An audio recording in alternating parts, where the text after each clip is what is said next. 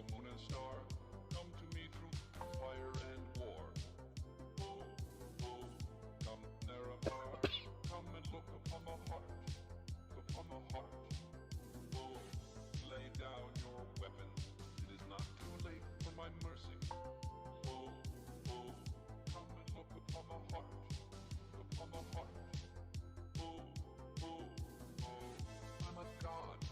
How can you kill a god? What a grand and intoxicating innocence. I'm a god. How can you kill a god? Shame on you, sweet Zarabar. I'm a god. I'm a god.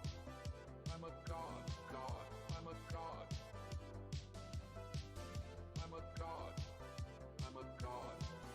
Well, the moon and star, come to me through fire and war. Oh, oh, come Nerevar, come and look upon the heart, upon the heart. Oh, lay down your weapons, it is not too late for my mercy. Oh, oh, come and look upon the heart, upon the heart. Oh, oh, oh, I'm a god. How can you kill a god? What a grand and intoxicating innocence. I'm a god. How can you kill a god? Shame on you, sweet Zarabar. I'm a god. I'm a god. I'm a god. God. I'm a god. I'm a god. I'm a god. No recall or intervention can work in this place. There is no escape. No recall or intervention can work in this place. There is no escape. Nice, I mean, No recall or intervention can work in this place. There is no escape. No recall or intervention can work in this place. There is no escape. Oh, I'm a god. How can you kill a god? What a grand and intoxicating innocence. I'm a god. How can you kill a god? Shame on you, sweet Zarabar. I'm a god. I'm a god. I'm a god. God. I'm a god. I'm a god. I'm a god.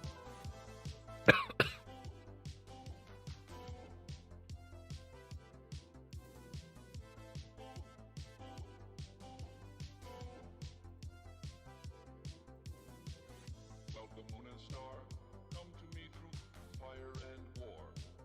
Oh, oh, come Nerevar, come and look upon the heart, upon the heart. Oh, lay down your weapons, it is not too late for my mercy. Oh, oh, come and look upon the heart, upon the heart. Oh, oh, oh, I'm a god. How can you kill a god? What a grand and intoxicating innocence. I'm a god. How can you kill a god? Shame on you, sweet Zarabar. I'm a god. I'm a god.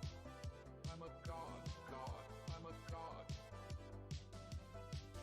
I'm a god. I'm a god. Well, the moon and star, come to me through fire and war. Oh, oh, come Nerevar, come and look upon the heart, upon the heart. Oh, lay down your weapons, it is not too late for my mercy. Oh, oh, come and look upon the heart, upon the heart. Oh, oh, oh, alright, I'm a god. it's time. Kill a god. I'm audio checking. Grand and So, intoxicating. audio check. Oh shit, why did I? Audio checking, yet I opened the Pokemon card game app. Idiot.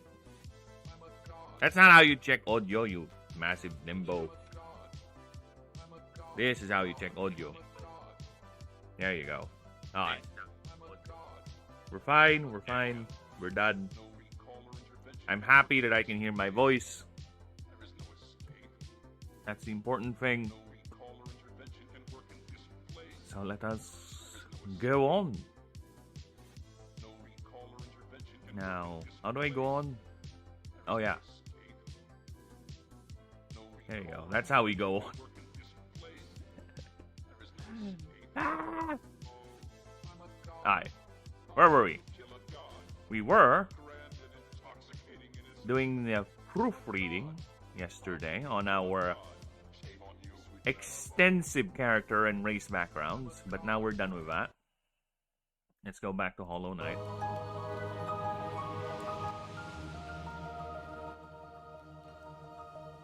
There you go.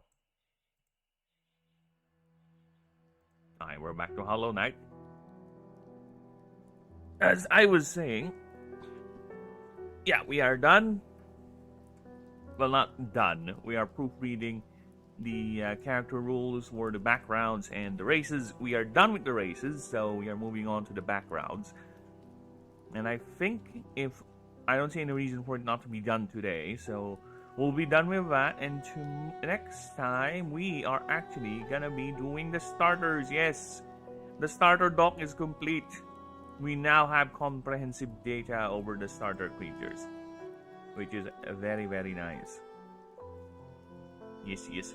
I will find a way to create some sort of a compendium for all these. So it's going to be like an app that you open and you'll have all the creature profiles and everything in it. So we'll see about that. But for now, yes, the creature doc for the starters is complete. Everyone is here. Even Lucerius is here. I won't tell you guys how to get him, but he is here. He even has a creature profile. The only thing missing is the drawing.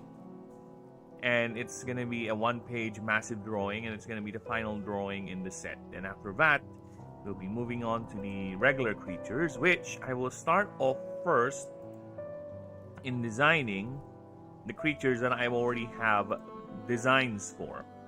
See? I already made a couple of them, so I'll be working with those first. And hello, only Kaizenark. There you go. Got it right. First time. Haha. First try, baby. Hello, hello.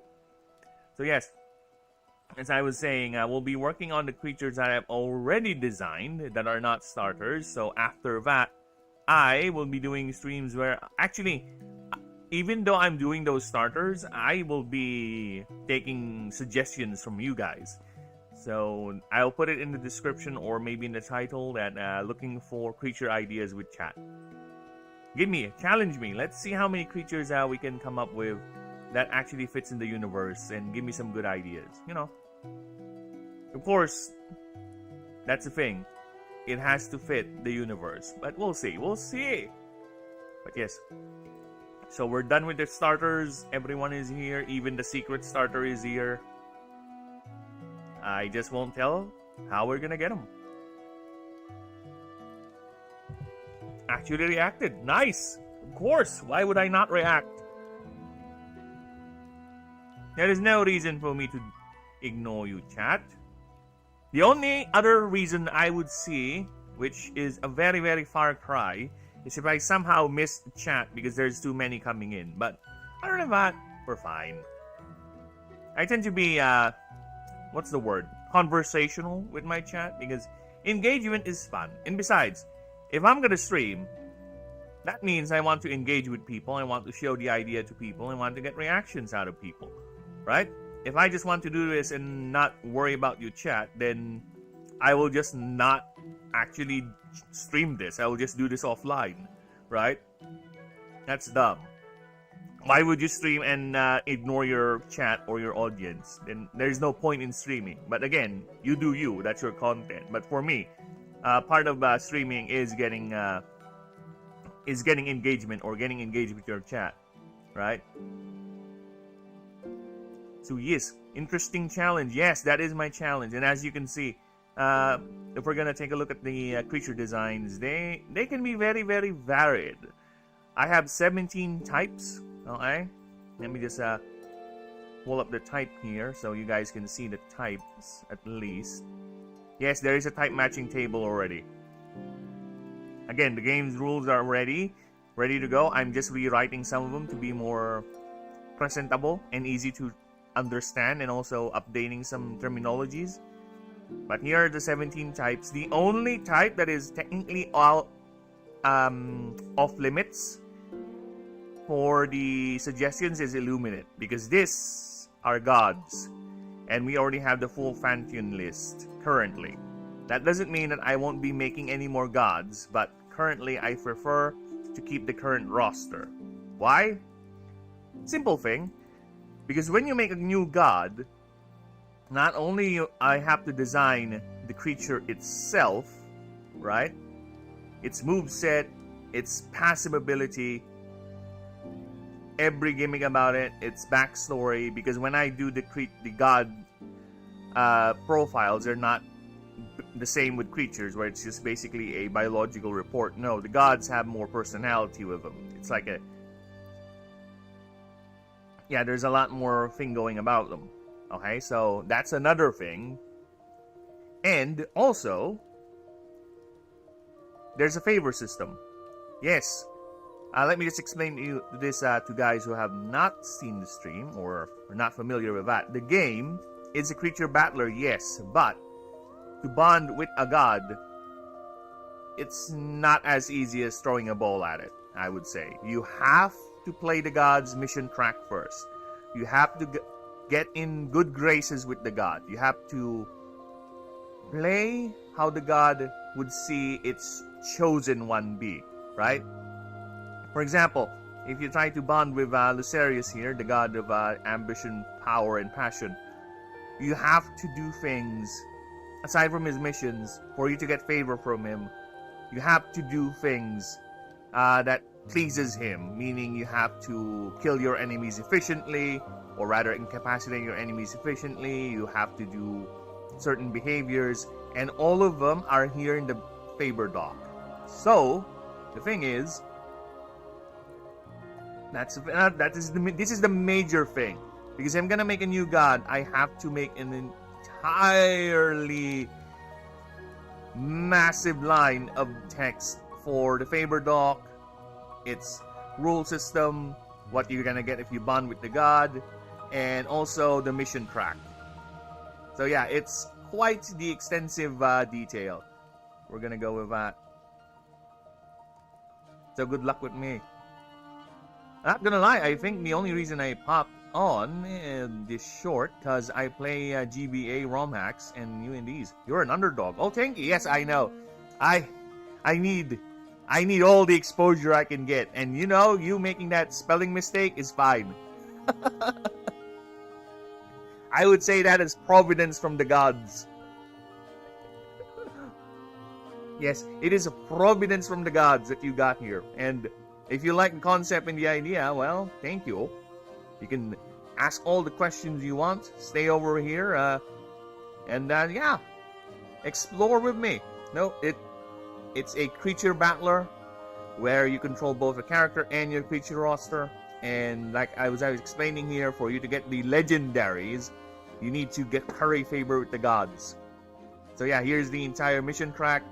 It's not yet fully mapped out, but the missions are there, what you need to do, what is the mission every rank, but there's no dialogue, no maps, since we're still gonna work on that eventually. But at least the skeleton is here, right? They're all here. Is the favor system. So yeah, it's quite extensive if we're gonna make a new god. But then again, we'll see. If it is a really good idea, why not, right? Phoenix, I'm listening to the stream while editing a video. Well, no problem, man. You know what? Being second monitor content, right? Being second monitor content is actually, I would consider that as a great honor. You know why? Because I have a voice, or at least interesting enough to be on people's second monitor and let me drone on over things while they do their stuff. And I appreciate that. Thank you. Again, I am like that when I'm watching other streamers. I am like that. I would just go on and hang out on the lurker side while I do my thing. Right? I'm not a really active chatter, to be honest. I just stay there, listen to their stuff, and just do my thing. In fact, if I'm not streaming this, that's what I'm doing. That's what I would be doing. I would have YouTube on my second monitor, play videos, and just work on. Nah, I'm amazed. It's fun. Oh, thank you. Appreciate that. This is really the reason why I've started streaming this because I want to see people's reaction over the idea. Because again, we have an innate bias, especially to the things we made, right? Oh, this is cool for me. I don't know if it's really cool for other people. You see what I'm saying? So yeah, I want to gauge, especially if this is going to be a game that's going to be played by people, because this is going to be first tested as a tabletop RPG. I will host games using my Discord, which is still in development. We're getting there, but the Discord is slowly taking shape. See, so I'll have that publicly available in the future, right? I'll have test games. I'll gladly DM games for you, or if you want to organize your own games, I'll put the rules there, so we can test games. We can see what numbers we need to adjust, what things I need to add or remove. Then my total final dream is to launch the game in PC. I want the game here posted on the Steam page rather, right here. If that happens, the smile on my face would be so wide. I'll be the Joker. I'll be the Joker not because I had a bad day. I'll be the Joker because I had an amazing day. Dream came to reality. And yes, I have not yet studied it, but I am adamant that I will use Godot, I don't know how to pronounce this, as its engine for the eventual PC version. Because the main inspiration for the skeleton of the game is Slay the Spire. Believe it or not, the main skeleton of the game is Slay the Spire. Think of it like a mash-up between Pokemon, because it's a creature battler, but the only thing that's the same with Pokemon with the game is the typing system, but everything else, how creature looks and feels, is different, because just looking at their stats is very different to a Pokemon stat, and their moves, all of them have unique moves. The passives are all unique and tuned to their lore and flavor, so we won't be getting as much as similarities or copy-paste passives here. That is my ambitious goal. Okay. So yeah, Slay the Spire, Pokemon, Magic the Gathering. Believe it or not, Magic the Gathering. You'll see that in the way I word and organize skills and abilities. It's very much Magic the Gathering keywords. And also role-playing games like Dungeons and Dragons, Baldur's Gate. Well, she is part of Dungeons and Dragons, but you know what I mean. So yeah, that is the game-o. So we are at the stage where I'm just finishing up the assets so we can start doing the streams to test games. But the game is ready to go. The rules are here. I'm just refining them, if you will. Totally agree. Not gonna lie, I show less interest in what is happening in someone's life. FW. Call me old. I know what that means. FW, the GBA thing, and the same sound, fun, underdog. What else we need? Best of luck with you. Oh, thank you. I appreciate that. I really need all the luck, considering not just me, every other person who has this dream, who has this project they have, this passion project they have, be it a game, be it media or whatever, right? They are fighting against the tide of 100,000 more established and more, well, people have more resources in their hands. So yeah, I appreciate all that, all the support, all the moral support, actual support, and just hang out with me. I really appreciate all that. Thank you. Yeah, hopefully. To be honest with you, my timetable was like this. When I finally got to designing the creatures, I was like, oh, I'm just gonna do the starters, then my goal is 250 for the roster, so we can start to test the game, because making assets like NPCs, items, and other things is quite easier than just doing the drawings and everything, right? That's my mindset. But let's just say I said that 2 months ago. 2 months ago. Yes, that's how wide-eyed and naive I was. Because apparently designing creatures is quite extensive. It's not just the way they look, their lore. It adds up. The main thing that takes time for me, because once I get to typing the lore, it's going to be straight. I just need a good opening for it. But the main thing that ties me down is this. The passives. Because again, I am very ambitious when it comes to the passive. This is a big gripe of mine when it came to games like Pokemon. Digimon Time Stranger was the biggest gripe for me recently, because Time Stranger, at least with Cyber Sleuth, just to give you guys an idea, Digimon have unique passive abilities that are very unique, or not very unique, but are flavored and unique to that Digimon, right? To the point that there is a reason why I should carry a champion level Digimon, right? A champion level Digimon to the end game, or at least when it comes to the grinding. Digimon Time Stranger removed the passive abilities in the game to be locked to personalities, so it turned a lot of Digimon into just stat blocks, which is boring for me. There's no reason for me to keep other Digimon other than because I like what they look like, right? And their unique abilities or unique moves are not that good enough or differentiating enough. The building block has to be soon. Has to be strong. Yes, you are right. Yes, you are right. I am quite keen on consistency, especially with my technical writing. I don't want to be all over the place. I have a pattern I follow, and I stick to that. Even with the lore, I now have several reference sheets because I have so much in terms of lore. I don't want to miss dates. Just to give you an idea right here, if you're going to go to the Pantheon doc, okay? If we go to the Pantheon document, I have to make this because the setting has become so large now that I have no choice. Yes, I have a fucking time. I have a timeline now. Almost 9,000 years worth of history for the setting. Because I have so many things that I need to worry about now whenever I add new things, especially with the gods. This is another reason why I'm hesitant to make a new god. Because they have all sorts of political drama and entanglement. The gods in this setting are not like other gods where they're isolated and they don't care about each other. No, we're talking about, I won't say Game of Thrones level, but they're gods, they have politics, and they may like or may not like each other. Okay? There's a freaking civil war that happened in this setting where the gods have literally decimated each other and killed each other, alright?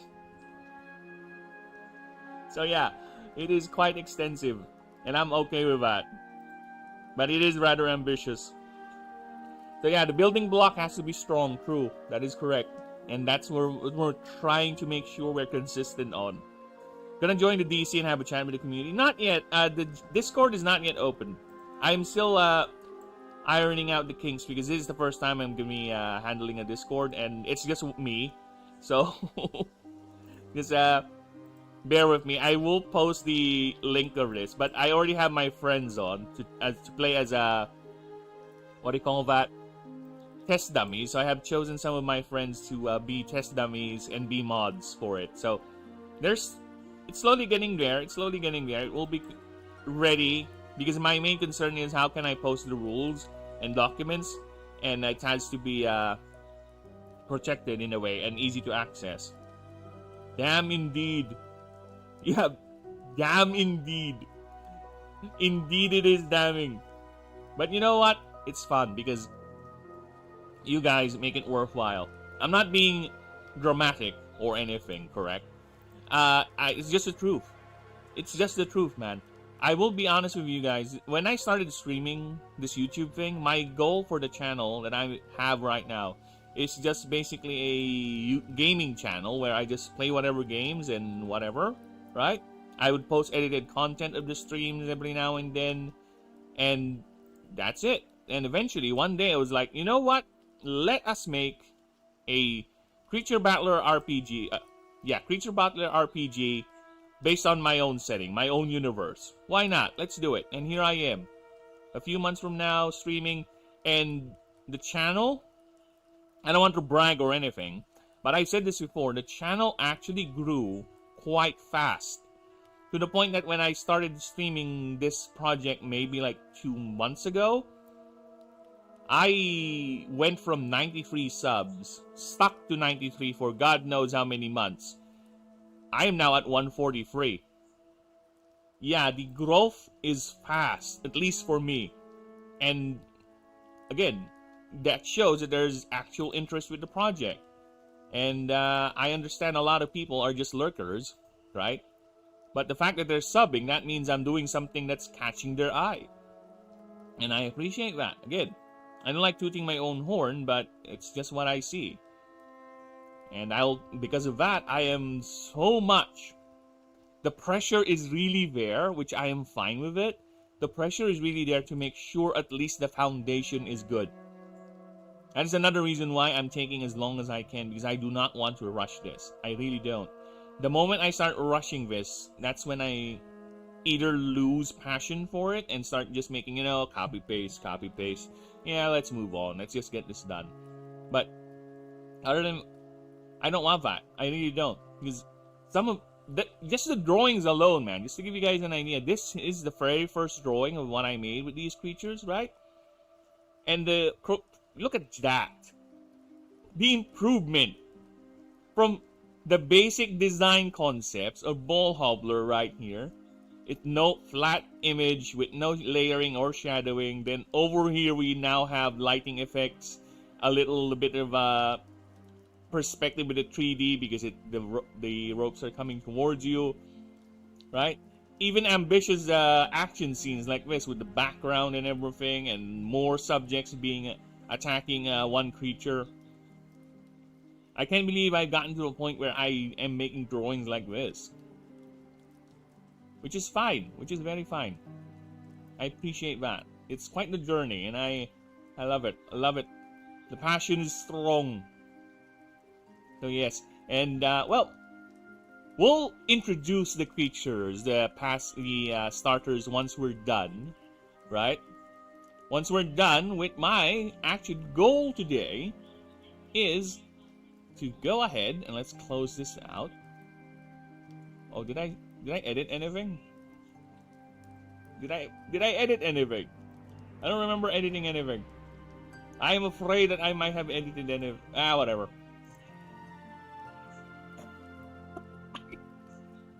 Did I edit anything? Confound it all. Alright, let me just do something real quick. Save. Let's make a backup. Make a fucking backup. Just in case I might have overridden something. There you go. Alright. Close that. Don't save. I mean, YouTube Shorts is a great to draw attention. And about those designs, they look minimal. Yeah, I don't try. That's the thing. Especially with some of the creature designs, I don't want to go overboard yet with a lot of the detail. Again, I'm not good at using or doing this digital art thing. A lot of the initial arts for the designs for the creatures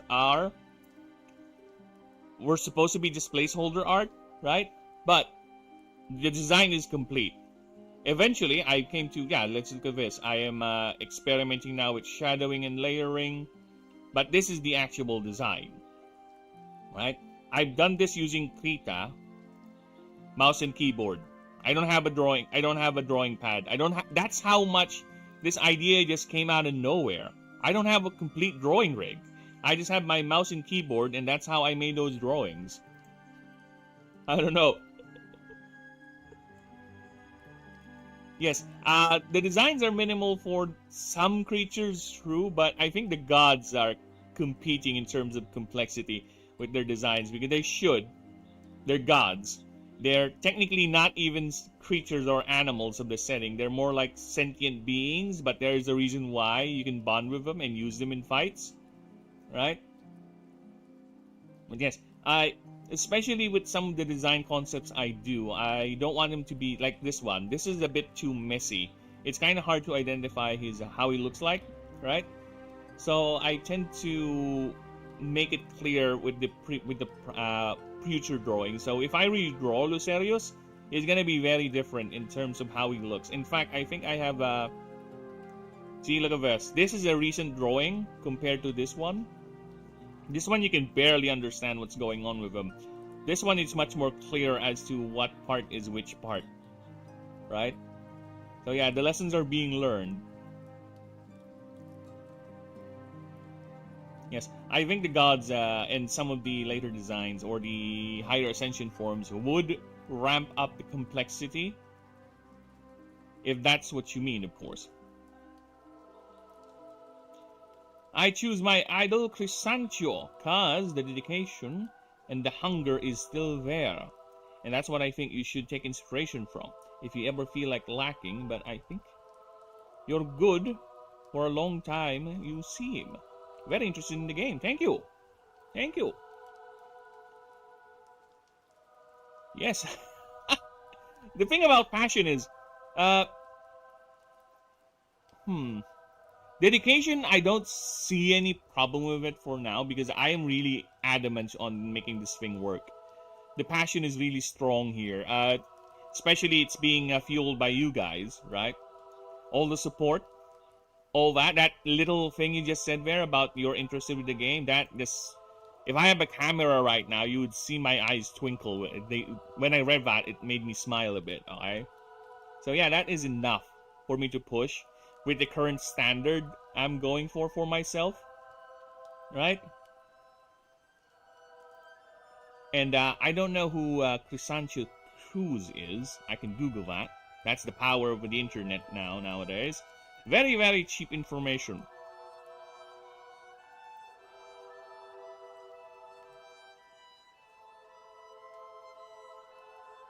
Is he this guy?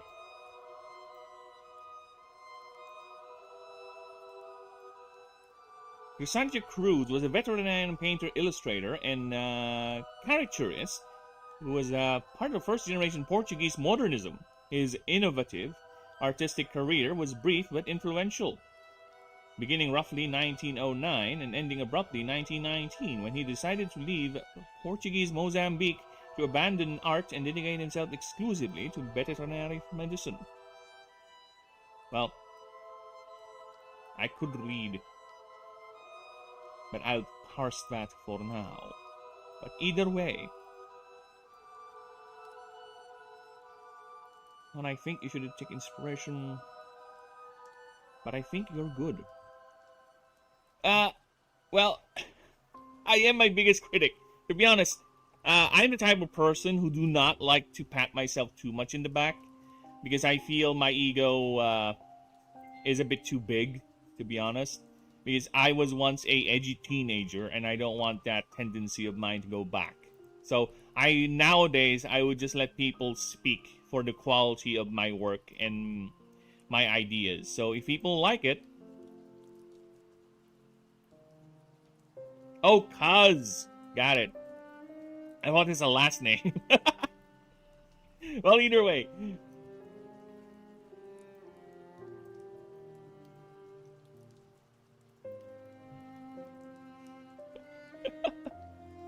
Is that an anime character? Where is that? Because there's a lot of Chrysantios if that's the case. Or is this a sports guy? There is this sports guy that came up the moment I typed his name. Portuguese footballer. Heyo! Oh, is this him? Never give up attitude. Top search, huh? Damn. Nah, man.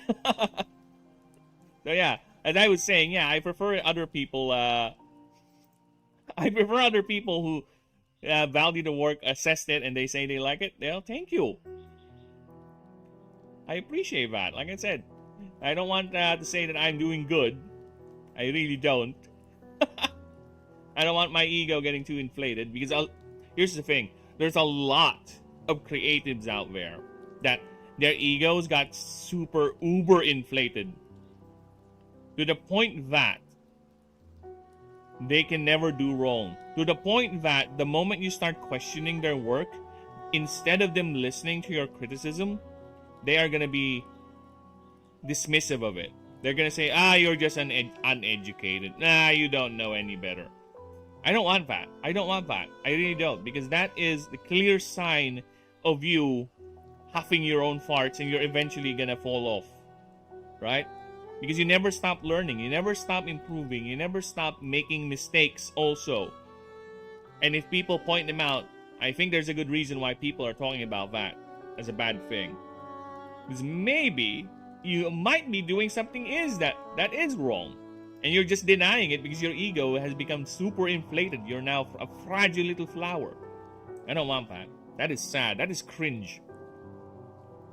How many good directors and writers I have seen who have done so much amazing work with their past career and eventually just ended up huffing their own farts and making pretentious shit. And I don't want that. That is sad. He is crazy, man. 41 and still kicking. Dude, if you're really passionate enough, whether it was sports or whatever, I don't see any reason for you to stop, right? If your body can still take it, why not? That's the power of finding the thing you really love. You know what I'm saying? There's a lot of people in the world nowadays who struggle to find that little niche where they can fit in. And it's very unfortunate that we have a lot of people like that. And if you're one of those very few, and I think he is, that has found his niche, the thing that he loves to do, and he's very passionate about it, and even though he's literally like beyond the age of being optimal for that sort of line of work, and he's still being ranked as among the best, why not? Why stop there? Because there's no reason, right? No reason. The only one that can stop you is you. Or your body just dicking you over and just decides to collapse. Because the body can be an annoying little thing. Just yesterday, oh my god, for people who were here yesterday, I was fighting sleepiness. I was like, I don't want to sleep. I have work to do. I have to read these, okay? These are the 8 races. Like I said, the game is ambitious. So you not only are controlling your creatures, right? Not only are controlling your creatures, you control a character with its own stat and rules. So here it is. This is basically the rules, right? That's just a quick flyby, because I already read these. I already explained this. But basically, your characters have 4 stats to govern. It's up to you which one you want to focus on. So you have Strength, Wits, Ingenuity, and Arcane. Each one of them has in-game uses, right? And here are the races. So first we have the humans. These are their stats. As you can see, they are very much all-round. Their arcane, their magic is not that high, but they have very decent ingenuity. So ingenuity is not just being ingenious. It's a whole lot of things. For example, if we're going to go with arcane's magic, that's it. Ingenuity covers inventiveness, creativity, cleverness, and knowledge. So it's a lot of things condensed into that stat. It's not just one thing. Strength is not just pure strength of arms or strength of body. It's also strength of will, right? So here's the trait for the humans, their beginning perk ability. Then here's their equipment slots, then whatever. The trinket, so you have your trinket and equipments. Oh, the status are quite balanced. Yes, the humans, I think they're the jack of all trades, right? And since this is a sci-fi fantasy setting, we cannot have not have elves. Okay, there are elves in the game. The elven race is here, and ego is good to a certain, but it's bad when exactly. Especially with a creative field, that is correct. Especially when a creative field that you display your work on the public, and what you do with criticism, not just. Let me just preface this. There is bad criticism, there is bad fake criticism, there is horrible criticism, there is valid criticism. I'm referring to that, where you just shut off everything, even the good criticisms, you just shut off. And you only listen to people huffing your own, forgive the term, right? But I am an adult, so I'll talk like an adult, with little consideration, of course, for the young folks. But I think it's fine if I say, those people are just there to suck your own dick, and that's all you listen to is those people who just fellate you every day. And that is for me, that is a wrong way to go about it. Right? So yes, as I was saying, here are the elves, and here are their stats, of course. They have very low strength. Wits, of course, there. Wits is more on being sharp tongue, quick of tongue, observant, right? Let's go here. So it's about charisma, guile, cleverness, perception, quick thinking, all of that, those things. So that is wits. So elves have very decent. They have quite high with it because they're elves, of course. Ingenuity, not so much because they're rigid. They're quite traditional, but their connection to magic is quite decent, right? I think they're the highest, followed, or the espers have highest potential, but raw, it's the elves. You'll see what an esper is in a bit. So they have a trait, and they also have a sub option if you want to opt into this option. Why not, right? And like I said, this is among the very first rules that I've made, and the drawings are not that good yet. So I'm not confident in drawing a human. At least I try to draw a design for my elves, because my elves, I try to make them different. As much as I'm a fan of the Lord of the Rings, I don't want my elves to be just sci-fi. Even the Warhammer 40k elves are different, right? Aesthetically, not so much. They're still Tolkien-esque, but... right? I try to make them different. I try to still get the elfin idea, the basic generic elf, because I really like the looks of the elves. What can I say? I am an elf simp. Warhammer 40k, Lord of the Rings, Warhammer, OG, elves are my thing. So, silence you mortals. So, I still try to make them as close to that type of aesthetic that I like. And the only difference, I guess, is the elves in my setting grow crystals on their wrist and in their chest, which helps them fuel their magic and absorb mana, right? Because they are quite tied to the mana wells. Right?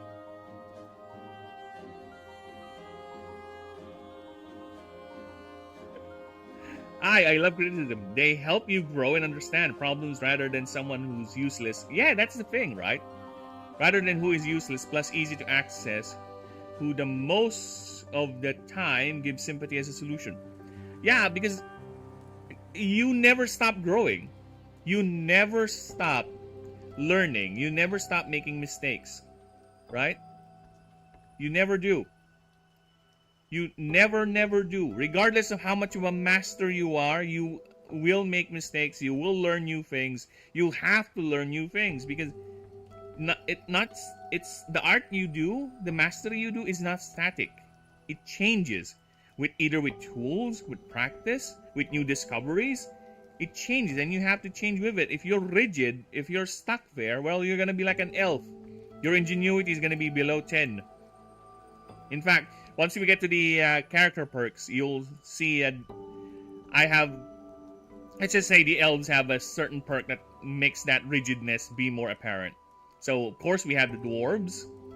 As you can see with the dwarves, I won't explain much, since again, this is just an overview, because we already did this yesterday. So we have the dwarves, their strength is a bit there. They are very ingenious. They have low magic, because they see magic as more of a commercial thing. Squirrels are quite dope. Thank you. Well, because I really want to put flavor. I don't want them to be just numbers, right? For me, that's boring. I want something unique, something fun.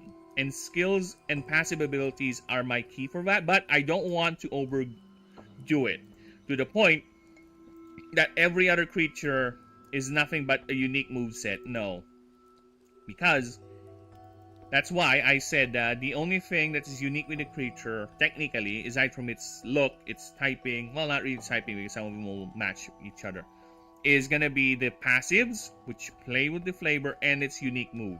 And just to give you an idea why it's a bad idea to make moves unique for every creature, aside from its one unique move, 1, 2, or 3, depending on the creature, is look at this. This is all the types in the game, currently, that I have made moves. And this is both the generic move pool and the unique move pool.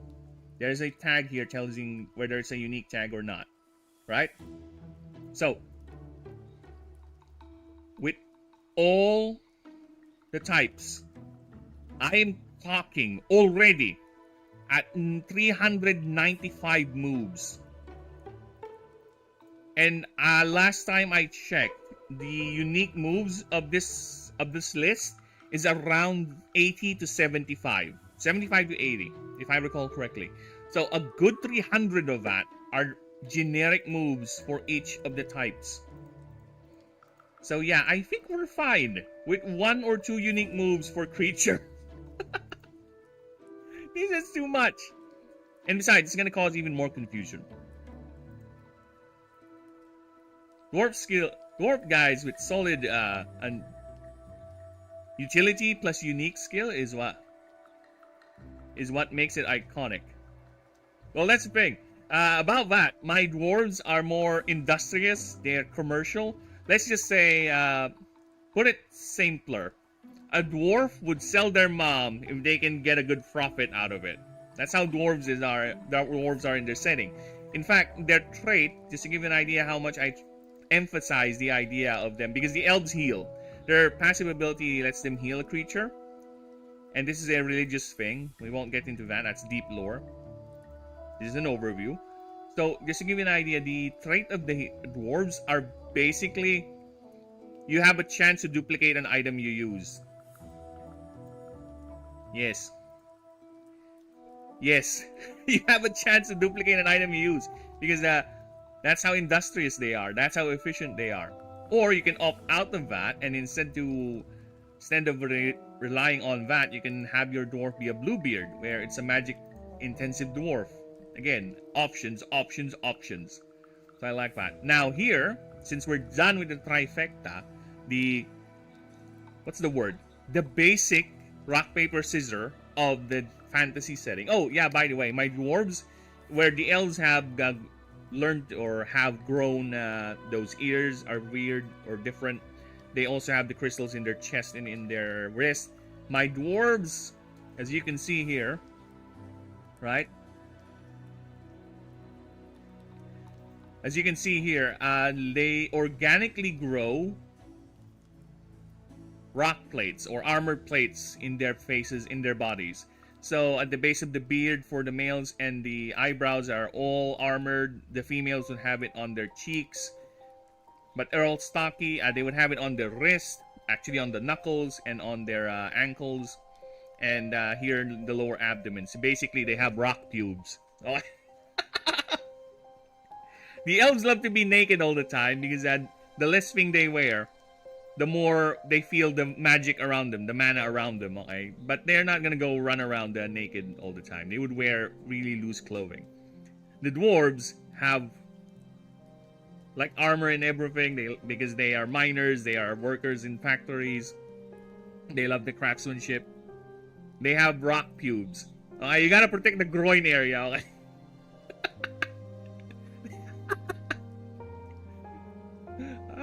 And here's an example of a couple of different beards for the dwarves, because the dwarves have very, very different well, you'll tell a dwarf is from a particular area just with the beard, right?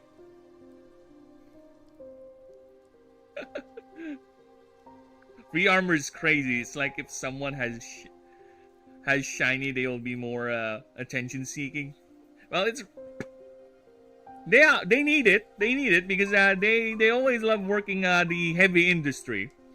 Child labor is crazy. They are at least under 4.5 feet, so yeah, I guess you can count them as child labor. So, now we're done with the trifecta of fantasy sci-fi or fantasy races. Let me introduce this is where I go wild. Well, as much as the setting will allow, because again, this is how I work my shit, okay? I make the setting first, then I funnel down the designs to fit that setting. So I don't slap anything I want. My main challenge is to make sure that idea, that design, that concept works inside the setting. Alright? Again, there are creators who just slap anything what they want into their creation. And again, that's you, but for me, that's dumb. Things stand out. Things don't make sense. So that's how I do it. Like I said, when you ask me for a creature design, Gourmet over there, the one who chatted earlier that he's listening on the back line, suggested to me to make a martial type creature that's an Aztec inspiration. And yes, I'll do it. I already have the idea in my head. I have made it fit into the setting, so we're fine. But let's move on. So here is the Lobos. Yes, because they're just to give you an idea, Lobo is wolf in other languages, but in my language, Lobo is literally a balloon, right? Wolf, yeah. Here in the Philippines too, yeah. But it's also balloon. So this is a Lobos. Imagine them as a balloon sack, as a balloon with tentacles at the bottom, because that's how they go around. They use hot gases stored inside their membranes, their head sacs over here. That's why it's like that, because it's processing superheated gas, and that's how they move around. They either use magic or mana to create the gas or to create locomotion, but basically they're like fragrant hot air balloons, because the byproduct of the gas that they use is actually fragrant smelling. Because the reason why they're like that is because the Lobos were originally an aquatic species. Here they are before they became these. So for them to move on and exploring the land, because they are quite an inquisitive species, as you can see, their wit stat is very high, because they are quite the inquisitive species. They're the explorers of the setting, I would say that. They're the most scientifically inclined, regardless. Point is, the Lobos altered their bodies to be like this. That's why they also wear a translator rune, because they communicate by clicks and bioluminescence. So they have a translator rune that translate their clicks, their bioluminescence into common, and vice versa. So yeah, this is the pre-contact Lobos, which eventually mutated their bodies. They literally undergone rapid genetic mutation to be able to navigate overland. Because that's what they are. They are very, very hungry for exploration. And long story short, they followed the example of their patron god, the god of the sea, Kutlalex. I won't say anything further because again, this is an overview. But yes, what's your mother tongue? It's Tagalog. I'll drop the accent that I use whenever I speak on my streams, because this is how I do it with my old call center job. I'll drop it a bit so you'll have a taste of the Filipino accent. Okay. So the Lobos, okay, they do this and they have the tentacle. They don't have the regular equipment slot like the other races. They have the head, the body, the left and right arm. So they have tentacle. So the tentacle is kinda like, it's okay. So we're dropping that. Shiny Alolan Tentacruel Dynamax Band. Dude, you have no idea how much Pokemon. I am updated with that shit, okay? I'm updated with that shit. I am like, how would you say, a reluctant fan of Pokemon nowadays, because I grew up playing a lot of those games. I really do. I am updated. I know 1025 Pokemon, not unlike before where I could name them, but if you show me a Pokemon, I know if it's a Pokemon. I would remember the name. I would know if it's not a Pokemon. That is a Pokemon. That is Gen 9, something like that, right? And a lot of their outings have really, really disappointed me. And I don't know if this is gonna come as a surprise to you, only Kaizen. The only way that if I ever get the itch again to play Pokemon, I would go and play fan games, because that's where Pokemon lives for me now. The fan games. I played Scarlet and Violet and it disappointed the shit out of me. Not because of its horrible graphics, its bad open world, its horrible balancing. Imagine a Pokemon game that's already easy as fuck, is horribly balanced as well, right? There's a lot of complaints with that stupid game. I won't get to it. This is not a review of Scarlet Violet, but let's just say it disappointed me. I had to get an emulator, try to find an emulator through the Internet Archive because Nintendo already took down the emulator that I use, so I can't find it anymore. I have to go to the Internet Archive, deal with that shit, find a ROM that's not gonna infect my PC with viruses, play Scarlet Violet, only to get disappointed when I finally have it running. And then I went to fan games. My hard drive got annihilated by my cat, so I lost a couple of them, but I was able to get back in the groove and download a few Pokemon fan games. But I don't know if I can find them. I don't know where they are actually. I think they are. There you are. So yeah, I got a couple of fan games here that I play, but there are a couple I would recommend, right? It's just that, let's just say when you delve into the Pokemon fan game arena, expect at least a good 80% of them to be cringe, or mostly incomplete, actually, try-hardy, or is just basic horrible fan fiction in terms of their lore, okay? But a lot of them I like, or these ones I like, so that's why they're here. I played them a bit, but now since I started the project, we're done. I have not touched any game for the past, or rather, I am not committed to playing a game. In fact, I don't even remember the last time I became a gaming channel. I think I was in the middle of a Baldur's 3 campaign when I stopped and just focused hard on this project. But yeah, of course Nintendo is furious. Of course, Nintendo is kind of draconian, which I understand. They need to protect their IP, but they gotta understand the fans are very passionate, and the fact that you're getting free, let's say this again, free publicity with fan creations, right? It just shows how healthy your IP is. But I guess Nintendo just wants to find every opportunity to gain money, and to them, they don't need the free promotion, I guess, because they're just too big, right?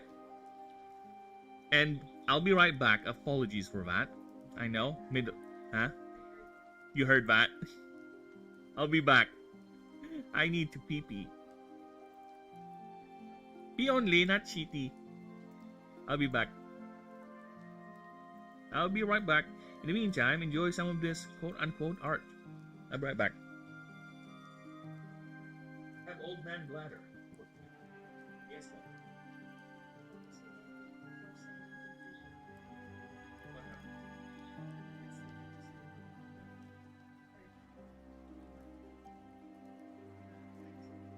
Oh, so what happened? Really?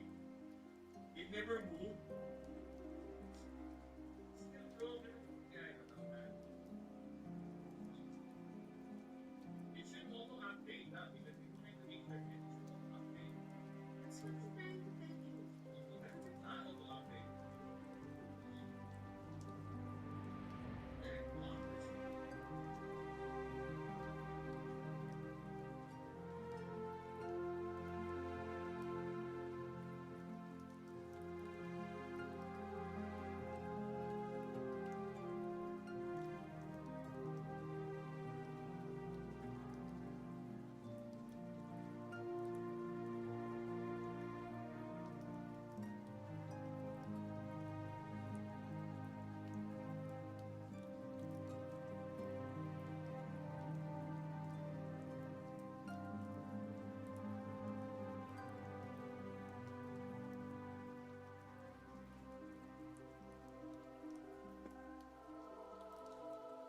Alright, I'm back.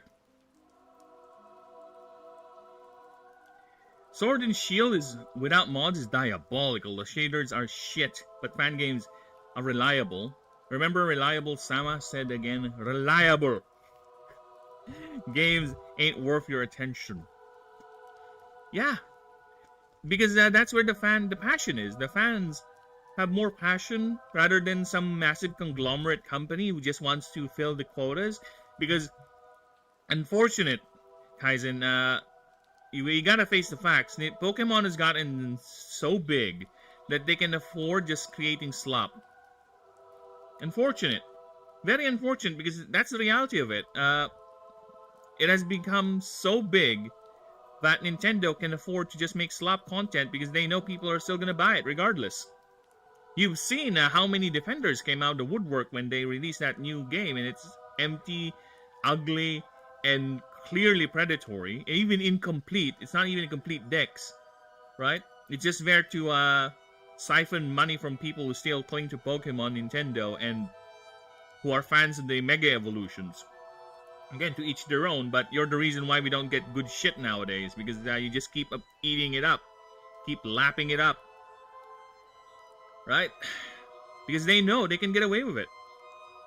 That's why their new Gen 10 is going to be set in Southeast Asia, and my brain was like, no, it's going to be another lazy copy-paste version of the Alola region. It's going to be Gen 7 all over again. You know why? Because Southeast Asia is a group of islands. And you know what else is a group of islands? Alola. It's going to be just like that, but with Southeast Asian flavor. And it's not filling me with great confidence because, to be honest with you, a lot of Pokemon designs as of late is not memorable to me. A lot of them tend to be a bit too much Digimon-y or a bit too overly designed. Alright? They've lost certain things of what makes a Pokemon.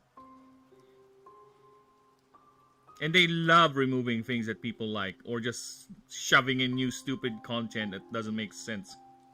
Poorly thought out. Okay, moving on. Next is the Changeling. What are Changelings? What are Changelings? Basically, they're these. They are massive slime oil things. Or actually, they're shapeshifters. This is just what they look like without mana. This is their default form, and they don't like that. But because of the world setting currently, there's a mana drought going on, you would see changelings either doing half transformations, or every now and then will be like this, or will be or will just say, no, fuck it, I'm just gonna be like this forever. But then again, for a changeling, not shifting or not changing to another form and experiencing new things in that form is what they call the death of sentience. For them, changing to different forms and experiencing a whole new different things is their culture, is their race's drive. And since the mana drought is happening, they are getting less and less capable of doing that consistently. And as you can see, look at their stats. They have very low stats. They have high ingenuity, because of course they do. For you to shape shift in this setting into something, you need to know what it is, right? You don't just turn into a cat and be a cat. No, you need to know where the intestines go, where the brain goes, what a cat is, right? And changelings are capable of doing that very quickly. But for anyone who was going to attempt to do that in this setting, especially for, I don't think I have something like that yet in game, where a non-changeling, like a druid or something, because there are spellcasters in this once we get to the character backgrounds. I don't have that in this setting, but the universe with the other setting, because like I said, this is set in a unique universe I made. And to be honest with you, if we go to the folder here, this is a side project, because this universe I came up with was actually part of a grander story that I was working on, but got sidetracked because of life happening. And it's just that this Pokemon, or this creature battler, is set in that same universe. Think of it as the first story that I was working on is another planet, and this is another planet entirely, far, far away from each other, unrelated totally, but they live in the same universe. I don't do the multiverse shit. I don't do multiverse. No time travel, well, I won't say no multiverse, there's another dimension, but I won't do the branching multiverse thing. This universe is already big enough. Alright, we're fine. But as I was saying, yeah, these are the changelings, and their main trait is basically you get a pool of stats that you can redistribute to create, to buff up your stat here, whatever you need outside of combat, or create more equipment slots or trinket slots. It's up to you. That's how changelings work. The basic form, right? So moving on, we have the oprix. What are the oprix? What are the oprix? They're basically dragon bird things. They are what remained of the dragons, because there are dragons in this setting, right? Some of the gods are actually dragons. The gods and the Astari, or the gods, and the dragons actually co-ruled the world of Ashen. Okay, they were once enemies, bitter enemies, but eventually became co-rulers, right? Like I said, there's an entire melding drama about that, but we won't get to that. Right, so they are the remnants of the dragons, because again, the setting is undergoing a magical drought, where mana is slowly running out. The surplus is being consumed at an ever-growing rate, and a lot of the dragons demand a lot of mana just to sustain their power, what they are. So a lot of the dragons of the setting decided to keep what little power they have in exchange for their sentience. So that's why, if we're gonna go to the creature dock, one of the creatures you can bond with, an Umifin, is a dragon. If we're gonna go, let me just show you guys. So I don't know. So you would see that I'm not just talking out of me ass, because if we're gonna go with the creature, see, they have a class, right? They have their class, their taxonomy, if you will. So if we're gonna go to the Umifin right here. Well, this is the final form, Dracoyusha, but it's the same. It's the same line, so it says Draconic. So yeah, a lot of dragons in the setting have turned into feral beasts that has half memories or genetic memories of what they were. That's why this guy is able to do magic and craft armor, because it has a genetic memory, but it does not have the capacity to understand why it's doing it.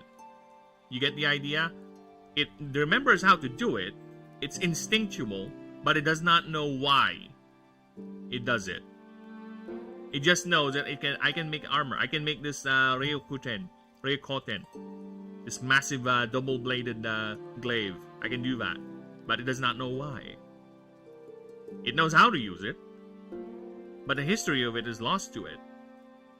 Because again, to preserve their power, a lot of dragons just devolve into mindless beasts. Or not really mindless, into animals.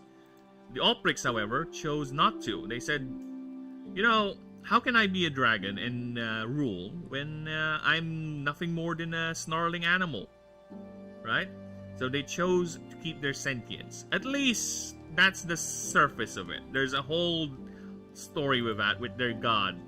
Farfnix fucking them over, but we'll get to that once we get to the deeper mysteries. And I will be making lore videos eventually. Eventually, we'll be making lore videos about this. So we'll be explaining all that. And hopefully, another dream of mine, to be honest with you guys, is one day to get to a point where people are actually making videos about the setting. Because I have seen a lot of content creators out there who are... Or a lot of content creators out there who are making content, right? Who are making content with indie projects like Fear and Hunger and all that, explaining the lore. You know, I kind of want to see that someday. That is a dream of mine too. And it's just that a part of my hobby in creating these things is lore. I'm a fan of massive, that's why I find Pokemon world building very weak. I'm a fan of settings with massive lore. Lord of the Rings, Warhammer 40k, stuff like that. Because I really, really like the idea of crafting a universe. Dune is another one that I really like. Right? Crafting a universe, a setting, and everything fits and makes sense in it. Right? You make your houses, you make your specific groups, your... whatever is unique to that universe. Here, the setting is basically, just to give you guys an idea of the grander setting, think of it as this universe, but it has been in a something from another realm of existence came through and flooded our universe with magic. That's how magic came from. It's not a part of this universe. It's an alien substance that being introduced to our universe, and it's causing all sorts of weird things now, to the point that there are factions that actually see that mana as a universal pollutant. It's not a part of this universe, and it's causing all sorts of weird fuckery. We should put a stop to it. But that is now actually impossible, to be honest. Yeah, long story short, that is how the grander setting is set. So the Oprix, going back, are basically your avian dragons. They are sentient remnants of the ancient draconic races.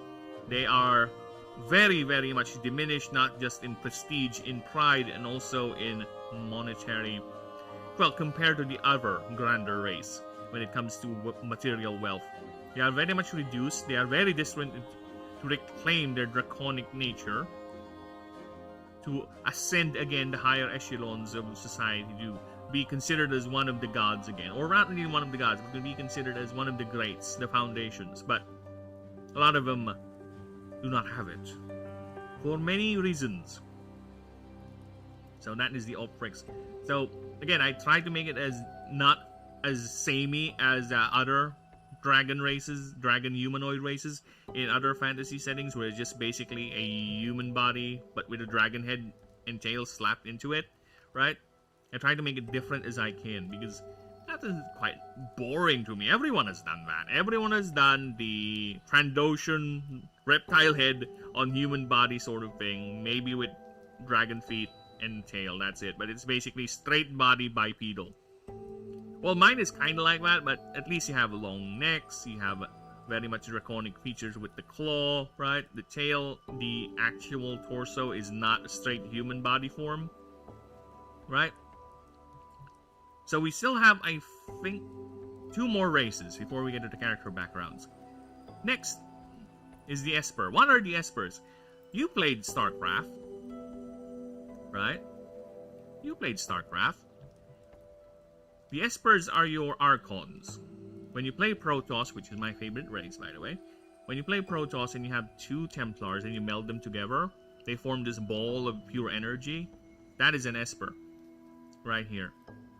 Inside that ball of energy, that ball of radiating magical power, is a little annelid, a little worm creature right here, or rather, being. Creatures are different. They're the animals. They're the non-sentient ones. I differentiate that. So when I say creature, I mean those. And when I say being, I mean the sentient races. So yeah, there's a little annelid being here in the middle of it, projecting all that power, because the Espers are so reliant to mana, they use it for everything. Sustenance, locomotion, their magic, of course. They are masters of it, right? So much so they are competing with the elves in terms of mastery of it. But unlike the elves, they are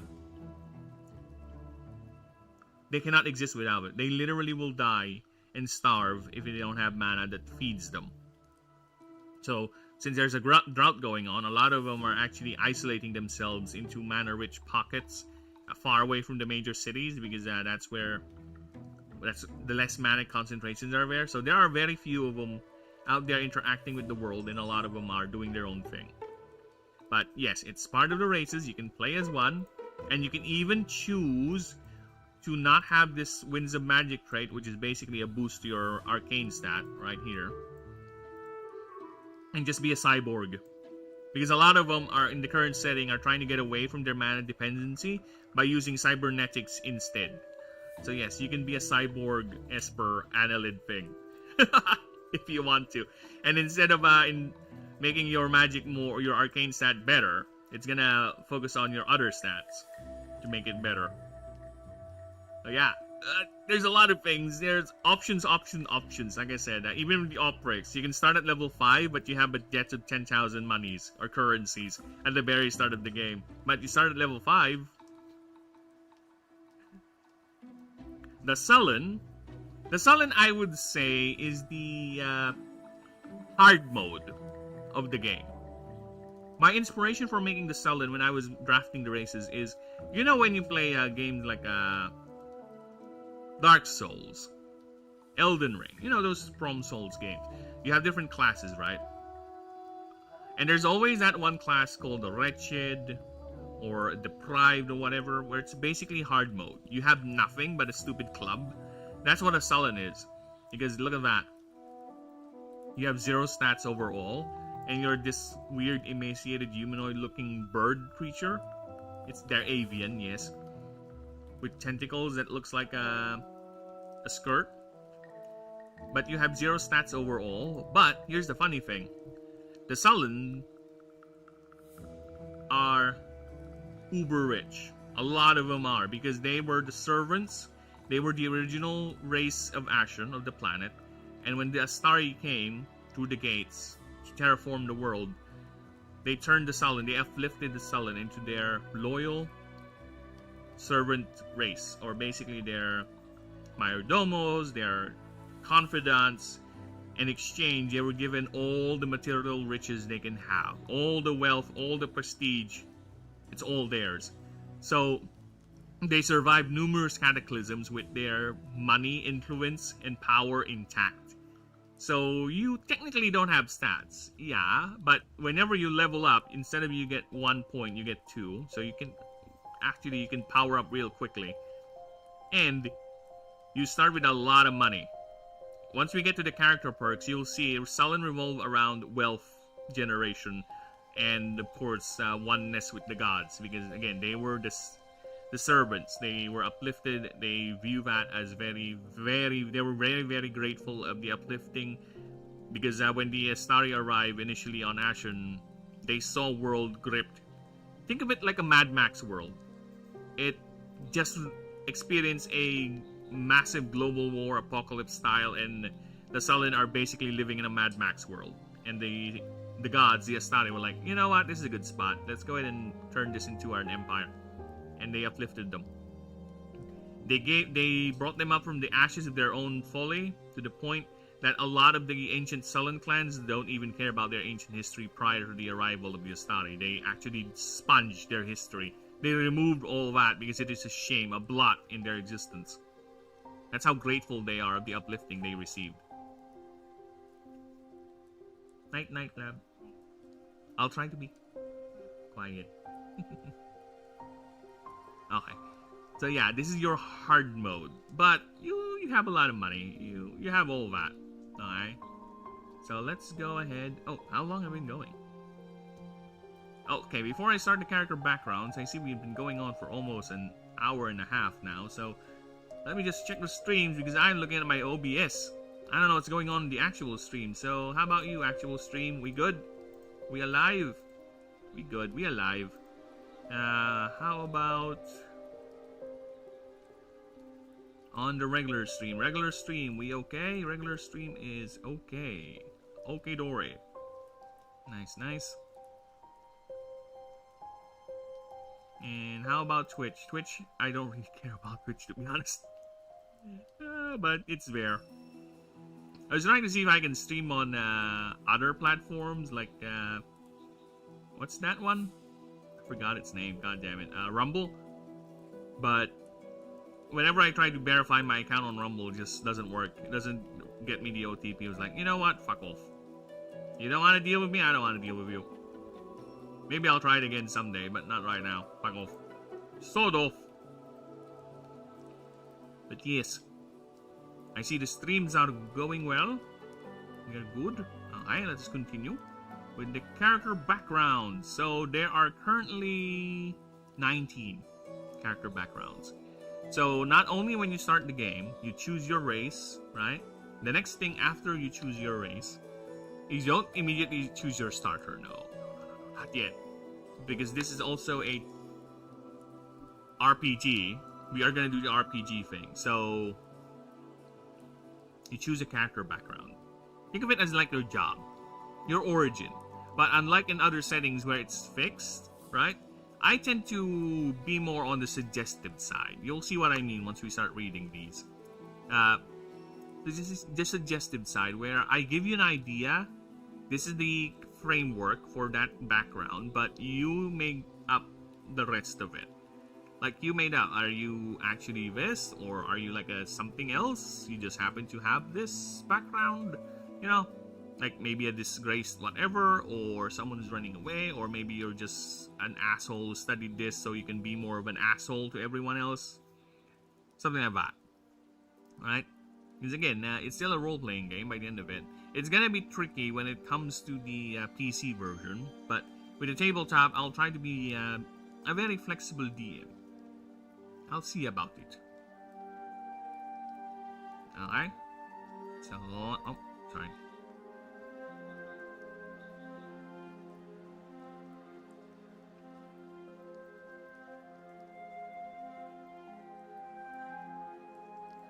Okay, sorry, I'm just checking a message from, what do you call that?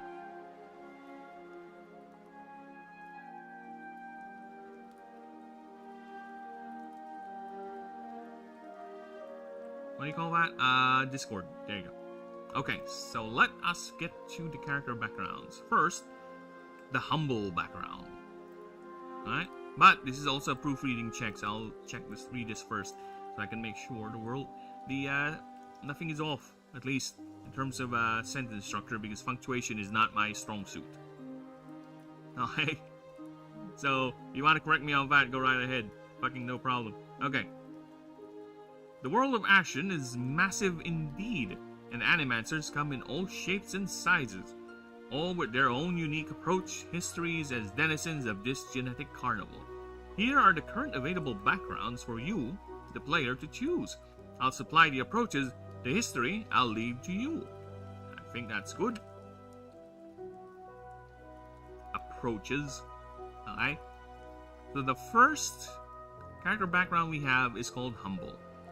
This is your run-of-the-mill, your farmer, your day worker, your little boy. Not really. No animators is allowed. It's allowed to be under minor age, especially if you're gonna go to where the game is currently set. Not allowed. We don't have Ash Ketchum, a 10-year-old running around fighting fucking world-ending threats. That's one thing I find weird with a lot of Japanese media. Why are you leaving the fate of the world with a fucking 10-year-old? Every fucking time with these stories, man. I know, war is bad. A lot of you got conscripted, young age, whatever. Your innocence and fervor, whatever. But can you please, fucking hell, stop it? Have some variation with your characters. Always a fucking teenager.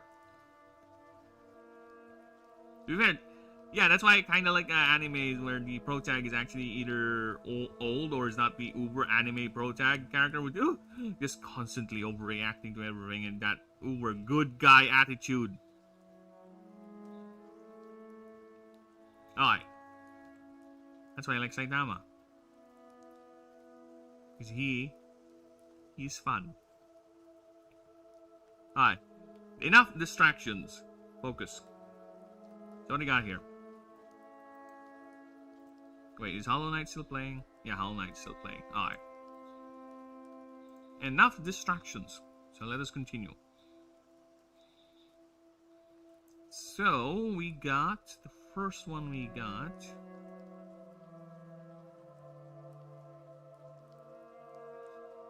is Humble. Humble.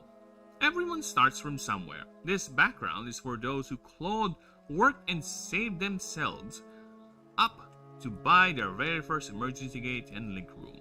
Or, at least almost, for whatever reason you decided to be an animancer, for better or ill. Whether you are motivated by opportunities or treasure and fame and by new horizons, it should be or here, or just to get away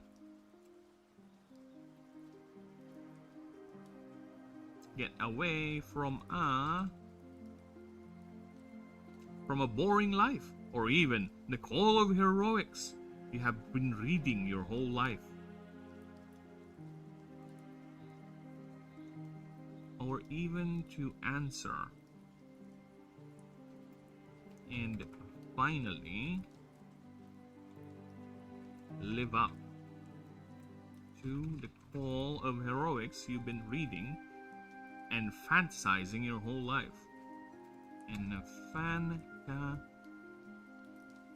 fantasizing your whole life. The world is ready for you. The question is, are you? There you go. So that's the hook for the humble class. It's very humble, to be honest. That's it. That's the idea. It's your grassroots, self-funded, not really part of any major institution sort of background, right? It's for people who don't want to play a government employee or whatever, or want to play the traditional hero coming from dirt and ascending into the ranks of a savior or whatever, right? Or you just want to be some nobody who just dies face first in the mud in the blasted waste. Why not? It's your game. It's up to you. Alright.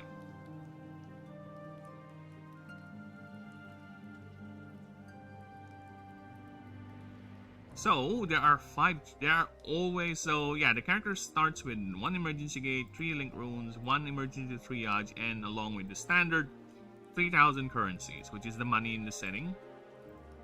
Alright. So there are always 5 options. There are always 5 options. Well, minimum 5, because some actually has 6. Okay.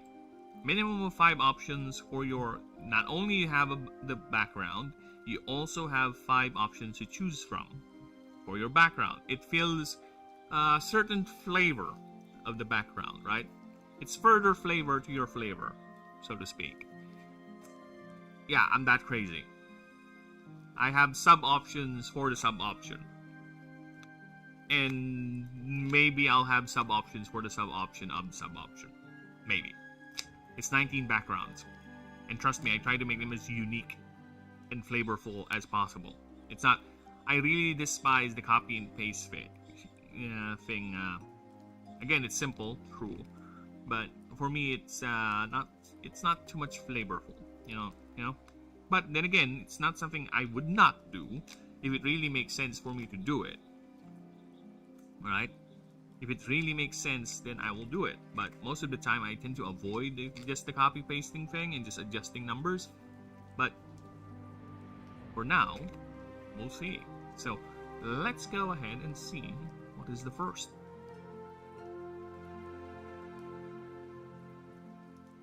Oh, wait, I have a question before she actually falls asleep.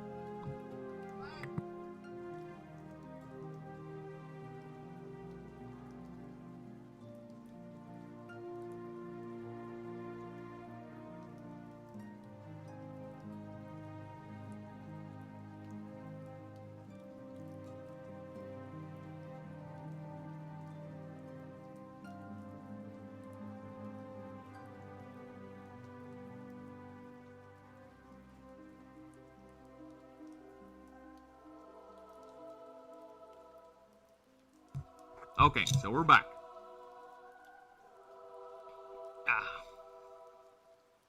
So, what are the 5 options you have? Let's see. Let's see what are your 5 options. So, you have a special sweater, which is basically grants you a tier 5 trinket. It's an item that goes to your trinket slot. It has a weight of 1. Okay. You may have your entire party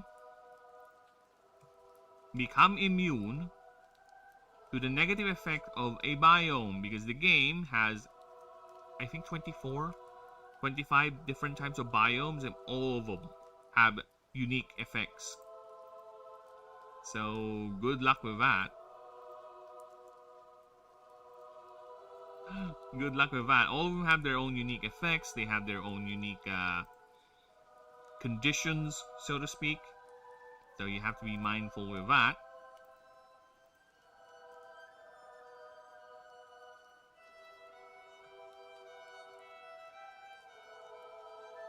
And the sweater helps you become immune to the negative effects. So you'll still benefit from whatever positive effect it has, but the negative effect, because some of them would have debuffs to certain types, some of them will just basically have a debuff flat.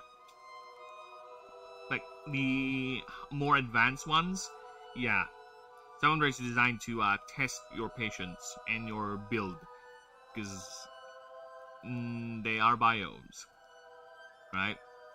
But all of them, my plan is to at least, here's the idea, is at least have a pool of at least 20 random events that are general, universal to all biome, and have at least 5 or 10 unique random events per biome. So yeah, again, ambitious, am I? I am ambitious. You know what?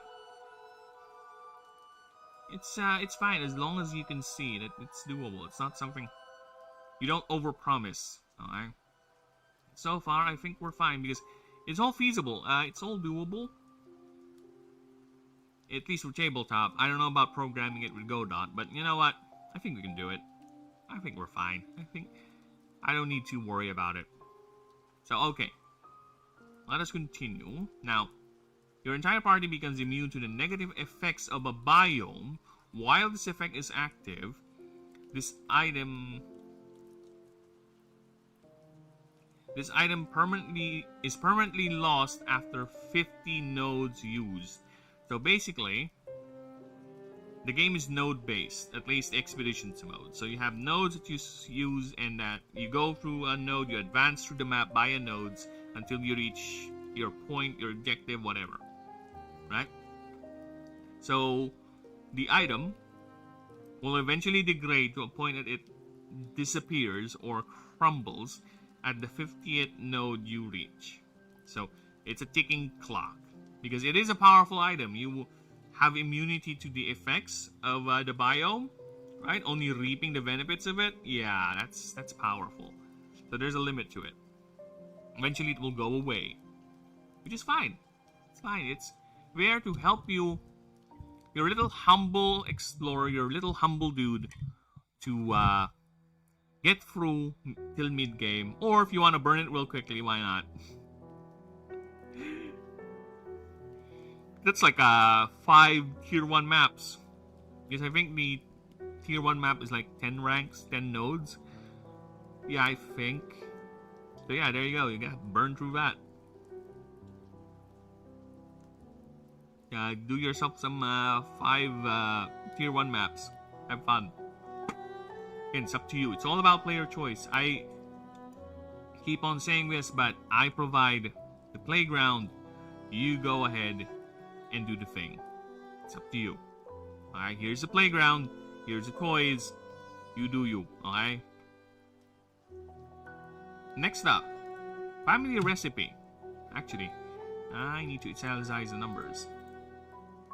Alright, next up, the other choice is family recipe. You start with 5 minor healing pots. There you go. 5 minor healing pots, and you get a perk called Family Recipe. Now, what does it do? Alright, it's basically you can craft an item by using 100 currencies and 2 minor healing pots, and it's called My Recipe. No, it's not My Little Pony. It's My Recipe. Fucking hell. Their bronies came to my brain. What's wrong with you, brain? I don't know. Alright. So My Recipe, it's tier free, cap 1, weight 1 item, healing item. And you choose a target. And it heals 30% of max HP. And you roll a 1d20. And if it's 12 or less, the creature gets +5 toxic. Because, come on. Even Grandma's recipe has a certain kick to it. Or you just didn't mix it right. Because you're doing this outside. In the wilds. Maybe you just don't have the right gear for it. You just want to make it. I think it's fine. It's cute little flavor. Okay? And to be honest with you, I kind of want to change some of the numbers for it. Because the way the HP system in the game is, healing items like this are virtually useless early game because a lot of creatures start off with what 40 HP, and the damage dealing is like 40 damage, whatever. So a lot of healing items would be ineffective early game. I'm just trying to see how quickly they become actually effective in healing, right? Maybe it's just the first 5 levels that they are useless, but that's when they should be really more useful for the player, because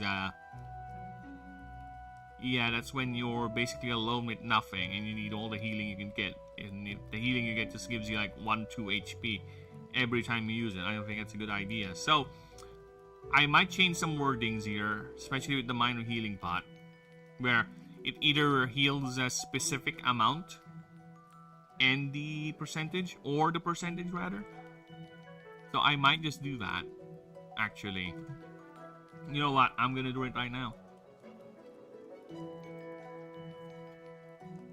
Heals 50 plus. There you go. Done. Easy fix. Easy plus easy. No problem there. Okay, so next up, the Brawny Laborer. You start with 3 unspent stat points, so you have 3 stat points 3. Sorry, this. Alright. Just cleaning the intake. You think of what intake I'm referring to. I'm not gonna expand on that further. Fuck off. Alright.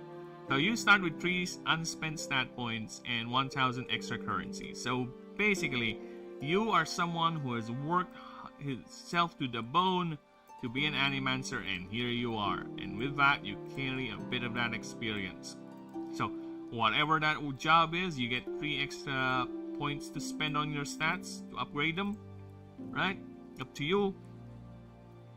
And you get a little bit of leftovers from your personal savings. So 1,000 extra. I think that's fine. I'm thinking of changing maybe some of the numbers for it, to be honest. Maybe bump it to 2,000, and instead of 3, you get 5. Because you'll see it's kind of a bit underpowered compared to the other choices in the game. So I'm going to bump it to 5. 4. Let's bump it to 4, and I'm going to bump it to 1,500. There you go.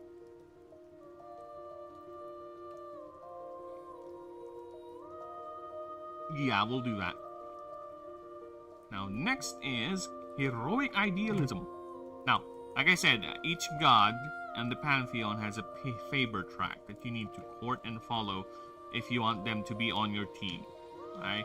It's not as easy as finding the god and challenge them. No, before you get a chance to challenge them, you need to play their mission track. You need to get their favor up. Because they're gods. They have personalities. They have wants. They have agendas. You're not just gonna stop whatever they're doing just because some idiot just came in by and just throw a ball at them. Alright? So, going back, you start with rank 2 favor for the Heroes Triad. So that is one of the Pantheon, but there's like 4 of them actually. But regardless, that is one of the Pantheon that you can get favor from. So you immediately start at rank 2 with them, and you gain a perk called Number 1 Fad. So whenever you gain favor for the Heroes Triad, you gain 5 more. Easy enough. So you gain favor faster from them. And all their members gain 20% more XP.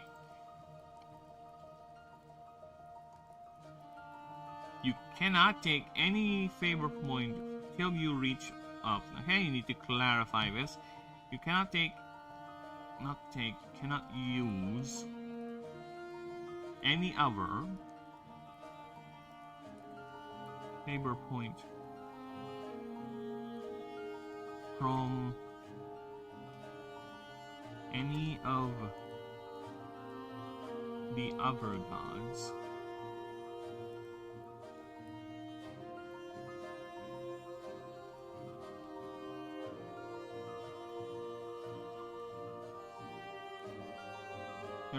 until you reach rank This should be until you reach rank 4 for the hero's triad. There you go.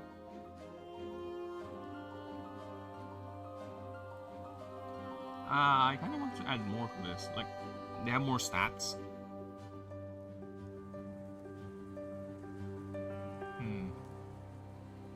Should I do that? Should I give them more stats?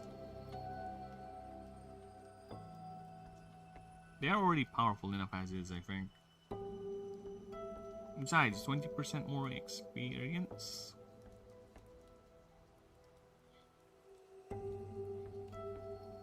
Yeah. I kinda want to give them more HP, I guess. Yeah, they do have low HP, so why not? Alright, so let's give this more flavor. Okay,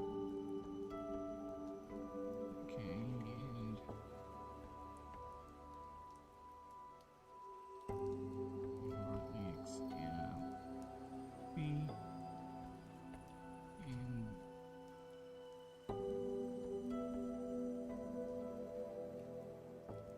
plus more morale.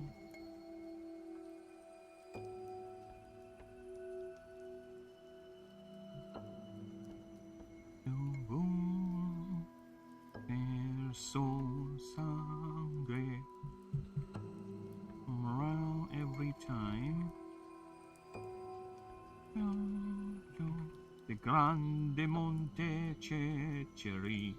Vivendo universo di sudore in gloria, la volta ce ne avrai, io no.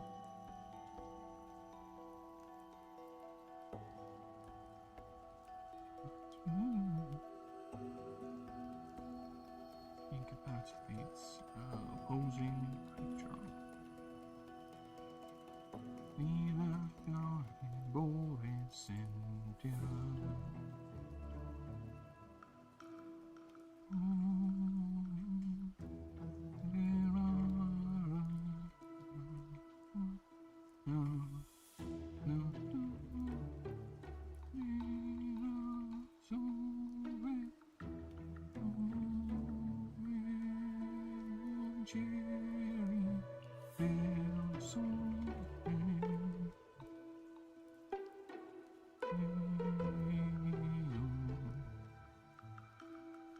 One of them, it's incapacitated. Endo universo di sudore gloria.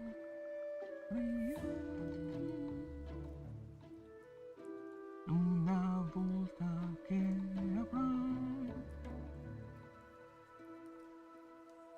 brigato il volo delicerai. Faccio penso che saprai.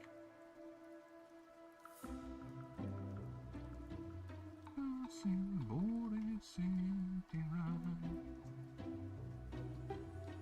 Alright, last one is truly humble. You gain a perk called Insufferable Humility. This character gains 20% more HP, yay!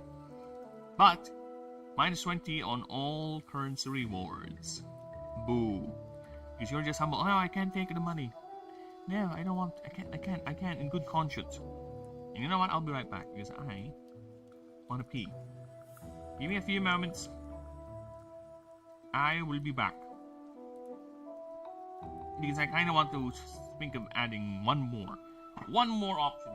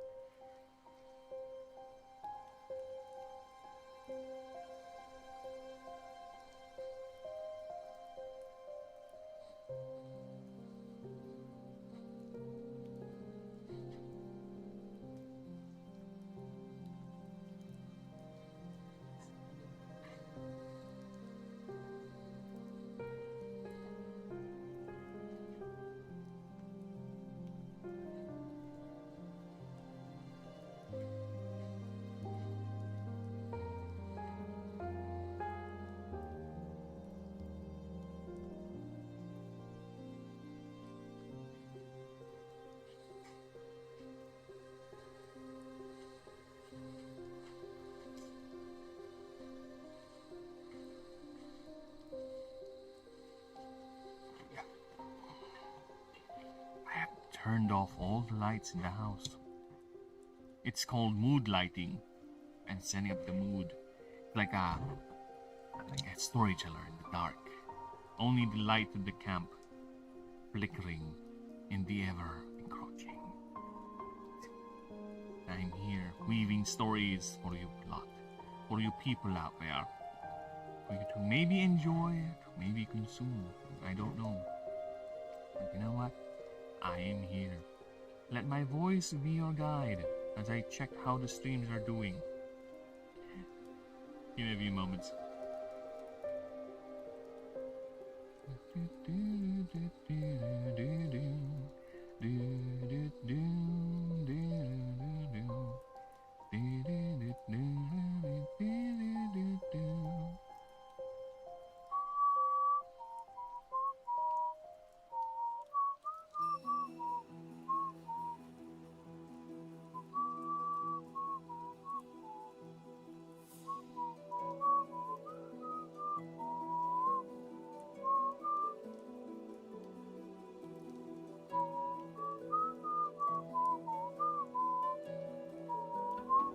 Alright, we're back.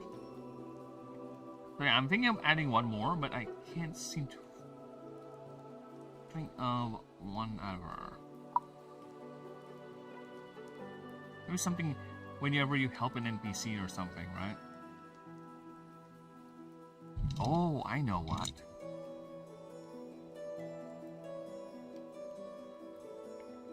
Collective roots.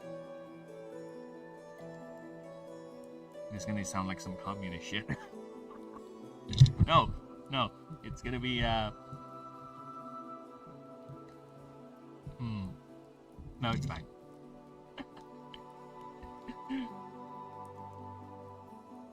I need to change the wording on this too. This character gets a perk.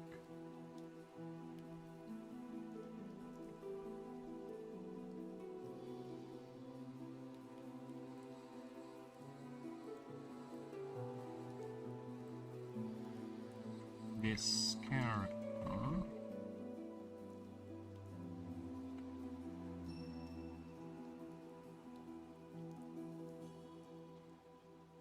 also gets the perk. Alright.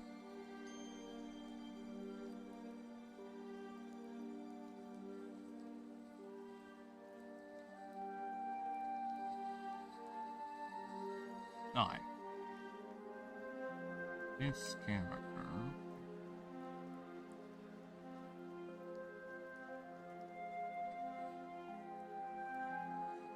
starts with minus 1,000. Yes, I know, right? Minus 1,000. You'll see what I mean in a bit. Minus 1,000 currencies. Okay. And gets the perk.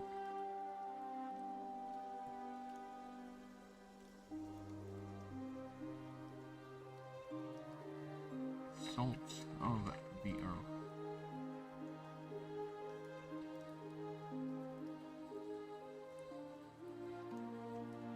Okay. You'll see what it does in a bit. How the earth is salty, right?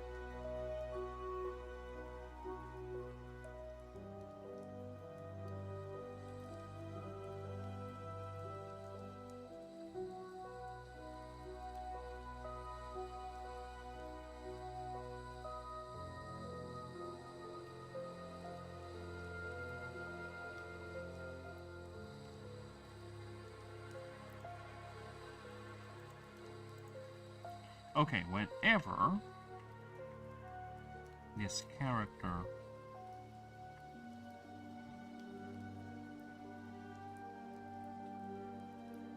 helps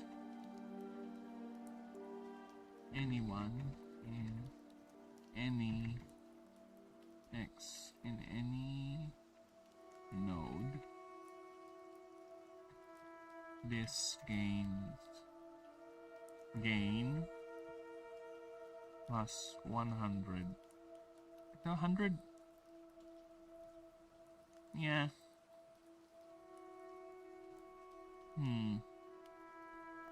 Is it 100? Yeah, sure.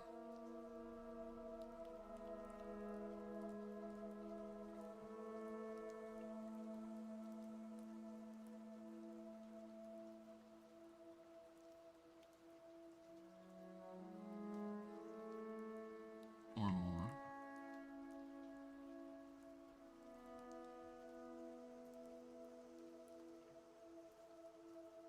However,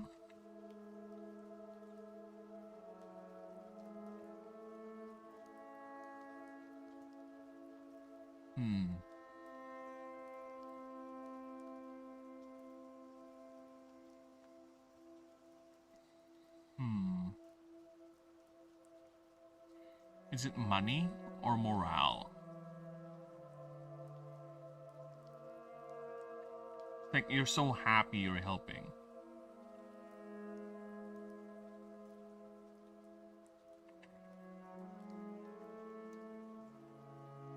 Or morale. Or plus 5 more morale. However, this character fails.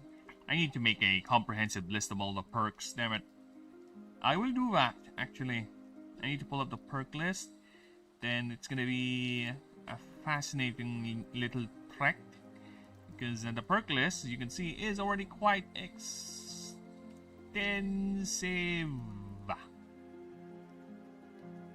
Yeah, but either way, the price of having a very wide and expansive system. You know what? I am fine with that. I'm very, very fine with that. Now let us continue. If this character fails,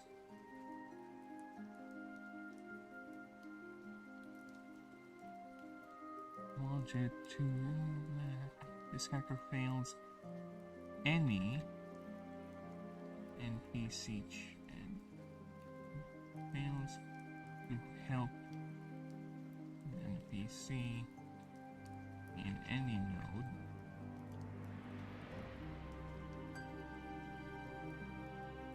Minus 5 more morale.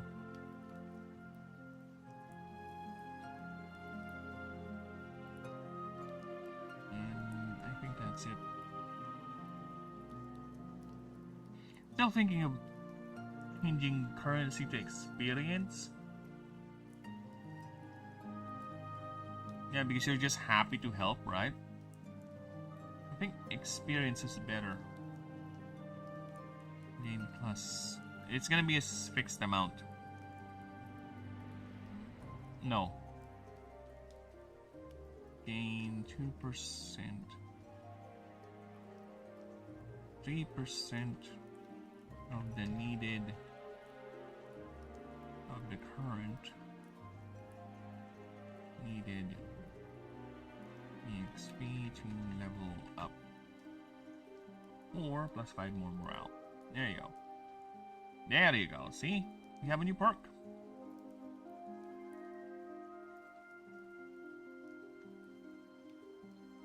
There you go.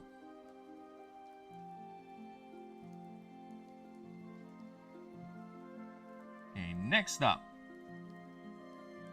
Since we're done with the humble side, let's go ahead and get to the boastful side. Now, shall we? Next up is prodigal. This is for, you'll see. What a wonderful world. We always them all the place.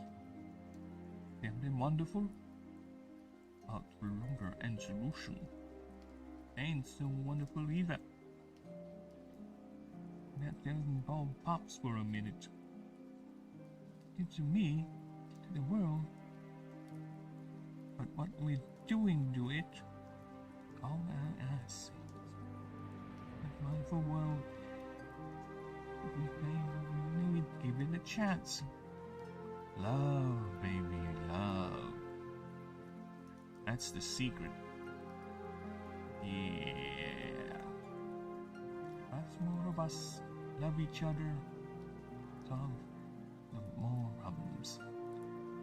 And that the world will be a better place. Sorry, I can't help it. I kind of want to sing this. Horribly, but you know what? Fuck off. A good song is a good song. See dreams of green, red roses too. I see them blue for me and you. And I said to myself, what a wonderful world.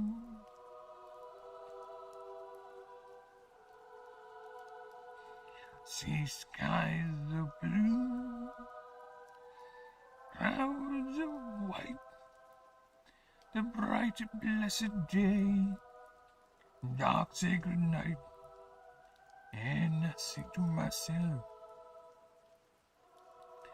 what a wonderful world.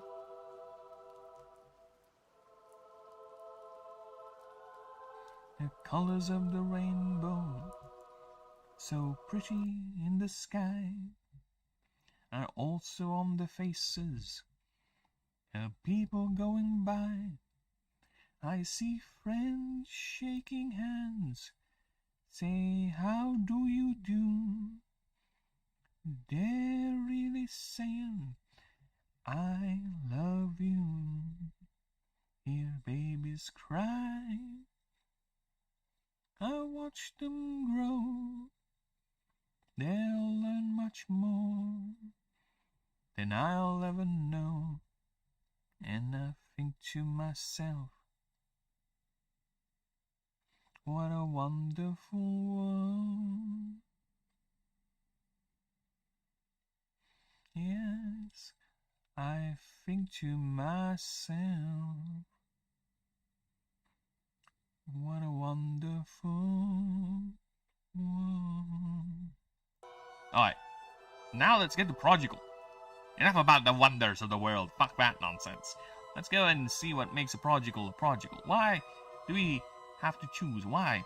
What is the draw? Why does one want to choose this background? You'll see in a bit. You're just too good. Too good for your siblings, family, town, basically too good for everyone. At least, that's what they tell you. Or, you tell yourself. Through your fans, family, or skill, you somehow decided to be an animancer. You brim with natural talent. You scream with potential. You just maybe be the next, be the next best thing to happen since the introduction of mana in the universe. To the universe. Voids. You might even be one of those demigods that keep popping up.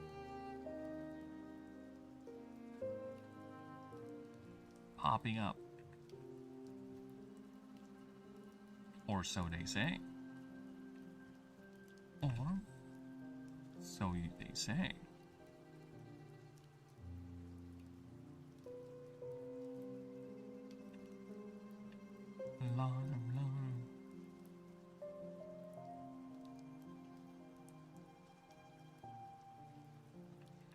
New demigods that keep popping up. Or so they say. Or so you say. No. Not no. You believe it. You own that.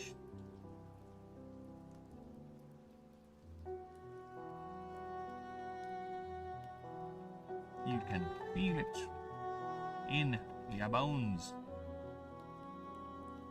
your very genes. Well, you can feel it.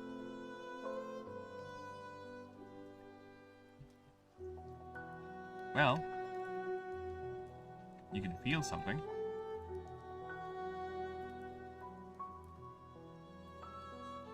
So, one way to find out.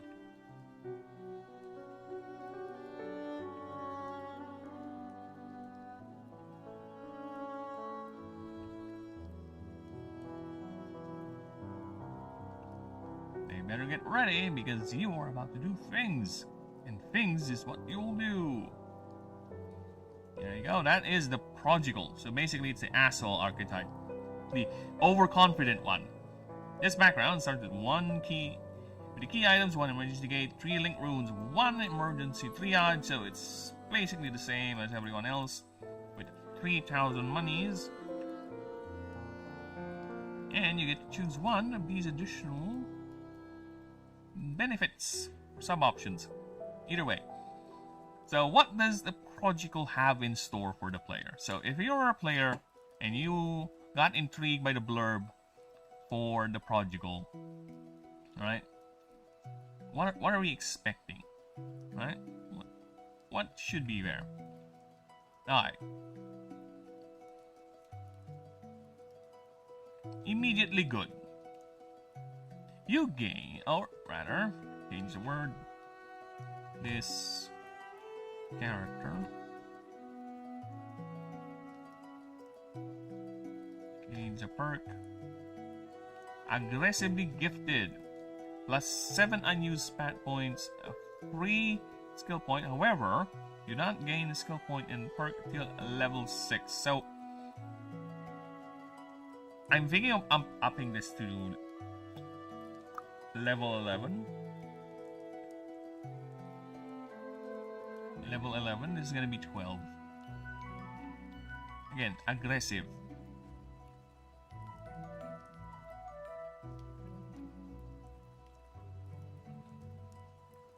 Right? Aggressive, be gifted.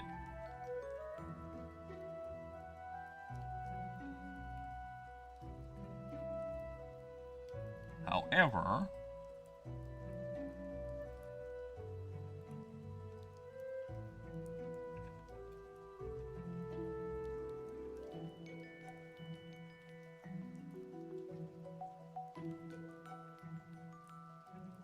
yes, you started a negative EXP. That's how good you are. Yeah, look at me, I'm so good. There you go. Have your free 2 perk points and your 12 unused stat points. Enjoy. Alright? But you won't be getting anything till level 11. And you start with 500 less. Alright? Enjoy.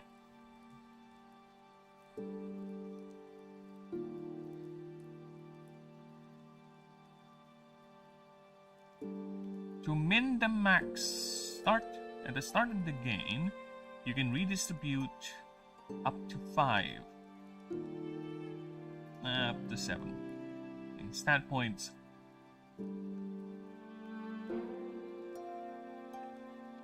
Alright. Up to 5.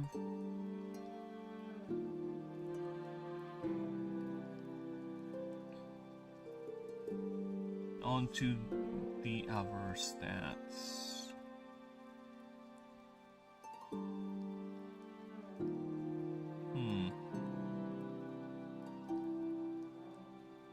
Is it just 5 or all of it?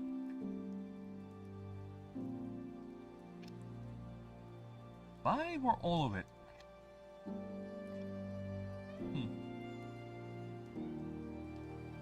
5 or all of it?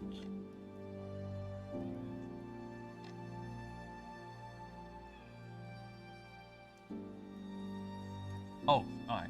Instead of that, let's just give him like. Let's just give him this. Plus 5. Plus 5.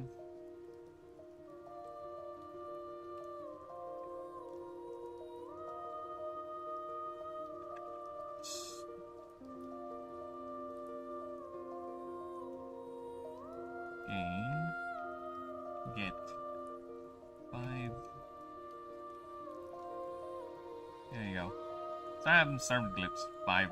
It's fine. 5 upgrades for your creature. Have fun. Okay. There you go. Have fun.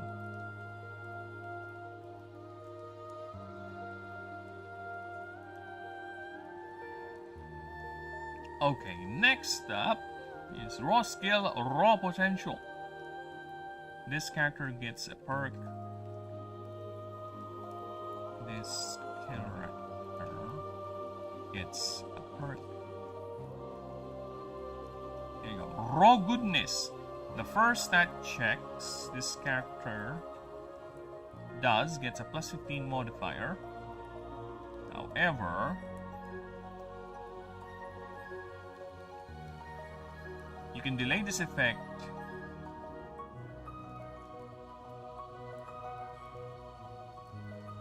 however, you can delay this effect for as long as you want. However, it gets -1 modifier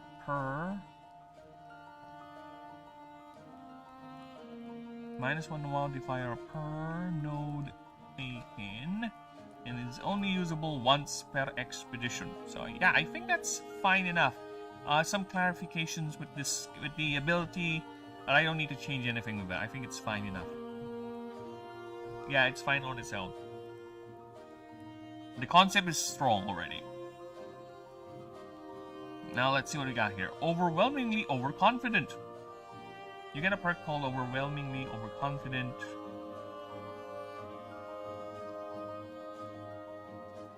This character gains the perk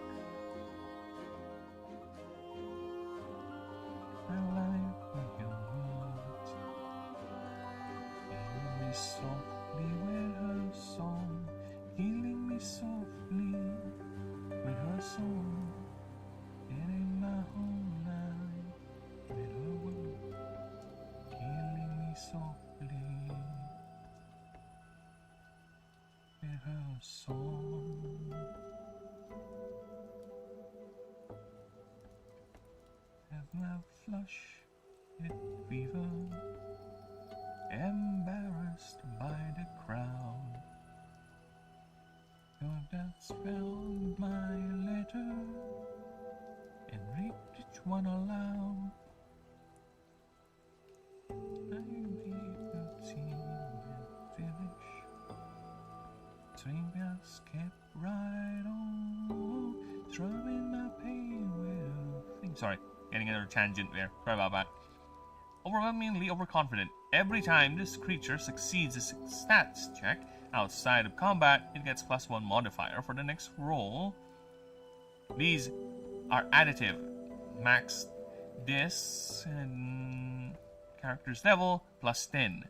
So level 1, max 11. So keep on succeeding, keep on getting the modifier. It's ongoing till you hit the max. However, if this character suffers any failed stat checks outside of combat, this character loses 10 morale and -5 modifier for the used stat until the next successful roll with that stat. This number does not carry over and are lost as soon as you leave the map.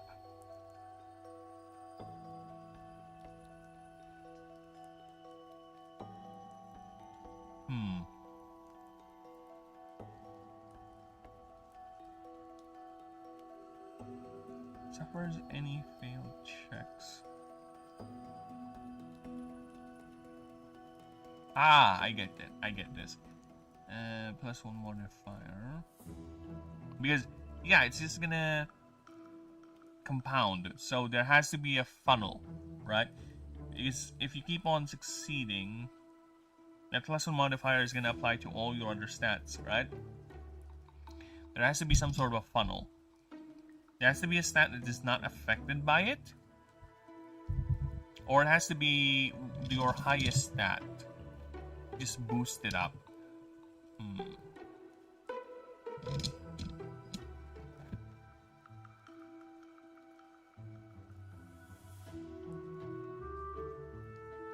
Or it could be every time also a creature gets incapacitated. That's something.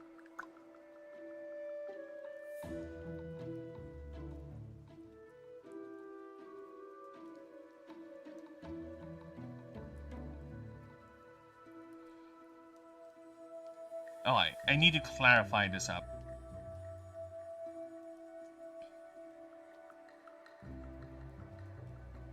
Yeah, let's clarify this.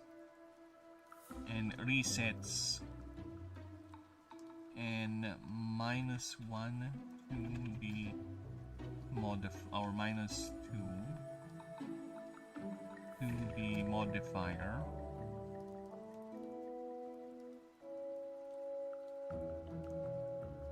Okay. Or it's feature incapa. It's a creature.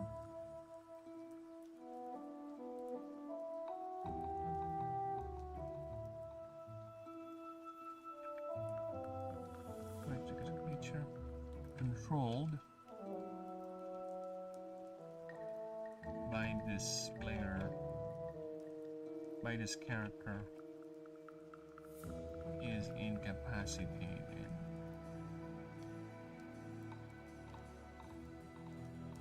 This character loses -10 morale. And the -2 on that modifier, this number does not carry over. This modifier does not carry over and is lost as soon as you leave the main map, resetting it to 0.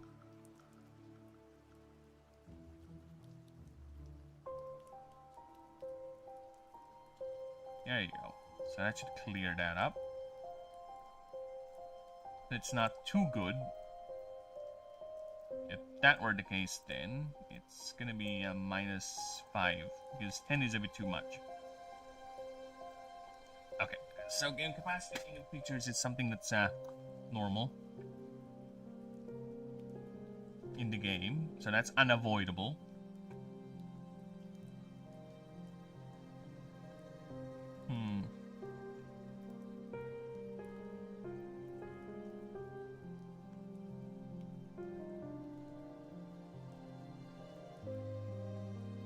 There you go.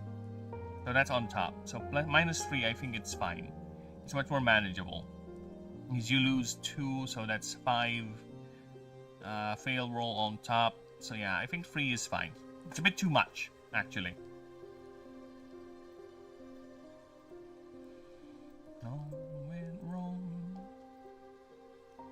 The Lord of Song. I don't know. This thing is one of those that needs to be sanity checked, if you will. Because it's a bit too powerful the way I'm reading it. But we'll see. For now, I'll keep it as is. Yeah, I'll definitely keep it as is. For now. And I'll be right back because I'm actually a bit hungry. And grab me some breakfast. Breaking the fast, everyone. I'll be right back. Don't worry. I'll be here.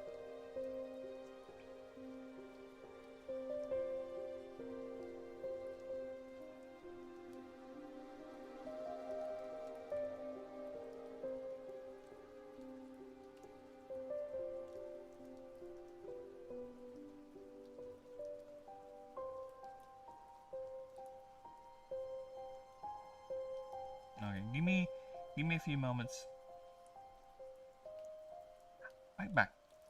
Just a quick breakfast.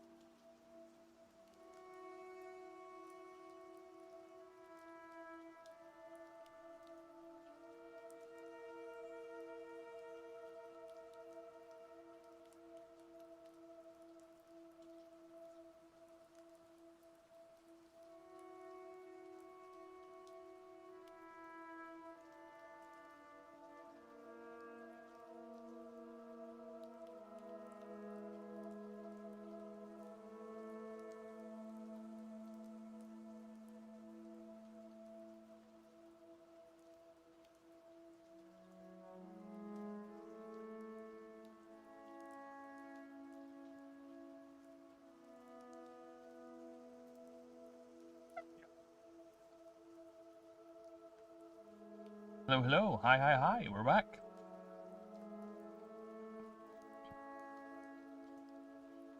Okay, well, let's continue. Alright, where are we? It's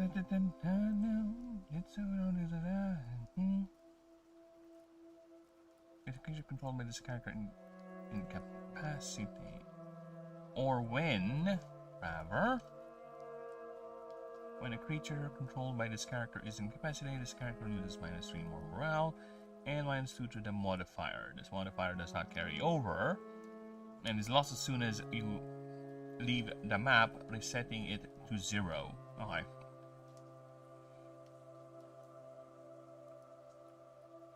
This is my favorite. You gain a perk called Typical Favoritism. Types that match your starter creature's primary type gain +10 more XP. And you gain +1 more morale when winning a combat encounter with those creatures. You know what? Do it like this. You gain +2. No, +1 plus X more. Okay, a little clarifying there. X is the number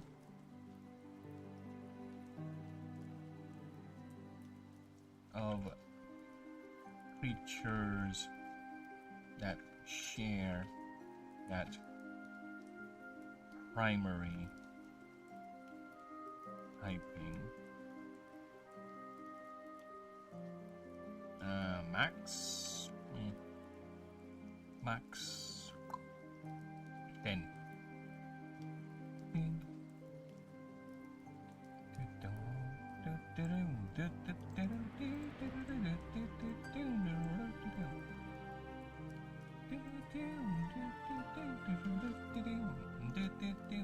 Yes, I'm gonna add one more.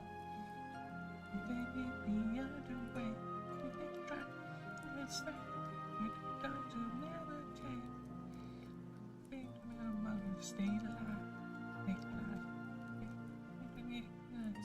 Stay alive. Stay alive. Stay alive. Itchy jeans. You'll see what it does in a bit. Where is the perk list?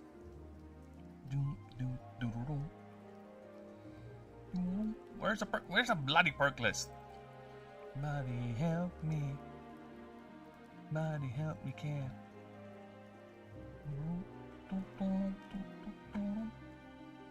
Nowhere. Body help me care.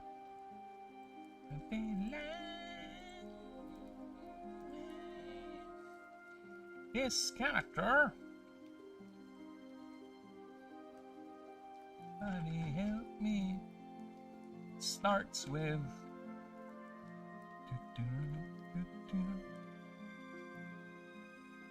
the fuck? Starts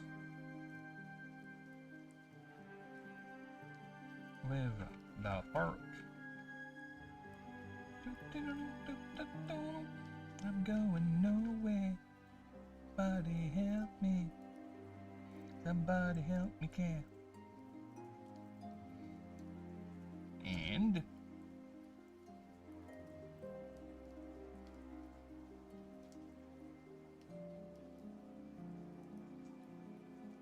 go for yourself.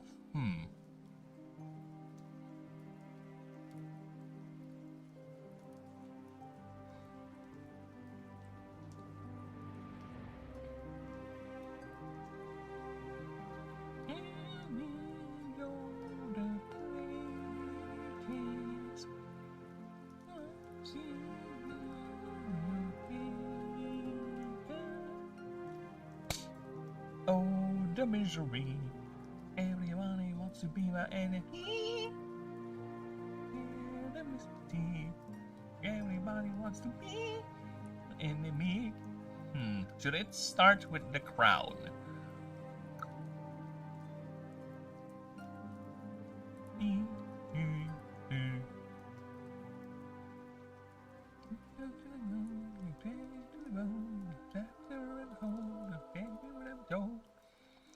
mind, it's anything to be time. Okay. Okay, I'm thinking here. I'm thinking it's not something you get at the very beginning, right? But it's something you will get by a certain level. Like level 15, let's say, right? So you need to prep for it, otherwise you're gonna get gimped.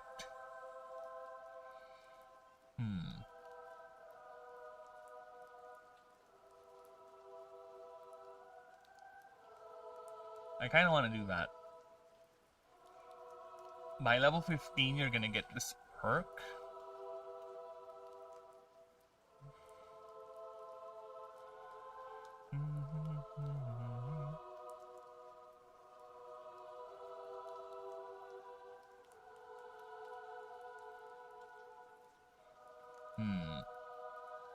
Or is it fine if I just give you the simulacron ancestry? Thinking.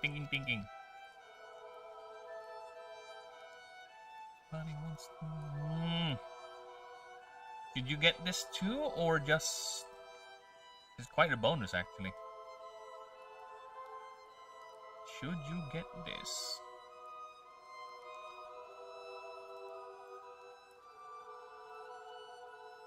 Or you get a different perk, but it's counted as this.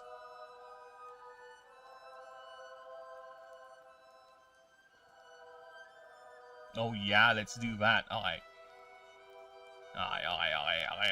Alright.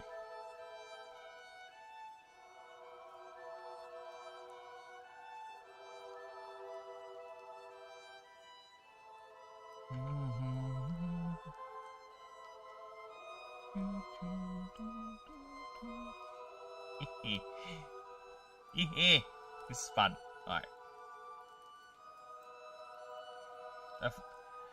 If you want to go and start the bullshitty that is that thing, the what do you call that? The simulacron perk tree. This is what you can do to help you out, but then again.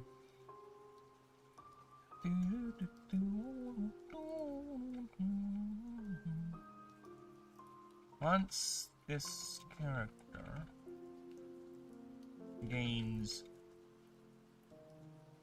20 permanent arcane, this perk turns into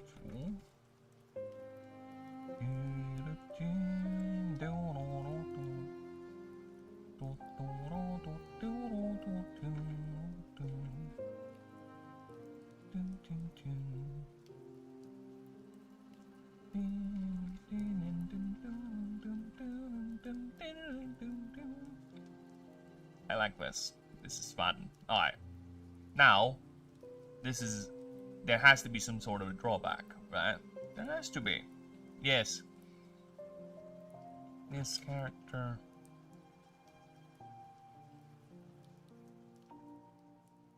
Oops. Character.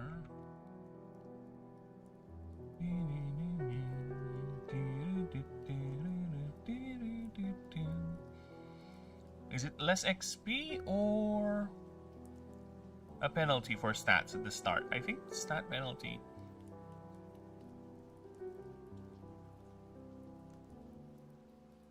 Yes.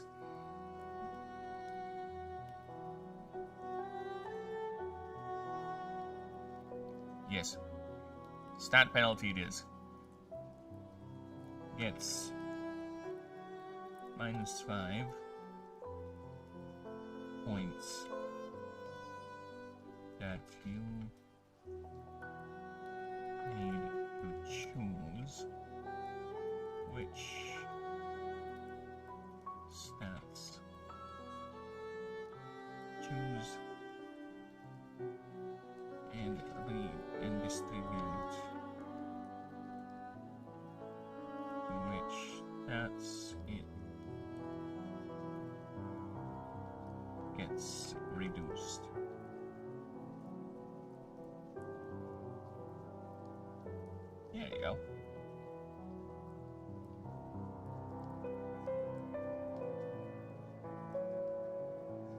Alright.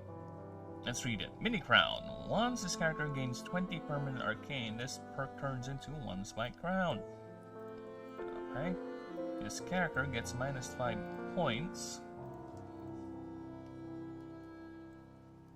Stat points to be more specific.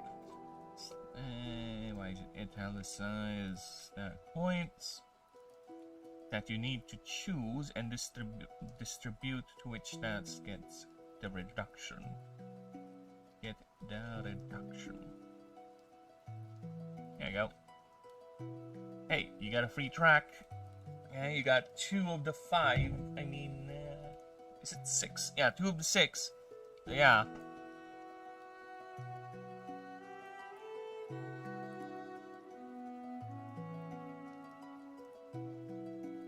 Yeah, we're fine with that. That's fine, you know. So that's the prodigal for you folks. Got a new perk. Got a little bit of an expansion.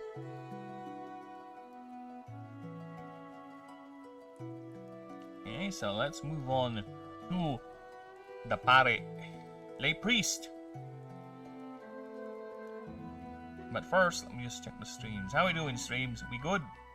We alive? We kicking? We fine? We okay? Good stream, good stream, good stream. Twitch, we good? We good? Okay, Twitch is good. Very good. Now let's go back to Obus. And let us continue. So, the priest. What is the priest? Fate is your shield. Devotion, your mantra. The liturgies and hymns of your fate is your blood. Well, at least that's your job. Or was? Maybe it's a crisis of fate. No fate at all? Or actually you... God damn it.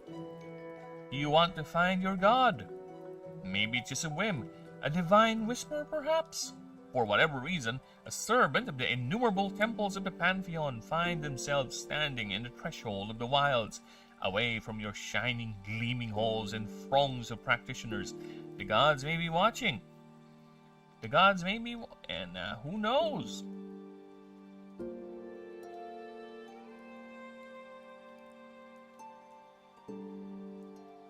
Who knows?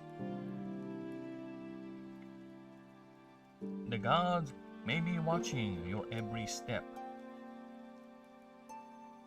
Like a shining blip of fate in this dim world. In this ever-dimming world.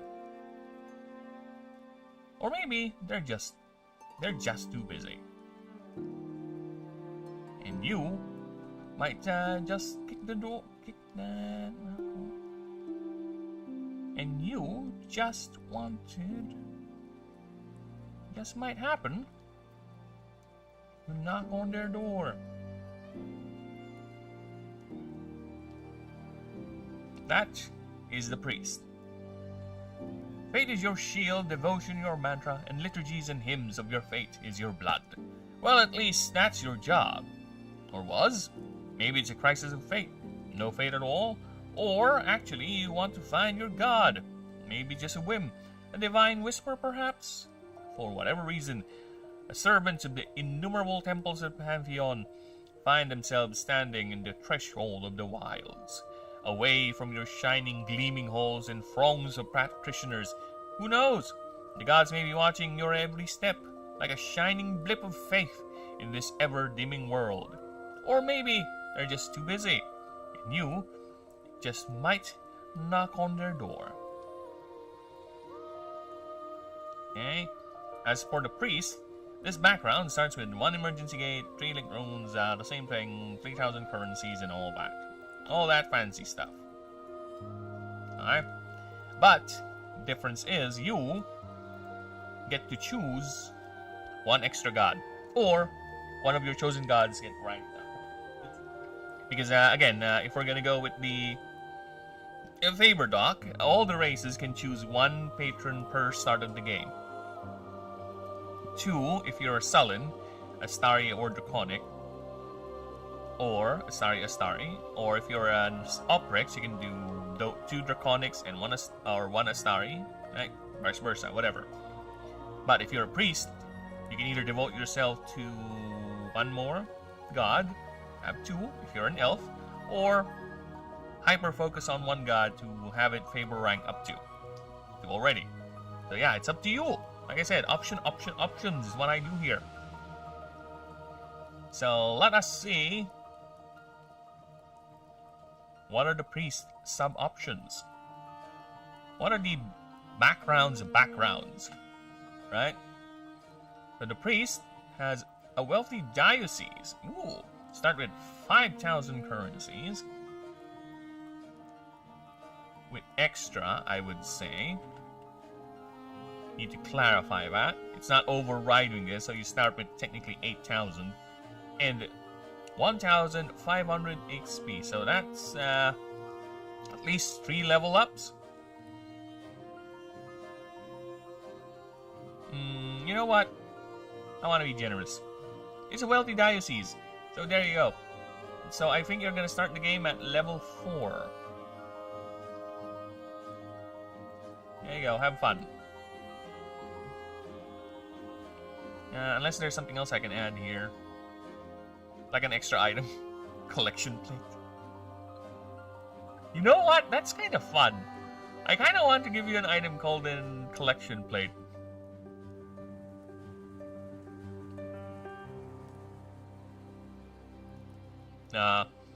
You're a wealthy diocese. Why would you have a collection plate? Yeah, why would you have that? No. Nah.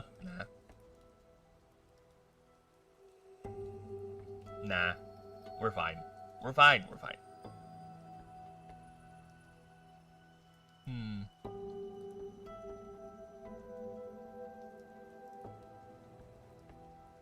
Yeah, you're a wealthy diocese. I think we're fine.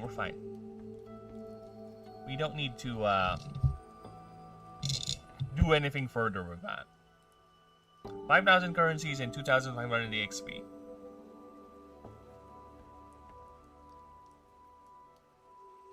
I'm still thinking, chill. Stop adding things. Yeah, it's fine.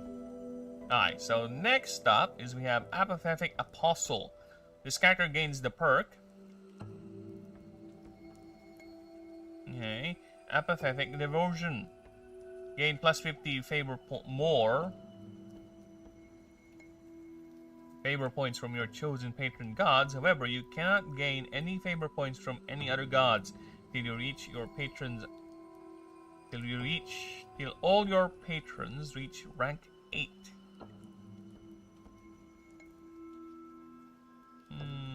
Yeah. Come on, 50%? That's a lot. That's fast.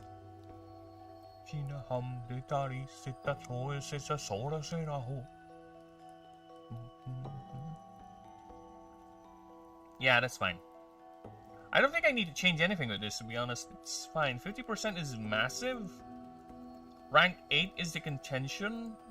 It's quite the grind. Because, to be fair, you don't need to do the missions. Right? You don't need to do the missions. And I need to clarify that with the favor doc. That you can only unlock the challenge. That is actually a interesting idea. No, I think it's fine. I think you can challenge them and bond with them even though you haven't completed their mission track. I think it's fine.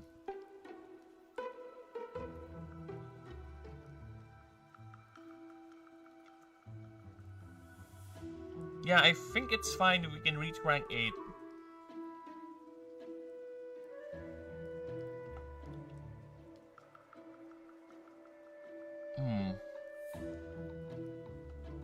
No, because it's part of the mission track. Yeah, never mind. You have to do the mission track to unlock the fight. Yep, sorry. But it doesn't mean, yeah, just reach rank 8. Doesn't mean you have to bond with the god. So I think it's fine. You can just rush till rank 8. Get those bonuses. Yep. Yep. Atheism. How? Yeah, because how can you be an atheist in a world where literally the gods exist? Which is possible, actually. Right? How? How? Just how? Because you hate the gods, and you see them as nothing more than just petty little assholes who just ruin the world. That's why. Oh, sorry. I can't help this one. Old cowpoke and running out one dark and windy day. Upon a ridge he rested as he went along his way. All at once a mighty herd of red-eyed cows he saw, plowing through the righted skies and up the cloudy draw. Were still on fire and their hooves were made of steel. Horns were stout and shiny and their hot breath he could feel. A bolt of fear ran through him as they thundered through the sky. All the riders coming hard, and he made a mournful cry. Ya-yo, whoa. Yippee-yi-yay. A little break. Most riders in the sky. You know, just refresh the brain.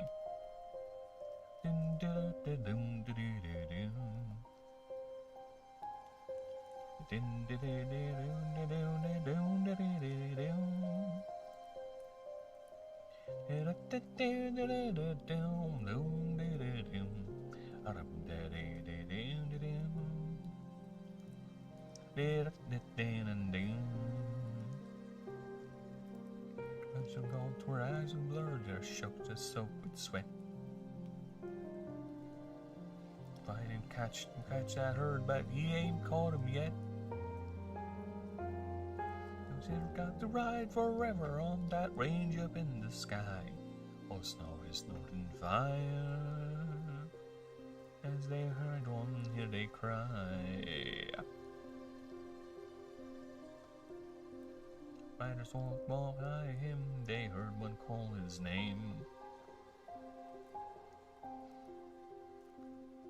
You want to save your soul from hell, then ride along our wage.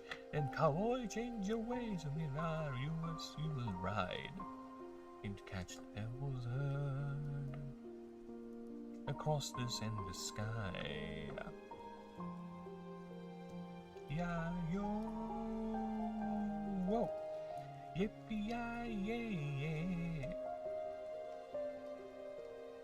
Ghost riders in the sky. Riders in the sky. Ghost riders in the sky.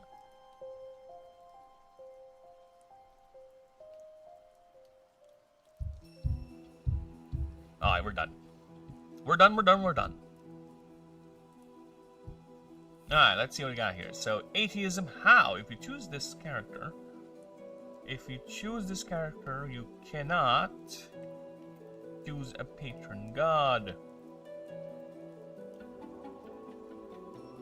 This character gains the perk, God be damned. As long as this character is not using any Pantheon point, this character gains plus 1 modifier, pair, available, favor rank that's unused.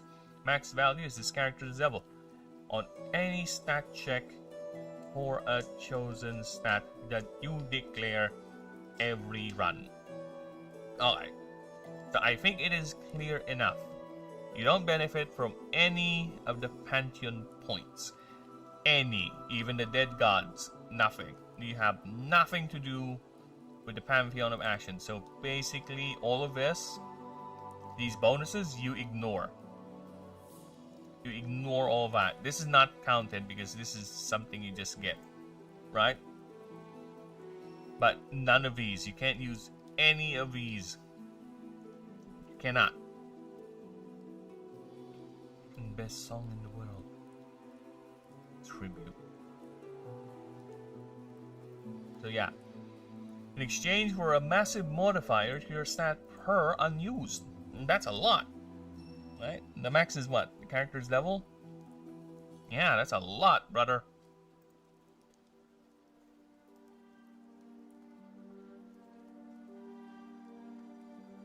Is half. Rounded up.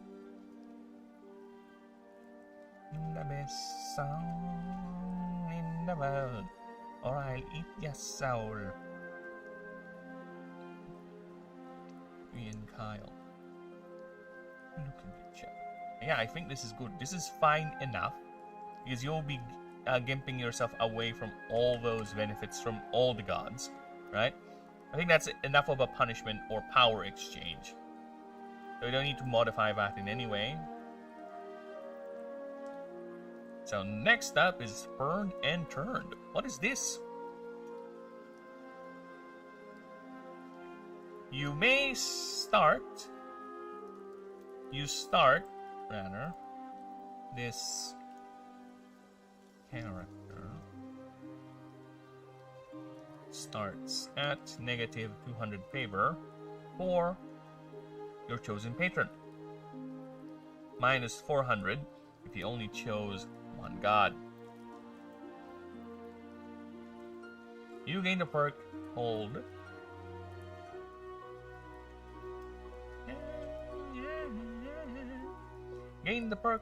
Unwillingly Converted.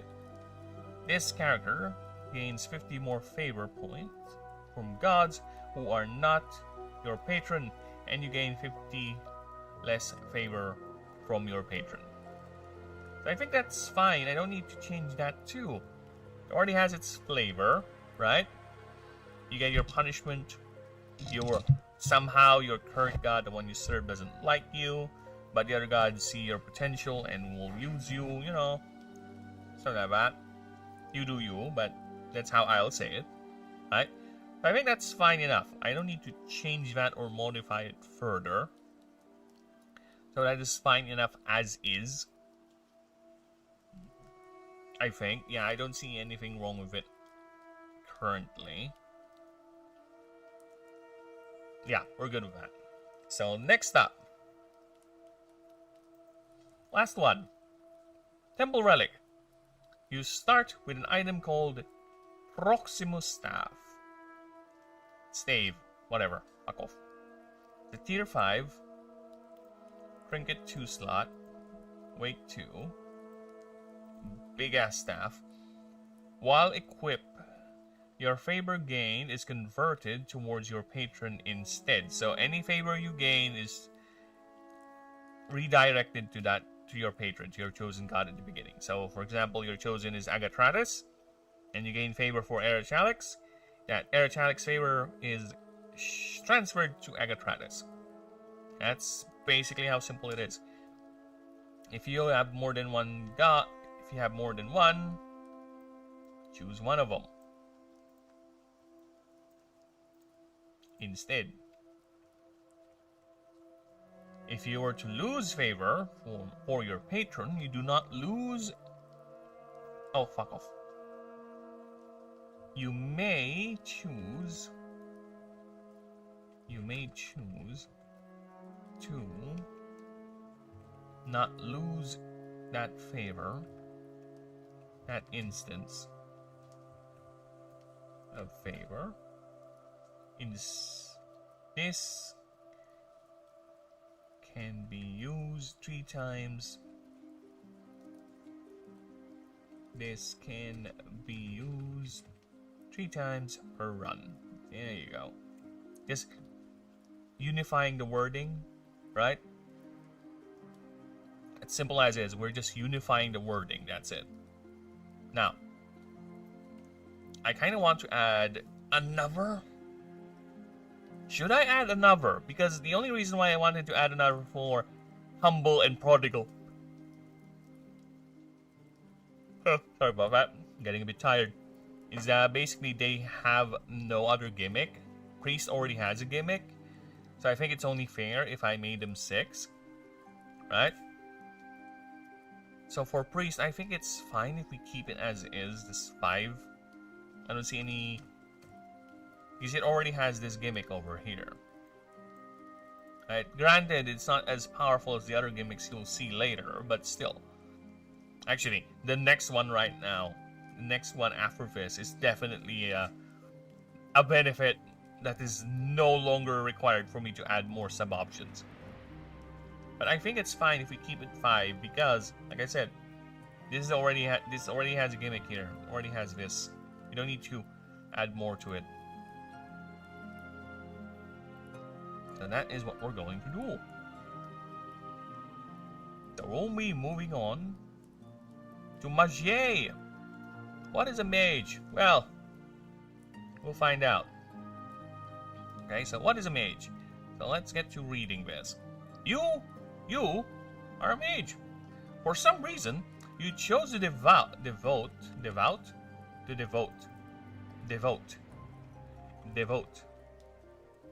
a good portion of your life to study magic.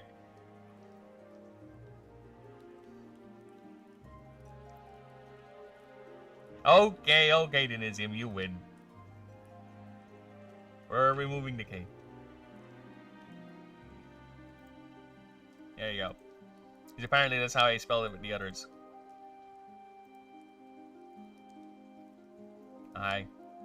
We're removing the K. No more K. See? Okay, you win. You win, Denisium.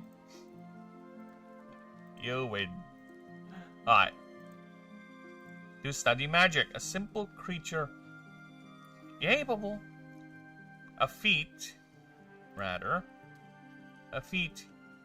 simple creatures capable of birth.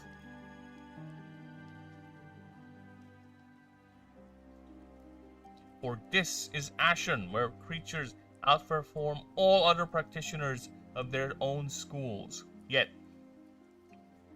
that is what they say. That is what the uneducated masses and depressed, talentless colleagues attest. You gladly accept the challenge, or you have accepted this fact. After all, you studied animancy, and standing here with your partner, and is standing here. After all, you studied animancy, and standing here with you is your partner, and standing beside you is your partner. Besides you is your partner. Or tool? Could be academic, some law school, a search for a tool.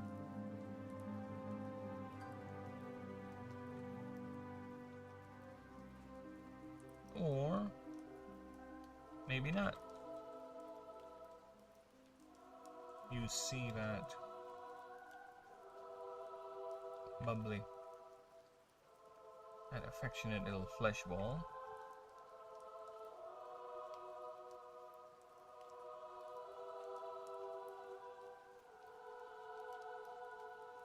As a tool,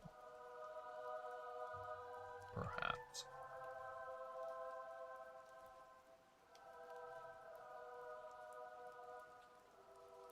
A fancy familiar, nothing more.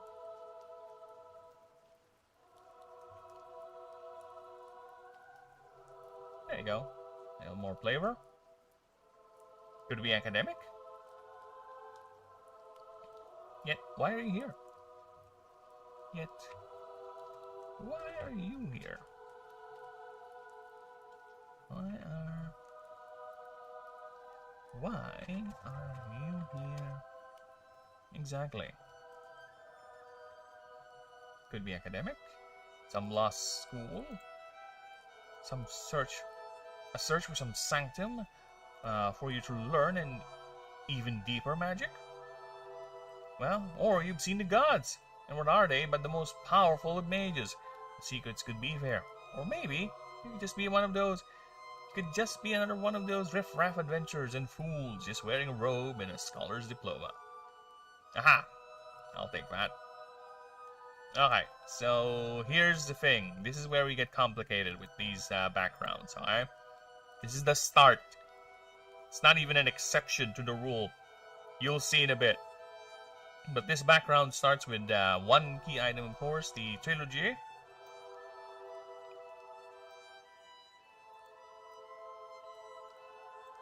Here's the trilogy. Okay, and 3,000 currencies, of course. Okay. This background starts with key items, 1 emergency gate, 3 link runes, and 1 emergency triage charge, along with 3,000 currencies. Also, choose a school. Choose a freaking school. Yes, as a mage, you can choose which school of magic you prefer to study, or you have studied, rather. Right? So, there are currently 16. There is no school for illuminate types, but each of the school represents one of the 16 types. And we'll go through it one by one, just in case you're just listening and not actually reading what's on the screen. Alright? So we have Druidic, that is for the Verdant type. Primeval, for the Swarmer type. Cultic, for the Fey types. Pyromancy, of course, for fire. Hydromancy for water. Aeromancy for air. Geomancy for earth. Bellumancy for martial. Artifice for artifice. Galvanism for voltaic. Savage for base type. Nightomancy for nyx. Vitae is for essence. Aetheromancy for ether types. Dracomancy for mythical. And void for void.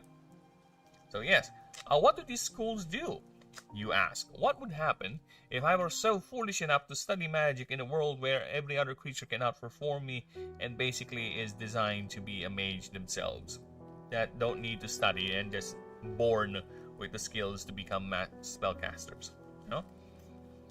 Why? What happens? What happens with the schools? Now, here is the interesting part. You can learn non-unique moves of the chosen school as long as your creatures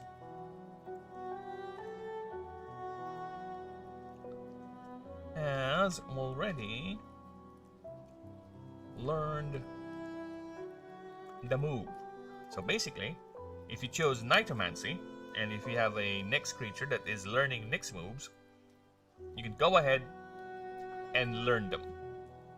Right? You can go ahead and use the first 3. Well, I'll explain it in a bit. Okay? Learn the move by paying 5 glyphs. Post the first move learned, so it's free at the first, then 5 moving forward. You have 1 free slot. And your capacity will increase per 10 levels. So every 10 level you get 1 more spell slot. And it's a max of 5. So, max 5. Same with the creature. Use the move or the spell, you must have extra arcane available. The arcane needs to match the move's mana cost, right? You can use these equipped moves anytime during your creature turn. It does not override your creature's turn. It does not. Okay? This is not counted. This is counted as not your creature's move. Any effect or move that affects your casted move affects the creature taking its turn. For example, someone uses counterflow, and it's basically a martial type move where it redirects the damage received or taken. So it does that, and it hits your creature instead of you. So it just doesn't go anywhere.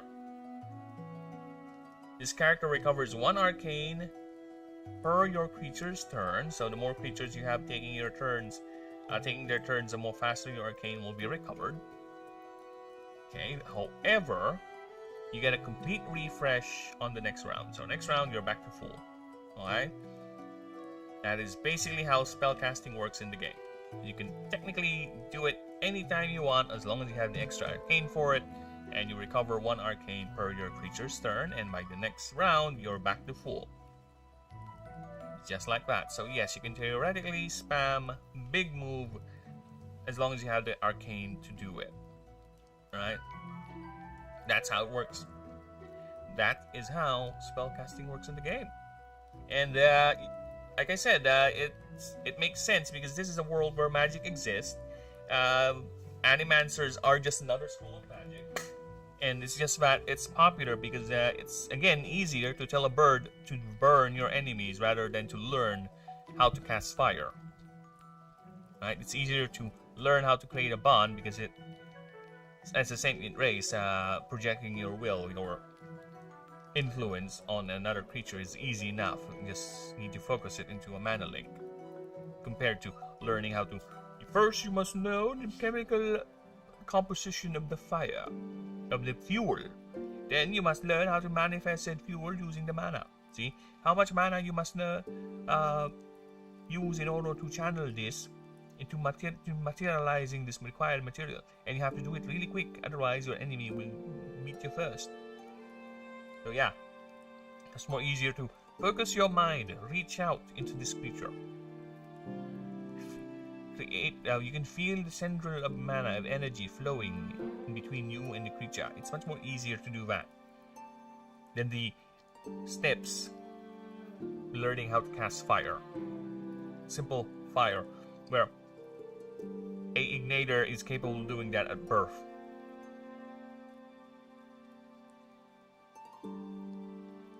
Right? So, what are the sub-options? You think that's it for the mage? No, there are sub-options. There are always sub-options, people. Sub-options are fun. Sub-options makes the world go roundy, roundy, round. This. Not only you get the gimmick, you also have sub-options as well.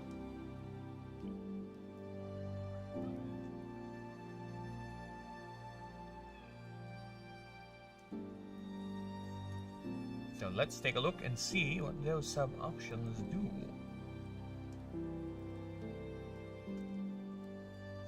But before we do that, I am actually getting... I'll be back. Pee time. Oh, not really. I'll be right back. I have to do something.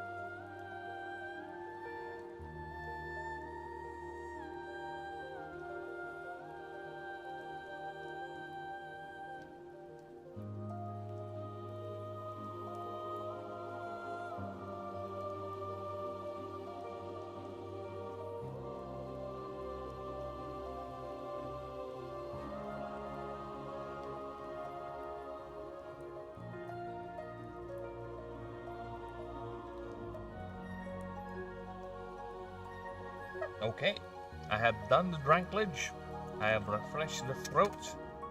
We are 3 hours in, and let's go. Let me just check the streams, see how we doing. How you doing, streams? We good. We alive. We kicking. We kicking. Streams be kicking. Very well.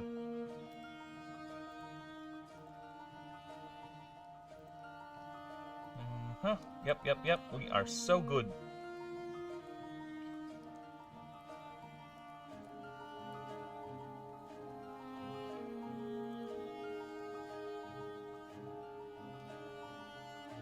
Where is everyone? I don't know.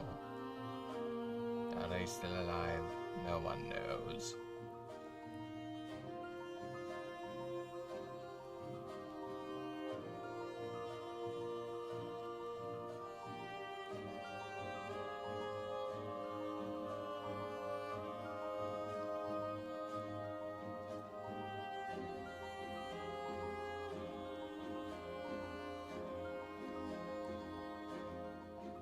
Alright, let's go back. So what do we got here? What are the choices? The choices are simple. We have the pure animancer, which is basically you choose this by choosing no other school. And what happens is you get the perk efficient draw. Any creature with an MD cost that's more than 5 gets a -1. That is it. You're just able to field more creatures, and I've adjusted it to -2 because why not? You are so good at channeling it. There you go. You're good at handling big bastards, alright? So a 22 is now 20 for you. Good for you. Alright? So that is the pure animancer. Next up, familiarity. This is a fun one. Familiarize. Oh. I have to be consistent with the language. This character gets the perk Familiarize. You can also learn moves based on your starter's actual secondary type, regardless whether or not you learned this school. That's it. Basically, you can learn other schools from your creature's secondary, your starter's secondary typing. You do not lose. You do not lose. Oh, fuck off. Why is it violet? Yeah, because this should not have color. I note. You do not lose. Why is it still violet word? Note. You do not lose any of these learned moves, even as your creatures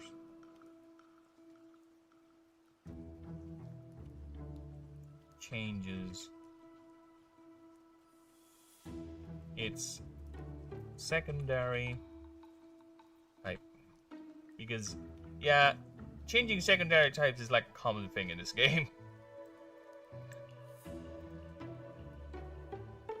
Again, a lot of creatures are designed to be totally different from one another. So, type changing is definitely a thing. Alright. What do we got here?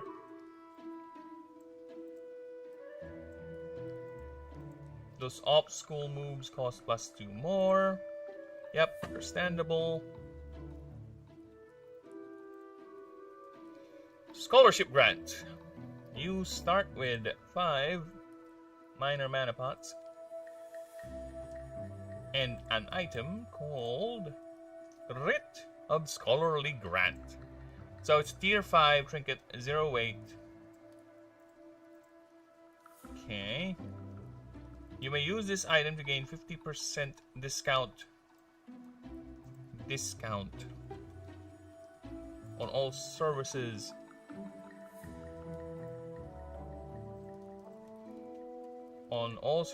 And tier 3 and below items in that specific merchant's inventory. This item is permanently lost after 5 uses. So yeah, 75%. I mean, 50% is a big deal in terms of discounts. But this thing is only usable 5 times.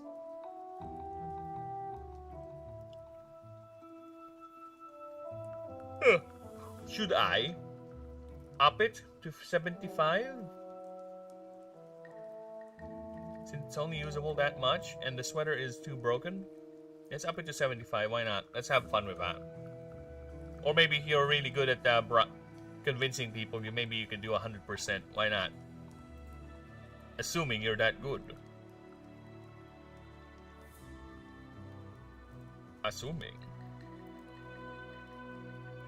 Okay, let's see what's next. Again, I don't see any major changes to be done. Just some number adjustments. Just to bring them in line, because again, it's kind of unfair. Because Prodigal and Humble does not have any gimmick. It's just flat. Right? It's like Freelancer too. Freelancer does not have any sort of gimmick. What's a Freelancer? You'll see it once we get there.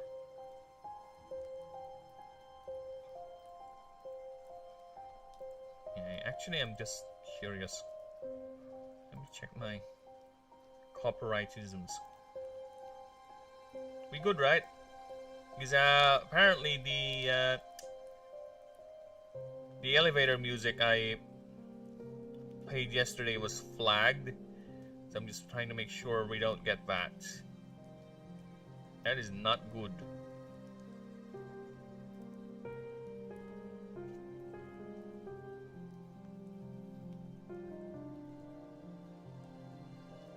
That's not 17 backgrounds, that's 19.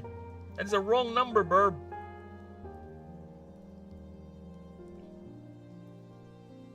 Yeah, that's a wrong number, Burb.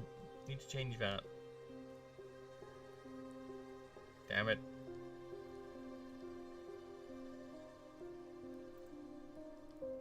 Yeah, well.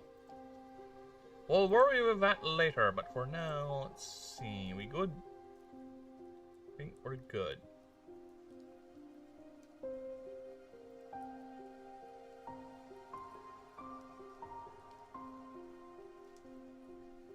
Yeah, we're alive and kicking. Thank you, thank you. Okay, let us continue. So, next up, in our sub-options for the mage, is I'll show you all. So, you pick 4 schools. 4. Where you choose 1 normally. With this sub-option, you choose 4. Right? However, you get a perk called Focus Yet Distracted. All creatures in your party gets +1 MD. Because you're so focused on being the best spellcaster that you do not really, animancies for fucking plebeians. But I'm not authorized to go to the blasted waste without any creature partnering me. So I'll have to do it. But I'll show them all. I'll show them that I do not need a creature. Yeah, that's you. So yes, that is the drawback. Again, power for power's sake is something I try to avoid as much as I can. That always has to be a drawback. Because otherwise, it's going to be the best choice. Always. Right? I am not going to be surprised if out of all the things I made, there will be one that's going to be considered as the best choice overall. I might change it. But I think the best approach is not to change it wholesale, but to make the other options more appealing, right? So, I don't know. We'll see once we get there. And fuck, I still haven't changed the screens. Sorry about that. Oh my god, I'm talking.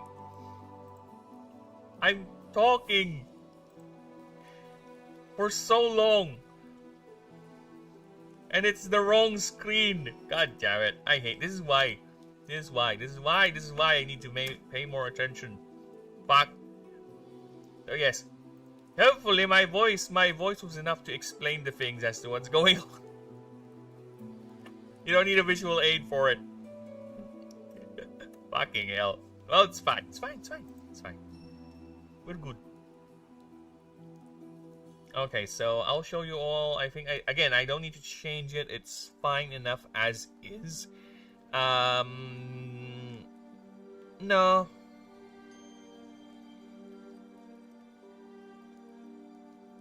It's fine. Yeah. Getting fucking tired. Next, the last one. The gods are my master.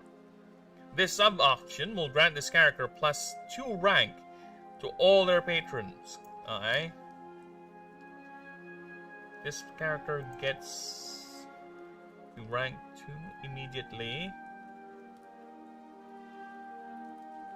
Rank 2 of their patrons. And the first 3 nexuses they will encounter belongs to their patron instead,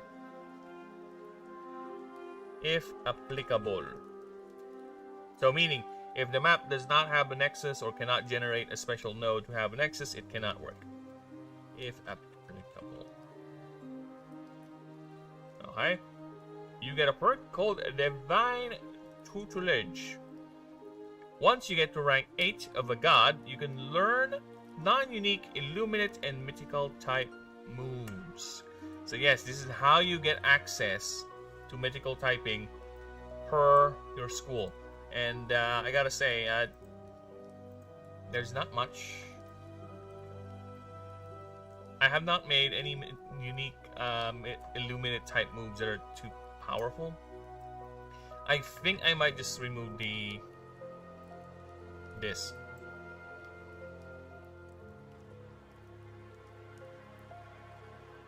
Yeah. I'll remove that. Because a lot of the illuminate type moves are actually unique. To be honest. Right? So we'll leave it at that. So you can learn the gods' powerful moves as well. But not as powerful as the gods because you don't have their glyph upgrades. Assuming, or their power stat. Right? A lot of this sounds fun, but it's balanced in a way because you do not have this creature's power stat. You only have, sorry, my nose is itchy. You only have the base ability, the base skill. You do not have a power stat, you do not have glyph upgrades, you have nothing of those. Unless I can do this.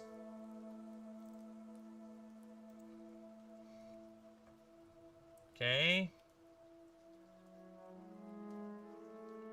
And all your learned moves have +2, 3 are counted as having 2 glyph upgrades. There you go. So at least it's not a pure drawback. Alright, so at least not a pure drawback. Alright. Hopefully that's enough to satisfy.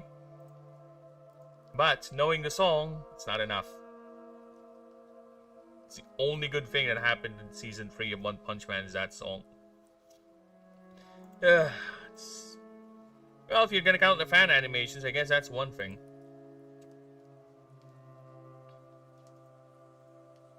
Okay.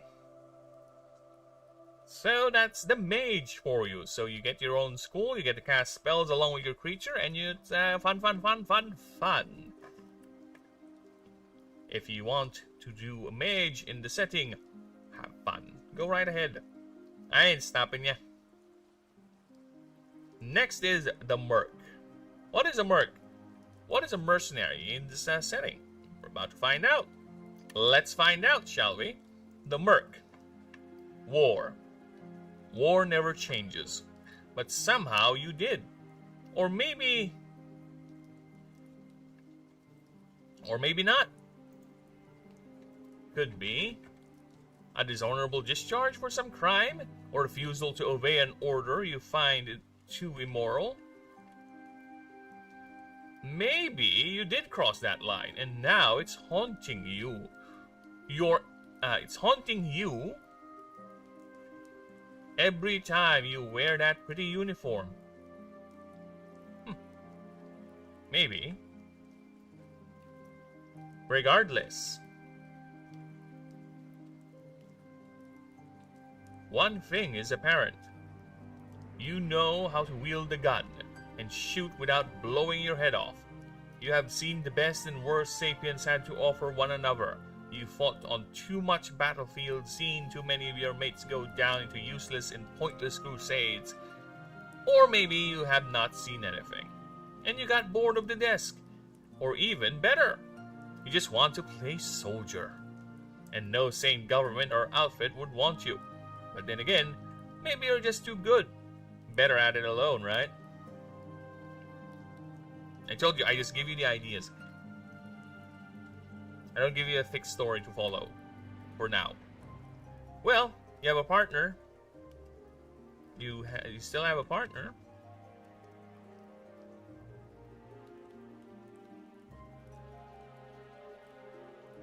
But this one does not talk.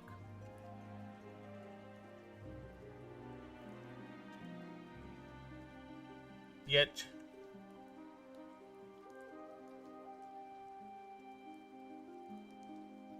will willingly throw itself in the front for you. Will you join in? Or armchair your way into victory? Or armchair your way to victory? After all, it's their turn now.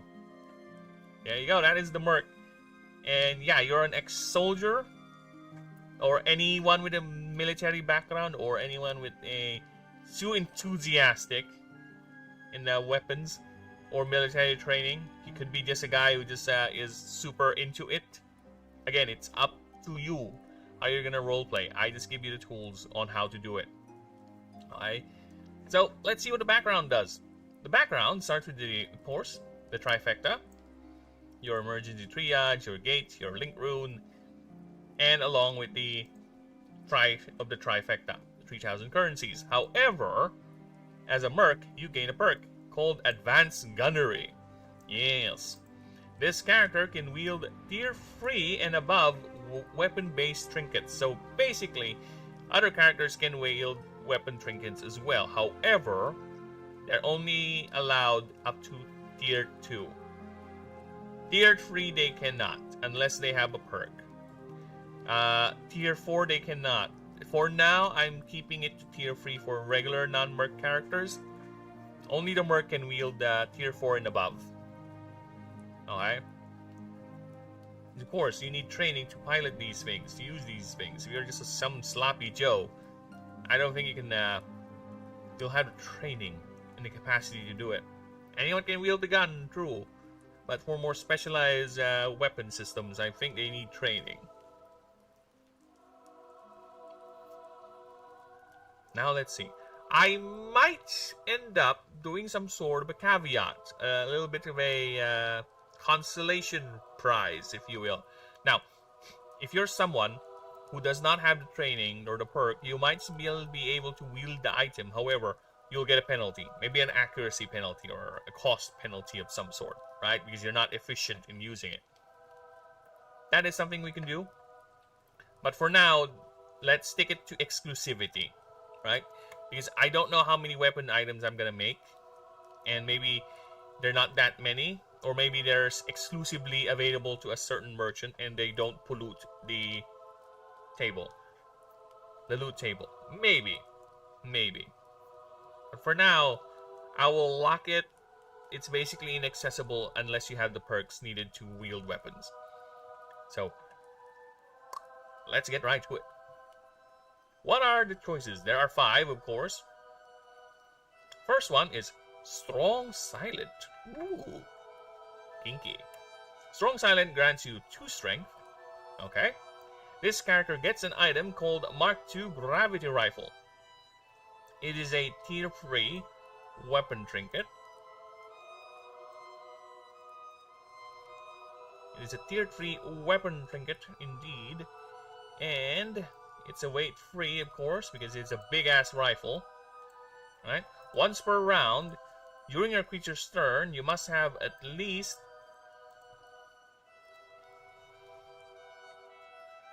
it should be at least 4 extra arcane to use this item. Or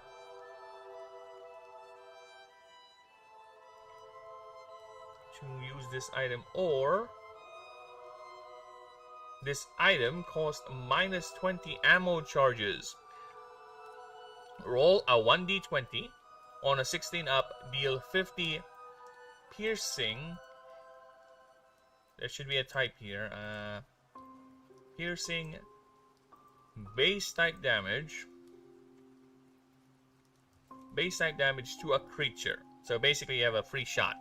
Assuming you hit. Again, these are obviously with the naming convention, you would expect more later on, right? Better ones. In fact, I'll give you an example of a better sniper rifle later on. Alright. And also, the item, ammo. Ammo. It's a tier 5 key item with a charge 100. So I think you know the idea now of this item, basically. This item can be recharged at any merchant for 100 currencies per 10 charges. So to get a full max ammo charge, it's 1,000 currencies, if I'm doing my math right. No, it's 2,000. 2,000 currencies for a full tank up. So that way, it's not going to be something that you always rely on. You know, it's a conscious decision. You can't just spam it. Because again, power has a price. It's not something that's freely given. You have to build towards it. And you're allowed to have fun. It's just that you need to work for it. Earn that. That way, once you get that, you'll appreciate it more. Now, next up, World Weary is the next one. You get +2 ingenuity. Very nice. This character gains an item, or gets an item called Alloyed Knife. So basically, you're gonna Rambo your shit throughout the game. What does it do? It's a weapon trinket, tier 3. Trinket 1, so it occupies 1 trinket slot. It should not have that, that's a bit redundant. Trinket, okay, it's a weight 1. Once per round during your creature's turn, roll a 1d20. On a 10 up, this creature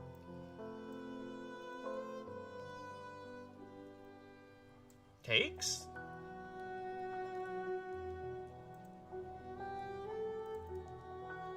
Oh, target creature rather. Target creature takes 20 base type damage. So basically you swipe at it with your knife. Or you just charge it with your knife. Because you're a freaking Rambo. Or let's go 40k. You're one of those Kachikan troops. You also get 3 minor healing pots. There you go. Minor healing pots. And 3 minor mana pots. So you are a survivalist. Again, you're John Ramboing this shit. You're out there in the wild, John Ramboing this shit. Alright. That is the World Weary background for the background. Now, next up, I used to give orders. What does that do? We're about to find out. +2 wits. Alright. This character gets an item called Command Uplink. It's a tier 5 key item, charge 1. Okay. During your turns, your creature's turns rather, and only once per round, you may expend 1 charge to give your creature an extra turn at the end of the round. However, this creature's moves cost 50% more. These charges that refresh for combat, victory, and run. This item can be upgraded for +1 more charge, up to 5 times, at 4.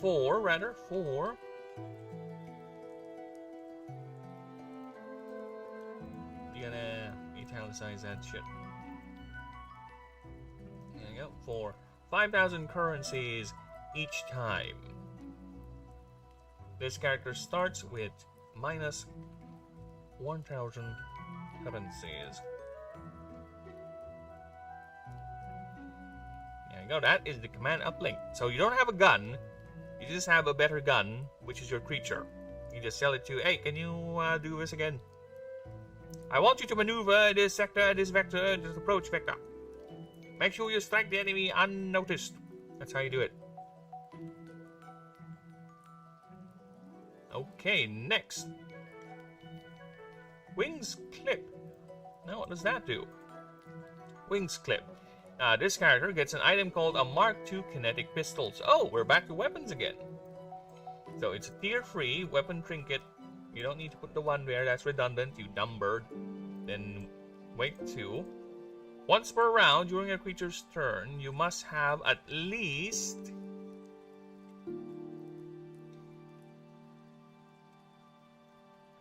2 extra arcane to use this item. If you do, or this item costs minus 10 ammo charges. So we already know what an ammo charge is from the previous examples. No need to expand on that. So you roll a 1d20. On a 12 up, this deals 30 base type damage to a creature. What do you mean these? Stupid word.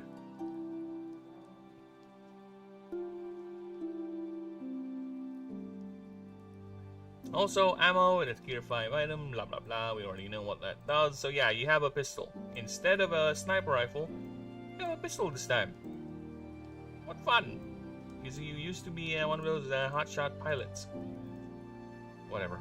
I just don't like seeing that blue stupid line. No, fuck off, I'm gonna...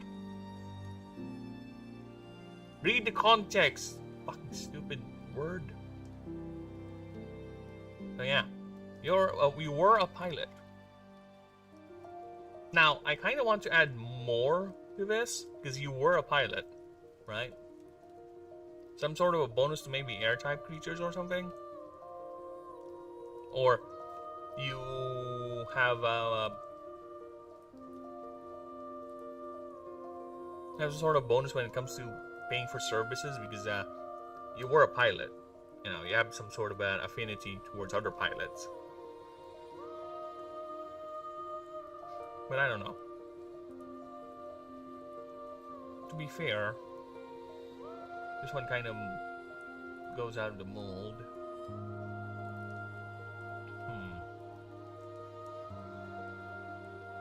Yeah, let's do that. Also, this perk.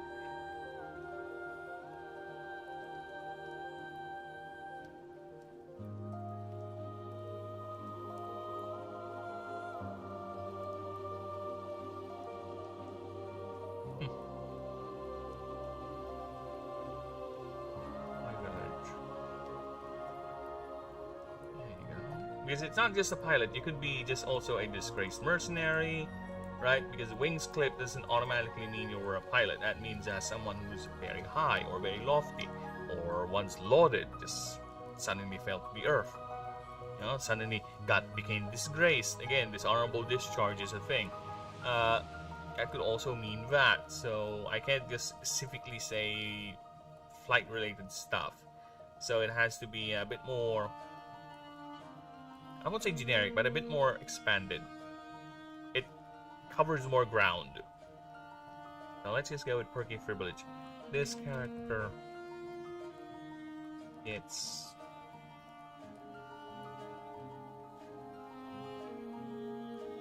a 10% discount.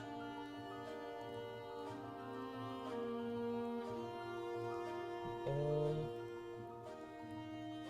non-item transactions.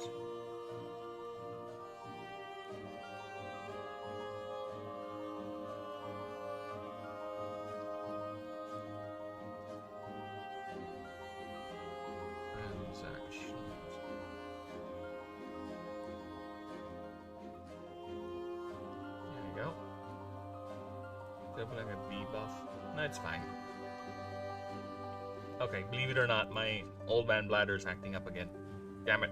I'll be right back, but this time I'm not gonna put up the thingy because again, I might forget to put it back down again, right? I'll be right back. Ah, yeah, whatever. I'll just make sure I remove it. I hate having old man bladder. Oh, my nose is itchy.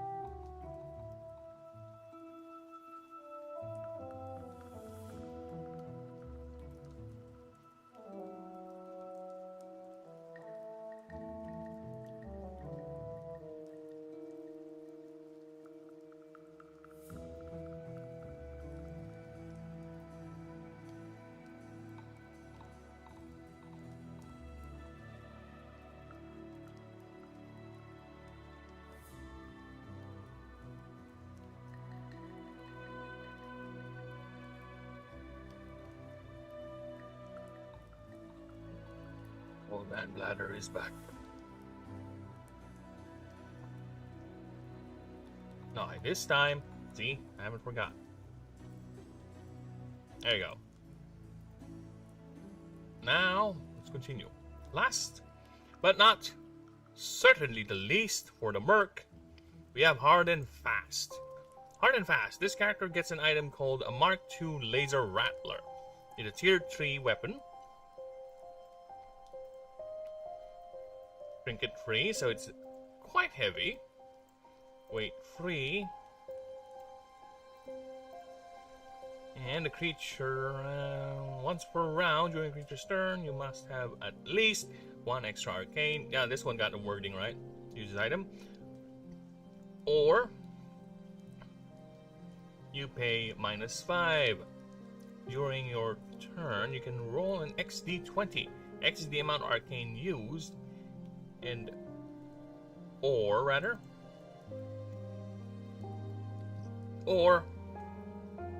per 5 ammo used, max 12. On a 12 up, this deals 5 base damage on a target creature. You also get a Mark II jetpack, tier 3. Okay, you need to child size all that, by the way.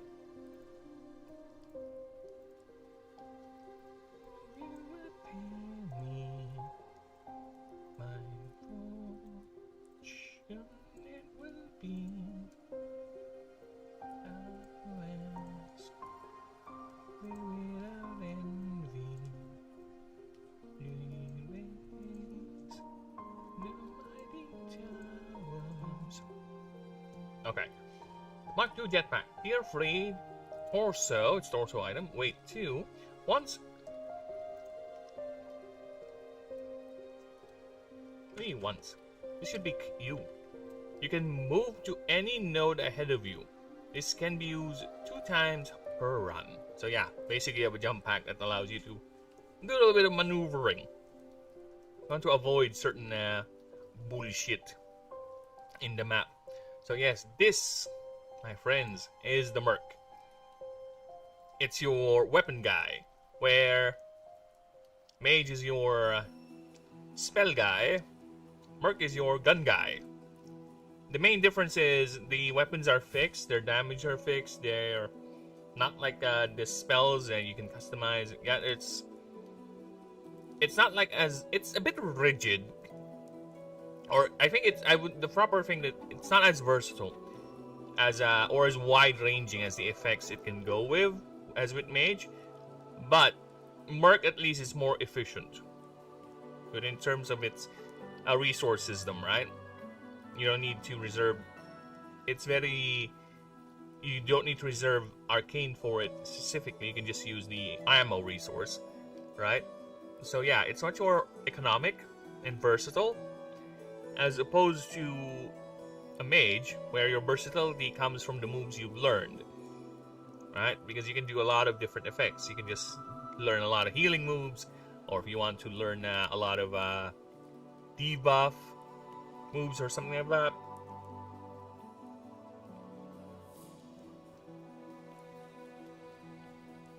Or do you want to just go ahead and mulch everyone?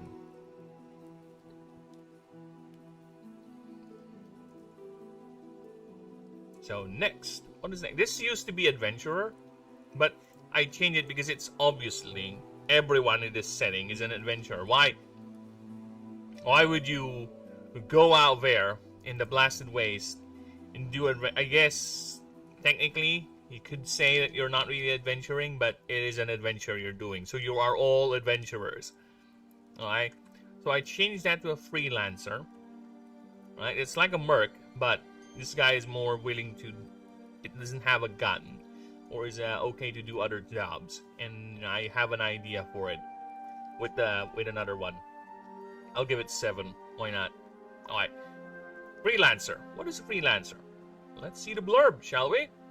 Adventure calls. It's so loud you just cannot help but answer its clarion call. You gather your gear and your courage. Wait, is this all true? Last time you checked, you have no funds, no future, and no other skill other than this type of work.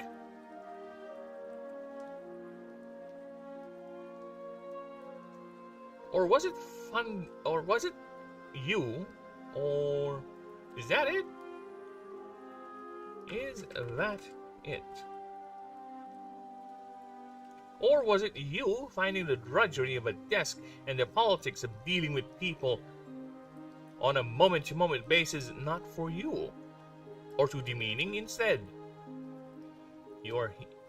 But you are here in the mud and dirt of the wilderness. You are here knee-deep. Knee-deep in the...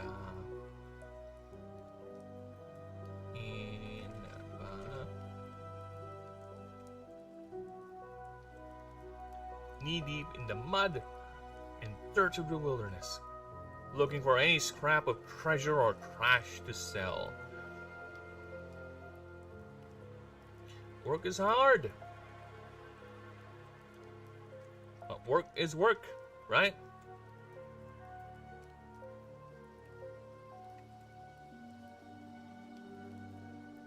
Work is work. And you work no harder. To you, this is nothing new. Oh yeah, was it all about some glory of being remembered in history, like those famous adventurers you admired? Or you just think you can do a better job? Well, what if I tell you the wilderness doesn't care? Ashen is far too busy with its starving ecosystem to worry about your reason. So get out there. Okay, so let's reread that, because I did a lot of changes. A long change, actually. So let's see if it slots in. As better as I thought it is. Fuck.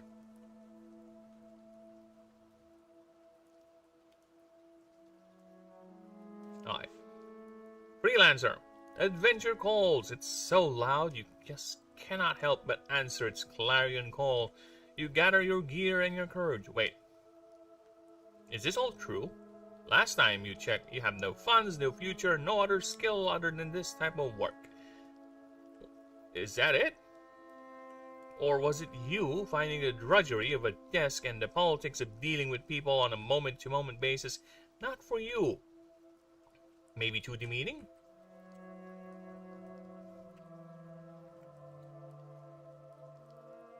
Maybe too demeaning instead.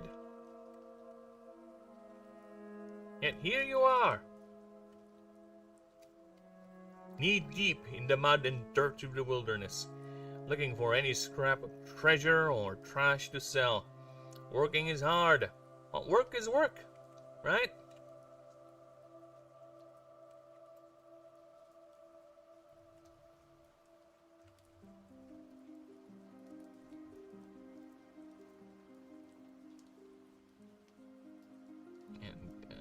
For you, work to no harder,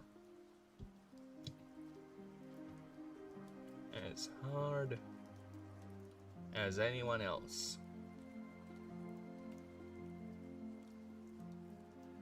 Anyone else. At least, that's what you tell your employers.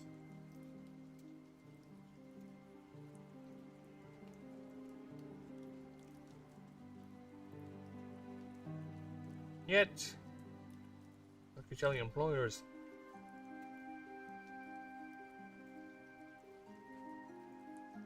You have done this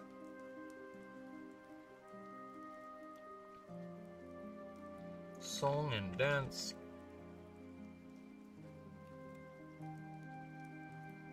to you so much. To you, all this is nothing new. Oh, yeah. Remind me. Was it about the glory, or was it about some glory of being remembered in history, like those famous histories you so admired, or you just think you can do a better job? Well, what if I tell you the wilderness doesn't care? Ashen is far too busy with its starving ecosystem to worry about your reason, so get out there.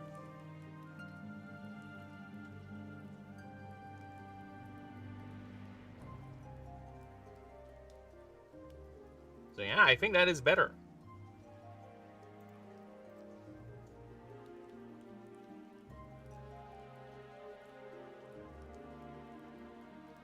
There you go. Yeah, I think that is way better. The wayest of the ways, and the betterest of the betters. So, standard thing, yep, like I said, no changes here for the freelancer. It's like humble and prodigal. They don't have gimmicks with their starting gear. They're meant to be a generic choice, kind of, but not really, because they do have their own flavor, they have their own spin. So they're not completely that generic, it's just a different flavor of generic, I would say. Yeah, and I think that would be that's an apt explanation as to what they are. A different and better flavor of generic. So, checking the streams, just give me a moment. Alright, stream is very good.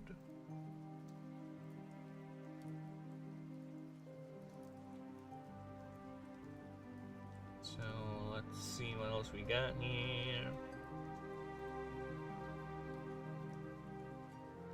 Oh, good for you, Twitch. Where's the thingy? Alright, back to Ubus. Hello, Ubus! Alright.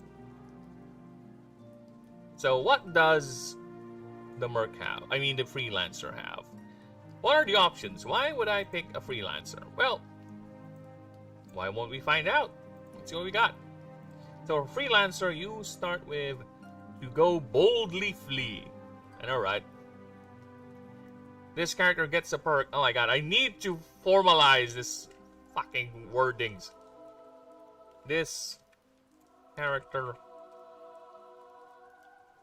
gets a perk. Ahead too far.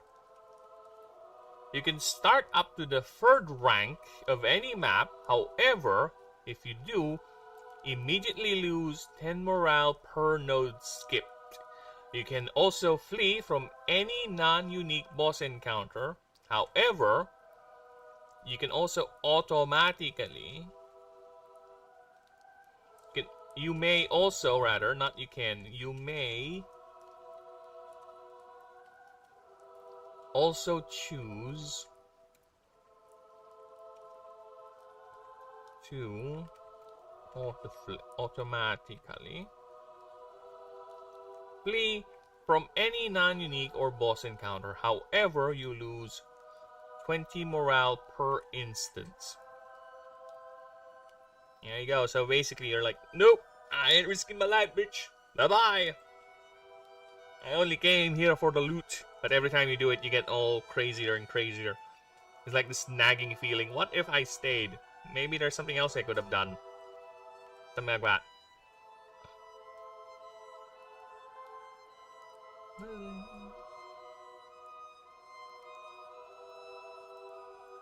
Okay, next up. Glint on the horizon.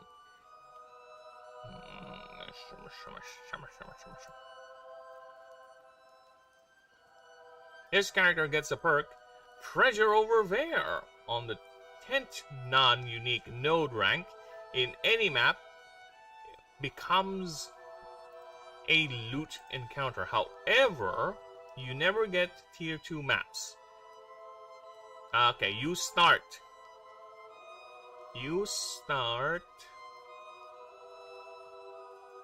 at tier 2 maps, and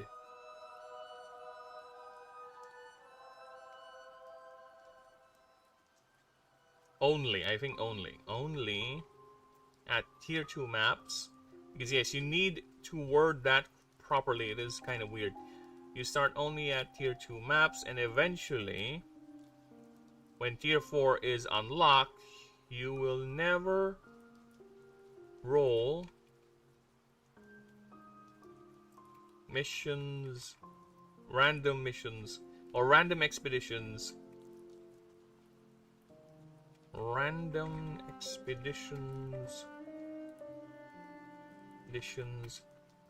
below tier 3 maps. Below tier 4 actually, so that excludes 1, 2, 3. Alright. There you go.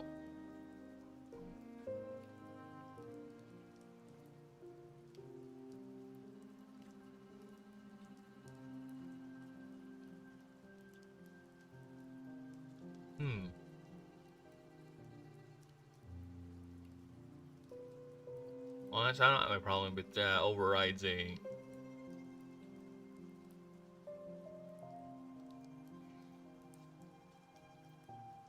Yeah, below tier 3. So you get 1, 2. You don't get 1, 2. You only get 3 and up.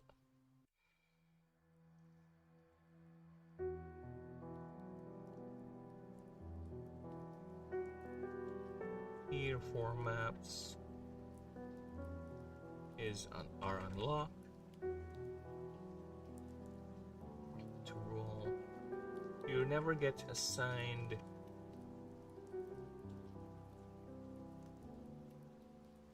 random expedition missions.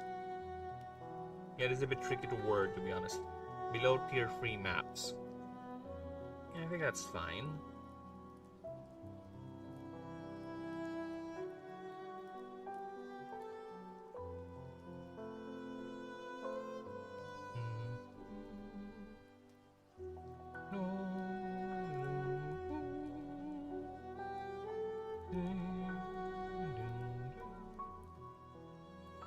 It changes to every. That way, it's much more...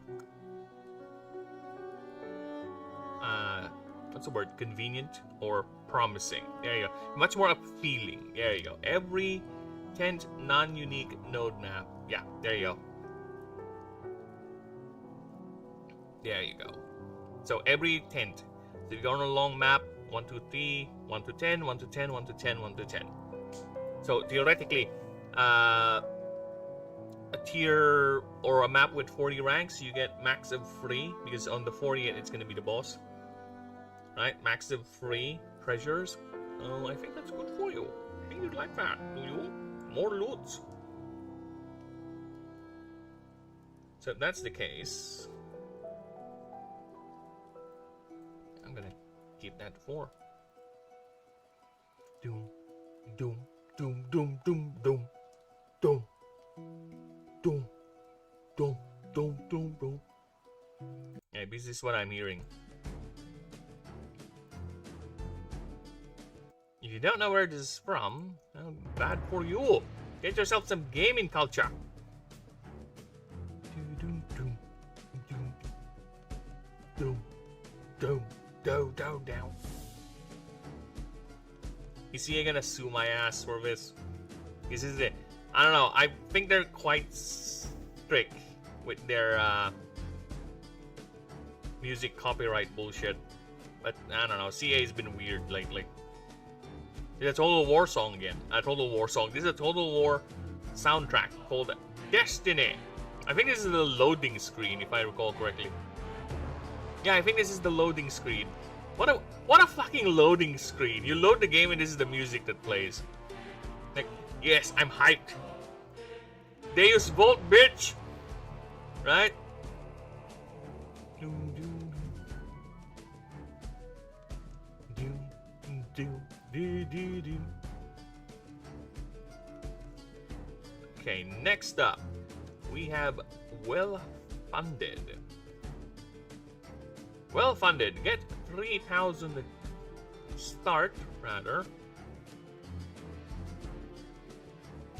Starts with 3,000 extra. Need to clarify that.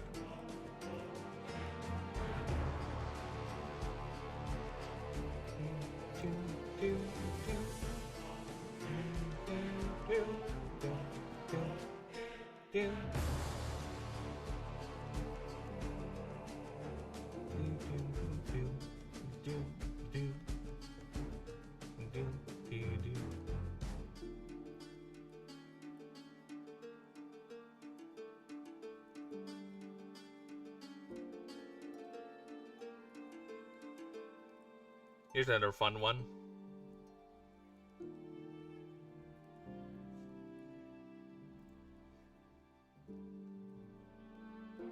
I don't know if you guys recognize this one.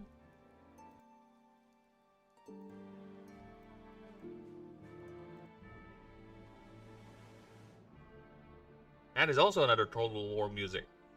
I told you, I'm a strategy gamer at heart. I love strategy games. This is for Total War Napoleon. This is the opening theme of that lovely, lovely game. A lot of you pike and shot games, Total War, that made in where it actually makes sense with their engine. I've seen gameplay of the Total War Warhammer thing, the 40k one, and I see a truck die immediately. I was like, nope. They're still doing the one-clicks.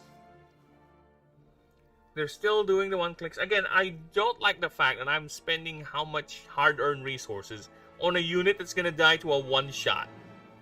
There's no real counter to it. You just bait the enemy into killing off that unit to one-shotting it, or I don't care. Sure, it's not something you can easily get normally, but the AI doesn't care about that.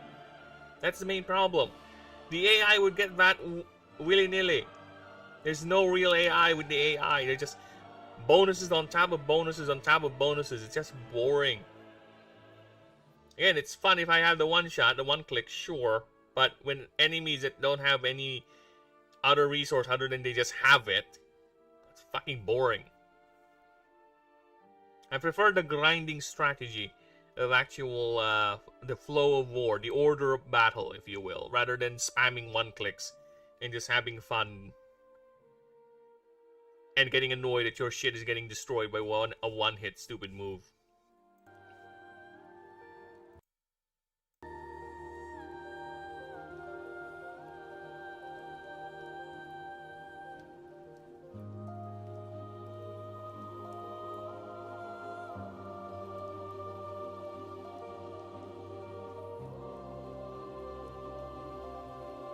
Okay, let's go back. So, next up, well-funded. What is well-funded? Well-funded, you start with 3,000 extra currencies, 2 healing pots, I think is the better.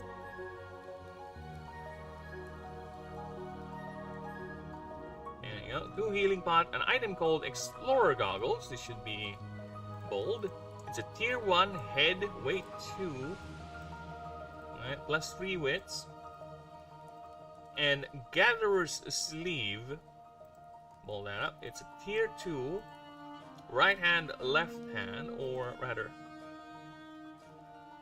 right hand or, nah, I think it's understandable, it's fine.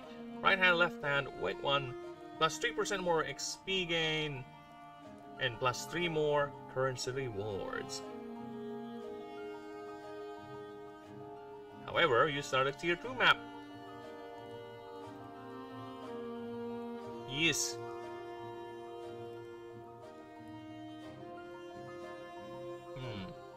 Should I add more, or is this fine? You know what? Let's turn this into 3. 3 healy pots. There you go. You start with 3 heal pots. Have fun with that.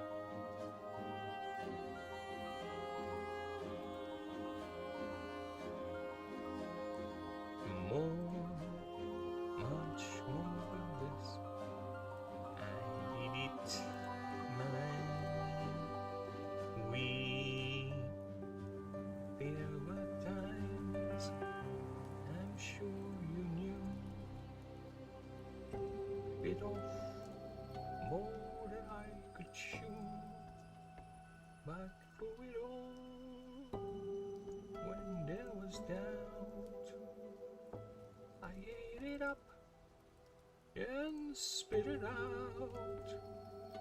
I sliced them all, and I stood tall and did it all.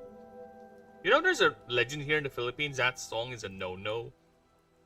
You know, how many times we had a news outlet say someone got killed in a karaoke bar, and you know what they're singing at the time? That particular song. Yeah, I know it's an interesting little tidbit here, but that song is literally cursed here in the Philippines. If you sing the Frank Sinatra song My Way in the Philippines in a karaoke bar, most likely you're gonna get shot. Or you're gonna die in some drunk related incident. Or just die. There's a myth. There's a belief like that here, right? To the point that the more superstitious folks would actually tell you not to sing it. They would say, don't sing that. You wanna die? That's how much prevalent it is. And to be fair, I think a lot of those are just people who are getting annoyed it's not being sung properly. They want their turn on the karaoke bar, right? It is quite the powerful song as well, about someone who has reached the zenith of either his life or his career, right? And he has no regrets, for he has done everything according to his belief system. But well, either way, tangent aside, let us continue. What is next? Next up in the freelancer choices is party player. What is party player? Well, it is a simple little thing. Yeah, I kind of want to change it. Sorry. My brain is like, are you sure? You know what? +5. +3 wits, it's fine. It's a tier 1 item too. 3 healing pots is already fine. Yeah, it's fine. Okay, party player. This character gets the perk Party Up. Whenever you win a combat encounter with at least 3 or more creatures in the field, it started with 3 or more creatures in the field, allied or under your control, plus X more morale, where X is the number of creatures above 3. Above 2, actually. Above 2. If you start with 2 or less creatures, allied or controlled, in the field,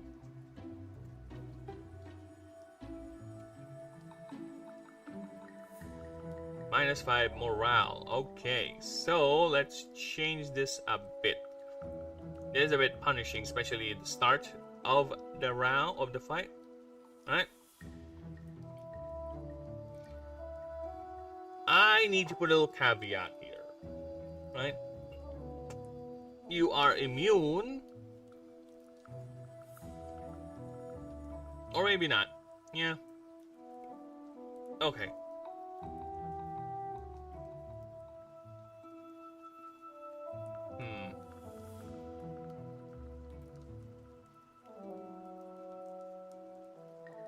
Okay, let's put it something like this. Let's put something like this. This debuff is ignored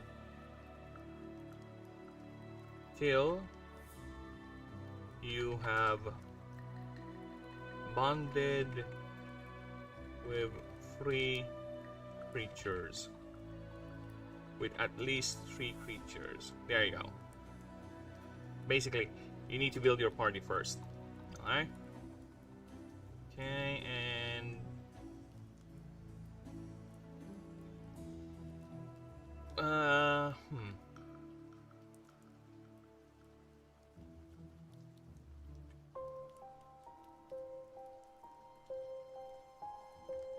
Whenever you win... I guess it's fine. Yeah, I don't need to add anything more to it.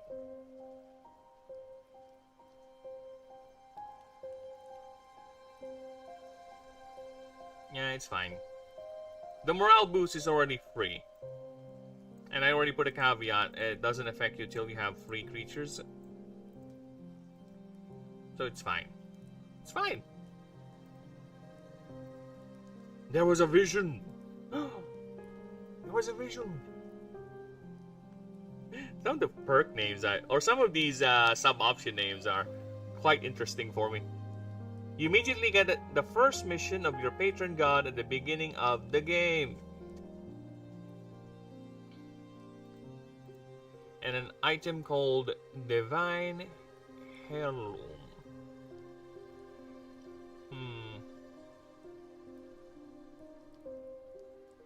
Because here's the thing, I'm thinking I might change this because not all gods start like that. Not all gods start with, they give you a mission. They actually would start appearing or interacting with you after you collected certain things, right? Not everyone starts with a mission right away. I might change this into something else.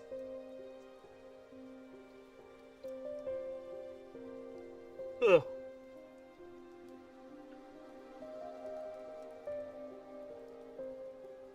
Just start at rank 2.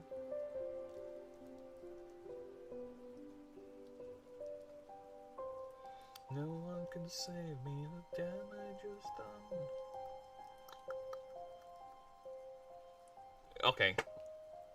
We are gonna change this. You.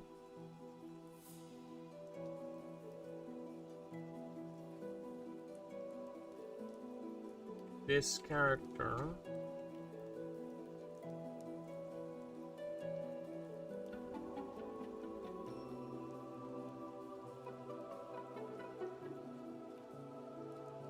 Tangina.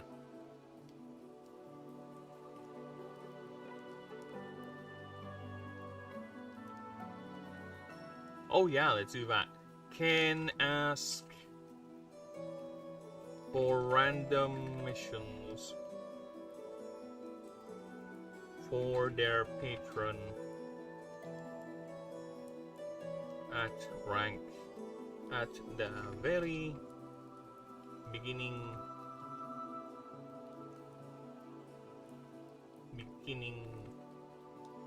of the game.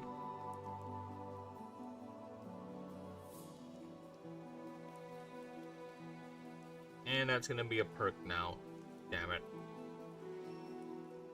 It's fine. Okay, this character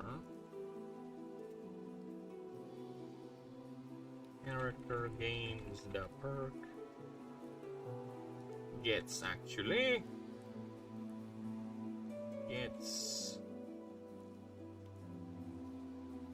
the perk. I was chosen today.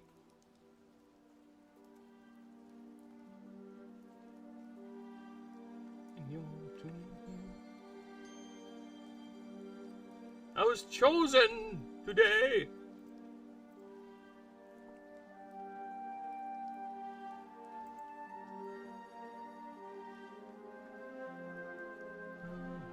There you go. And also,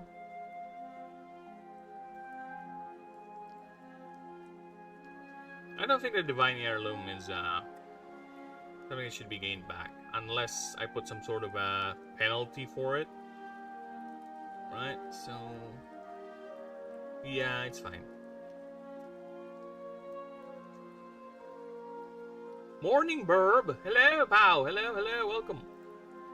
How you do? I see you have been improving the Discord. Appreciate that very much.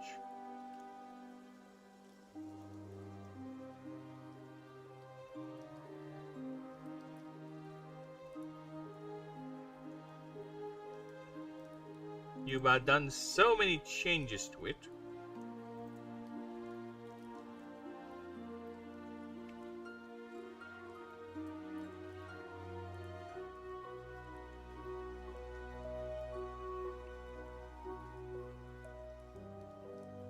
Sorry. Give me a moment.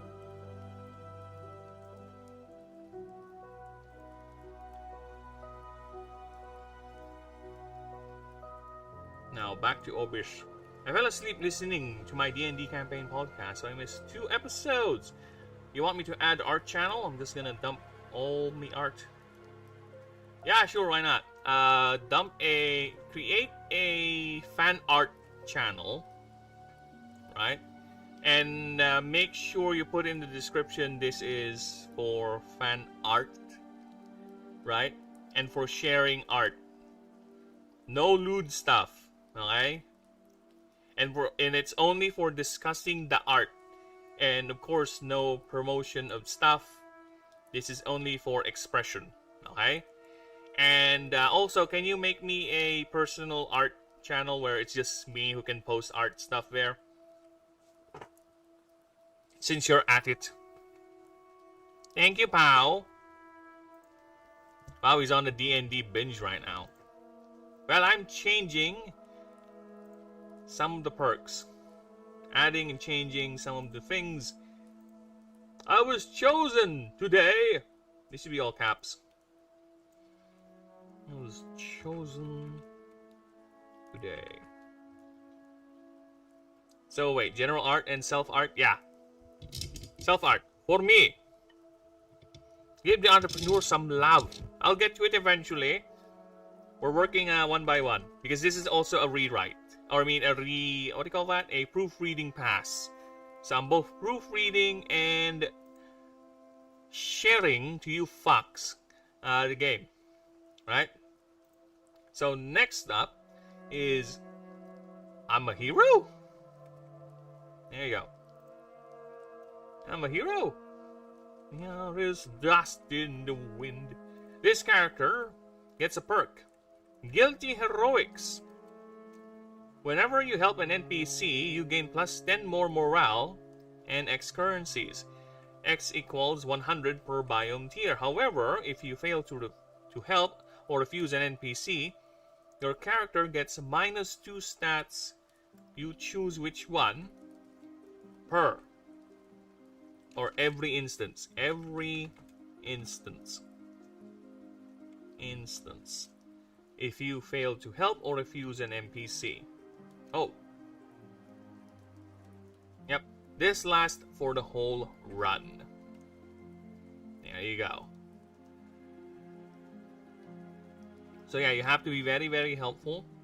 Right? It's just in your nature. You're like one of those goody-goody two-shoes. Like that, whoever is that simp for Fearin guy. Yeah, that guy. So I need to add one more.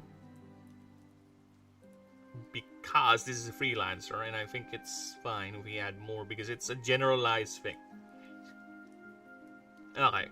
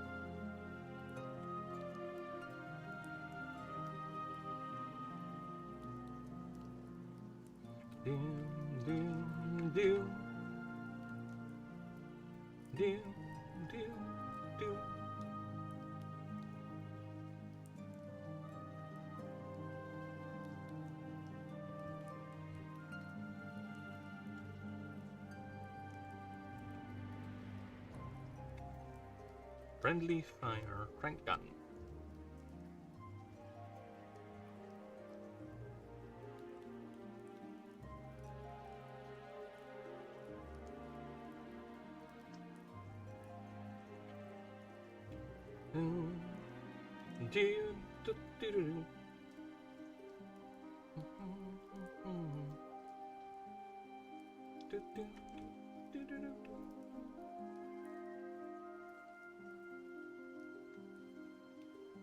Tier 1, weapon 1. Let's remove that. Oh, I did not italicize. Oh, fuck off. I did. Alright. Dunzo, official art in Creator's Corner. Nice, thank you. Look at that.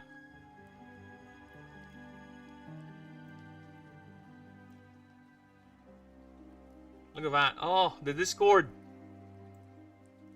I just need also... Wait, what do you have the rules archive? Okay. Dude, you can tell which ones I made and which ones you made. Can you uniform that shit? Wow, since you're at it, can you uniform that shit? You know what I'm saying? Can you put the same these things on the other channels? Because they you know which ones were made by me and which ones were made by you.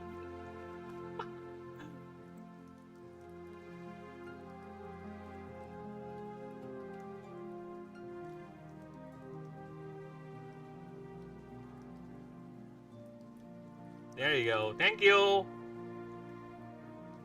I can see it change real time. Look at that.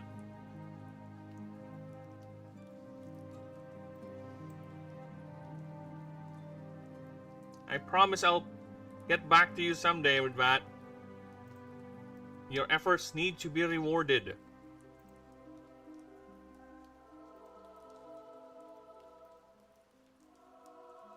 Alright, so arm to the hip. Once per round, you have at least one extra arcane, two extra arcane to use this item, or you can use 15 ammo charges. Okay, if you do...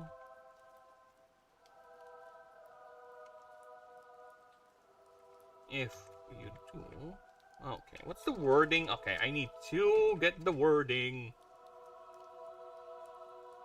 Thank you. Let's see. Oh, look at that. Look at that. Look at that. Professional looking Discord. Yes. Look at that professional looking Discord. Are we ready? Are we ready, pal, to make this public? Are you ready? Because I got someone asking for or wanting to join in earlier. So yeah. Should I go ahead? Make this thing public? I don't know. I don't know yet.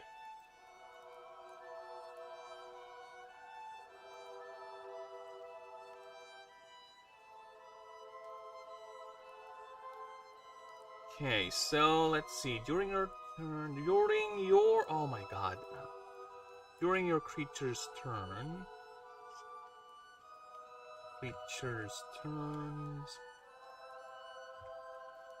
Oh god, if this becomes popular, I had to be an actually mod people. Lamau. Dude. I can only hope this thing becomes popular, okay? I can only hope. And the only way that can be a possibility is I actually keep on working, alright? The only way we can find out is if we keep on doing the thing. And let's see. Aren't you excited that we'll be probably getting to a point where we have players that will actually play with you and most likely be annoyed with how you're going to play your entrepreneur because you're going to be a toxic fuck?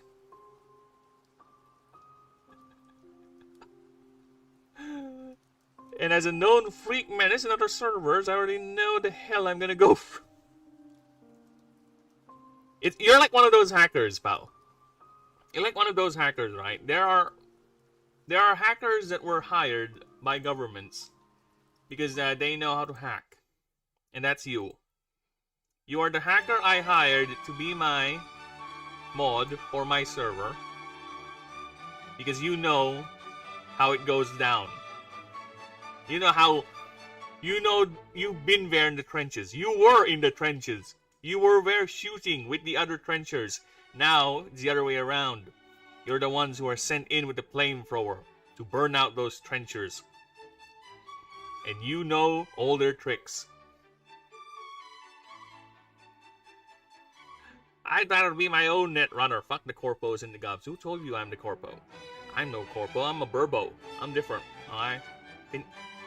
Look at my title, okay? Look at my title in that Discord. I'm role-playing the chronicler god Placivitus. Okay, he is just the observer. It just so happens you guys happen to be in that spot. You do you. I watch and observe. Is Chopin copyright? I don't think so. That's why I let it play. But you know what? It's not Chopin either way. Okay? Look at that. That's fucking Mozart, you uncultured swine. That's not Chopin. Uncultured swine. Because of that, I'm gonna go ahead and deny you that music. You do not deserve culture, you fuck. Ein kleine Natch music, okay? I think it's called My Midnight Music or One Midnight Music, something like that. Play me some Chopin. No! You have no culture. You don't deserve such art, such glory.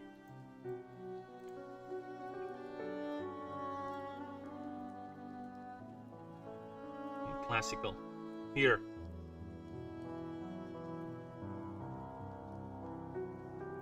Here, enjoy this, alright? You don't deserve it, but I'm gonna play it for you because that's how you deserve to have a little bit of reward for all your efforts, alright? Here, have fun. Oh, fucking hell, get away from the ad.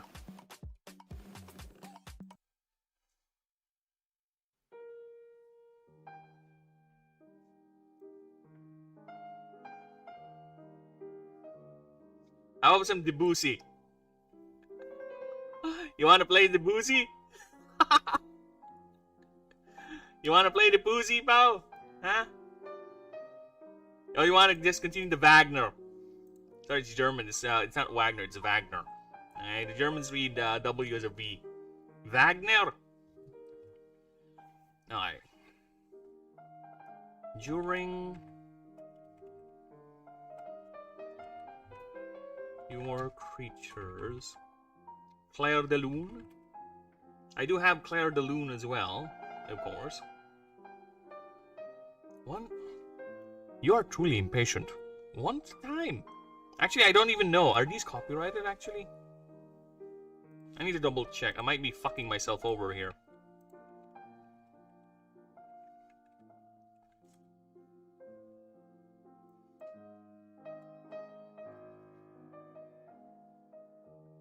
Oh, it's in public domain. Okay.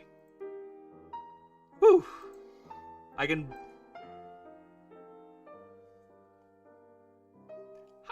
always finish it on the back.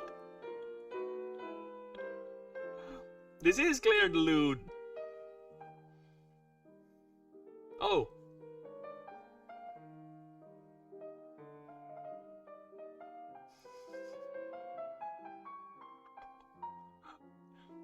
I will not eat that. You know why, pal? You know why? Because this is what I'm hearing. Okay? I'm hearing the Mozart music. Okay? I didn't saw the title.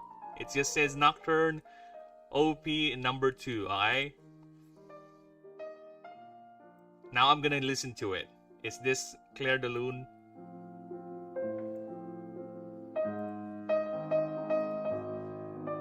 This is not Claire de Lune, you fuck.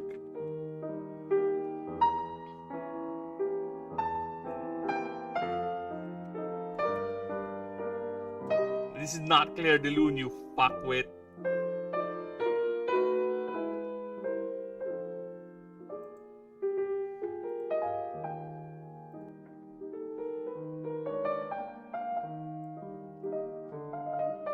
No, this is not Claire de Lune. This is Claire de Lune. I'm gonna play it right now.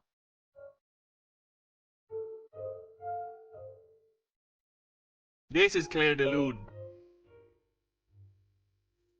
That is different. Now I'm gonna see if this thing is copyrighted.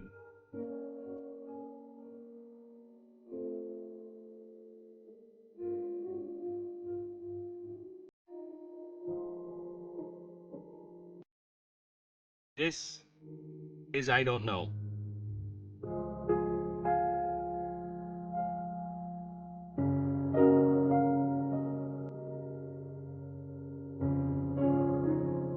See, this is Claire de Lune. And apparently, it's kind of copyrighted. It depends on the source as to where the music came from. So, it has individual copyright holders. So I'm not gonna risk it, right? I'm not gonna play it anymore, just in case. So that ends our dive into culture. Because copyright is a bitch.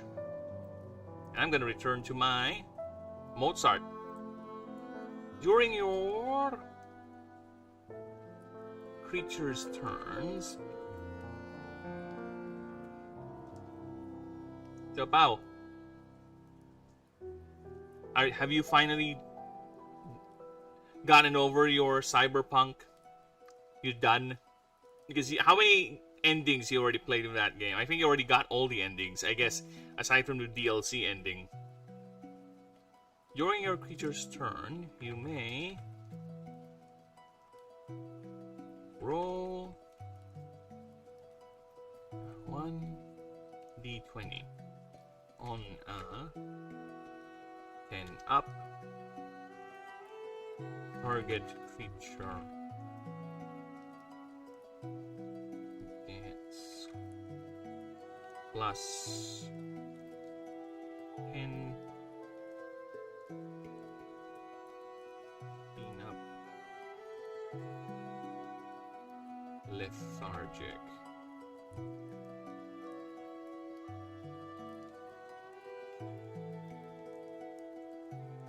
Also, you can use this item on a once per dialogue.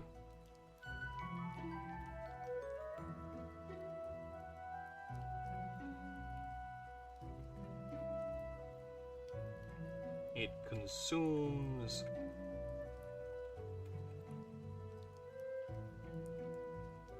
ammo instead. Only ammo instead.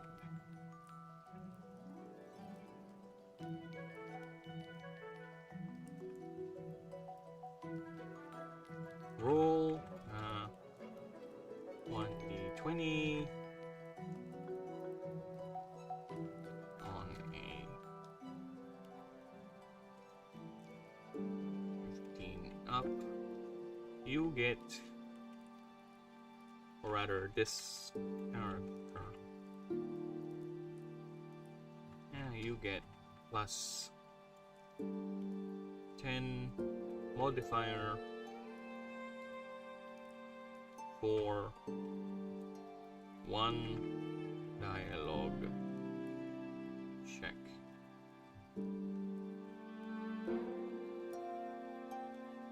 For 3 dialogue checks. For, or rather, within that encounter.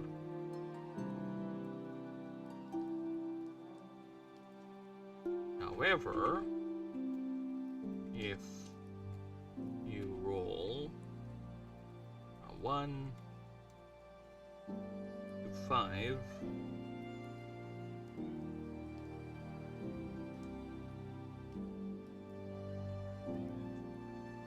oh my god, why do I have to make things too complicated? That NPC will fight you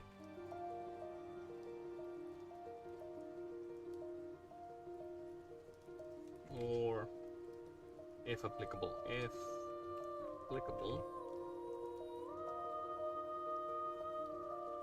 or if not,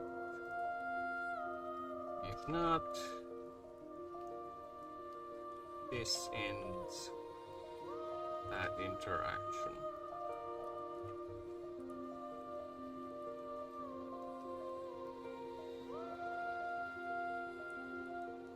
Okay, and my god, this is long. I'll have to reduce this one. Okay, whatever. do.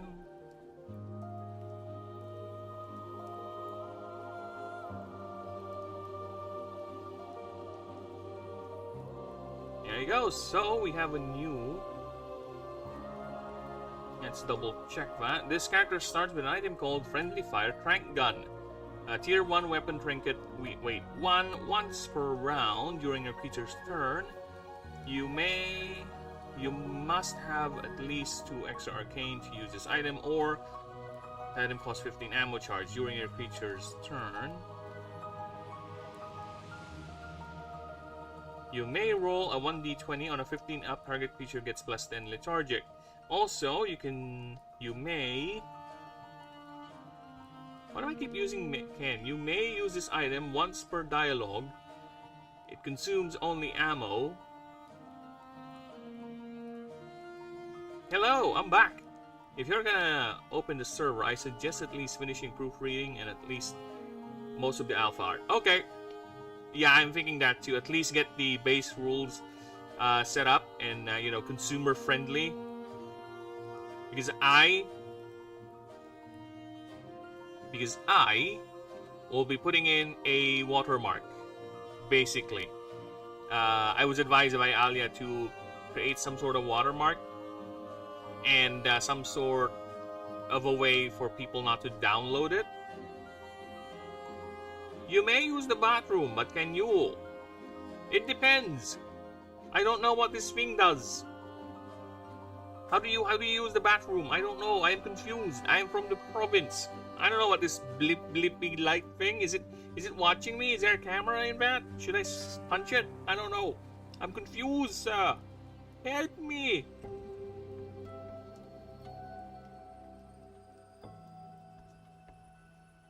Okay, now where was I? You may use this item once per dialogue. However,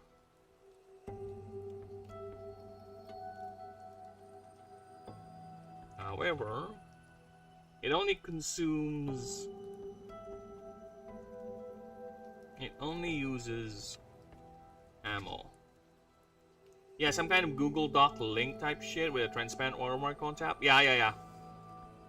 I'm gonna make a watermark, basically my burb face and my YouTube channel name, and it's gonna be like a transparent thing. Imagine this, right? This page right here, and there's a giant burb, literally, just over here, smack dab in the back. Like, think of it this way, right? Like that. Like that. It's gonna be hard to read stuff. That is true.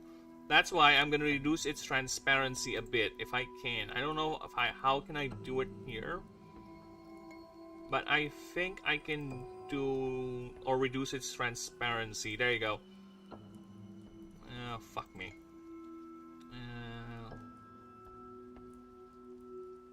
Yeah, something like that. I need to edit this picture because I saw the other day that I can actually edit the picture. I think this is it. Yeah, there you go. Shadow reflection. There you go. Transparency. Oh, it's fuck off.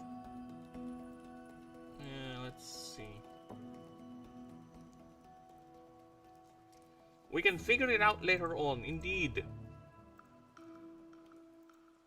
Dude, I like that. Look at that. That actually looks cool. Has a nice 3D effect to it. I know, fuck off. We can figure it out later on, but yeah, that's the idea. I'm gonna slap my burb face there, right? Because I don't know. I'm also debating the fact that maybe I should start selling the completed proofread version. Maybe. I don't know, man. I think it's too much to ask, but considering the amount of documents I've made already, I think it's fine if we start asking for money for people who are really, want to own a copy of it. We'll see. I don't know. I'm still not sure about that. I'm not confident enough that I should be able to ask people for actual money, right? I'm on a creative stride today, so I might ask you to work on your human. So, no problem, man. Wow.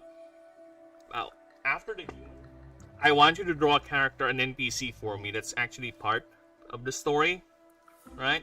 She's one of the NPCs that you will encounter in the game. She's part of one of the god tracks, and just to give you an idea, okay? Just to give you an idea, so here is the god she is with. Okay? Here's the god she is with, and by with, I mean they are actually lovers, okay? This is the god of possibilities, scholars, and chronicles, and this is how big a 5-foot bastard is compared.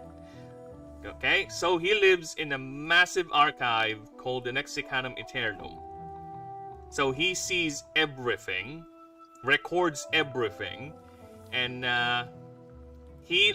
long story short, he fell in love with an elf, a female elf, that he rescued from death a long time ago, that he eventually is living with inside. So she is living inside the Lexicanum now. She has her own mini version of the library, and they are so into each other that, as you can see, the god is this long snaky thing, right?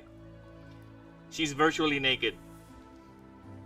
She lived there alone in this massive archive, and she was like, since elves do love, elves love showing off their bodies. Okay, the looser their clothing. That's why they don't wear helmets, because they love the feeling of the mana wells, the magic, the mana flowing through their body, through their skin. So that's why they don't wear heavy armor, they don't wear helmets, because it robs them of that stimuli. So she's virtually naked inside this, and she has a mini archive as well. So imagine her constantly on top of that or inside that, just like the god, where there's a hole, she peeks through it, and the only creative thing you can do to cover her is either with her very long blue hair that's loose, or have her in angles where she is either lying on top of her bowl or in just poking out of the bowl, stuff like that. And she's an elf. Okay, her name is Eve. Chavesa is her elven name. But just to give you an idea, PolyamoryFixes, the inspiration for this guy is the apple of Eden. Right? This is the apple of Eden. That's why he's like a snaky boy, because he is the snake inside the apple of Eden. And unlike in the Bible story, Eve fell in love with the snake. So yeah, that is. I might have you draw her, because she is quite integral to the plot. And this is how he looks like from behind. See, there's the entrance to the archive. So yeah. Long story short, that is uber condensed. There's a lot more going on. There's a lot more subtext as to what's going on, why he did that, why is PolyamoryFixes like that. But that's basically the dumbed down version of that. There's bound to be one elf that likes clothing and armor, does being a tank first. Yeah, sure, why not? I didn't say there's none, right? I didn't say there's none. It's up to you. You're the one who makes the characters. There is one. There are, of course, there is always an outlier. There is always an outlier. There are always those who would see the need to change is very apparent. They must adapt, Of course, there are elven soldiers. Duh. That's Hasiduax from Elden Ring. Oh my god, I already have problems pronouncing Liliathelix and PolyamoryFixes, okay? Don't make me do the Elden Ring names. The Dragon Lord was so in love with his god that he would have waited outside of time for their return, only to be abandoned. Aww, that's sad. Is he the two-headed dragon god that you get to fight? One of those secret bosses, right? That's him, right? Because I have I don't know. I weirdisms. Plus you do sacks. There you go. You happy? I finally put in the effort to read the fucking thing. And I have no idea about that character. So if you guys think I am in PlacidVytes is inspired by a Placidusax, no, it's not even close. No. I don't even know about that character. Perfect. The only thing that's perfect, Bao, is nothing. No, I don't even know that character, alright?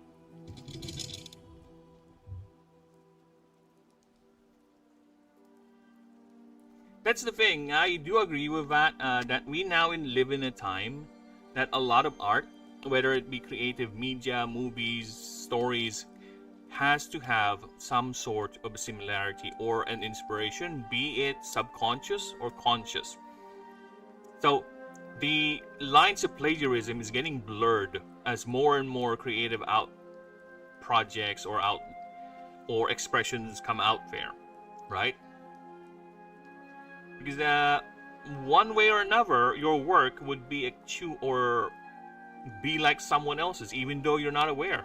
It just so happens you just fell into the same idea. So, is it really plagiarism or not really, right? So, it's really getting blurry and blurry, I think. I would say the only thing I would count as plagiarism is downright. There's actual intent in doing that, and proving it is the tricky part. Right? Because you can easily be inspired by something. It can easily be just matching the certain thing without you not knowing the thing. Because like I said, we are humans. We have the same patterns. We have the same thought processes. We might just have, the same inspiration. We just didn't know. Or at least that inspiration could be the same thing with my other inspiration. We don't know. Like, you can find similarities with all the deities, with other gods and teams in Dark Souls. With a longtime watcher of Phoenix, he does not like nor play Souls games. Yes, the closest thing to a Souls game I played is Ghost of Tsushima. Yeah, I think Ghost of Tsushima because it has a lot of parry bosses there, and I just cheese those parry fights. Because fuck you, I'm gonna cheese the game to beat it. I'm not gonna play your stupid parry. Fuck off. Yeah, that's the closest game to a Souls-like I played, I think, if I recall correctly. Dude, you should see me play Doom Eternal. There's that one final boss that's basically a parry boss, and it took me 5 hours before I got to beat that fucker. And all that time, I was fuming as shit. Okay? Okay? Because I hate it.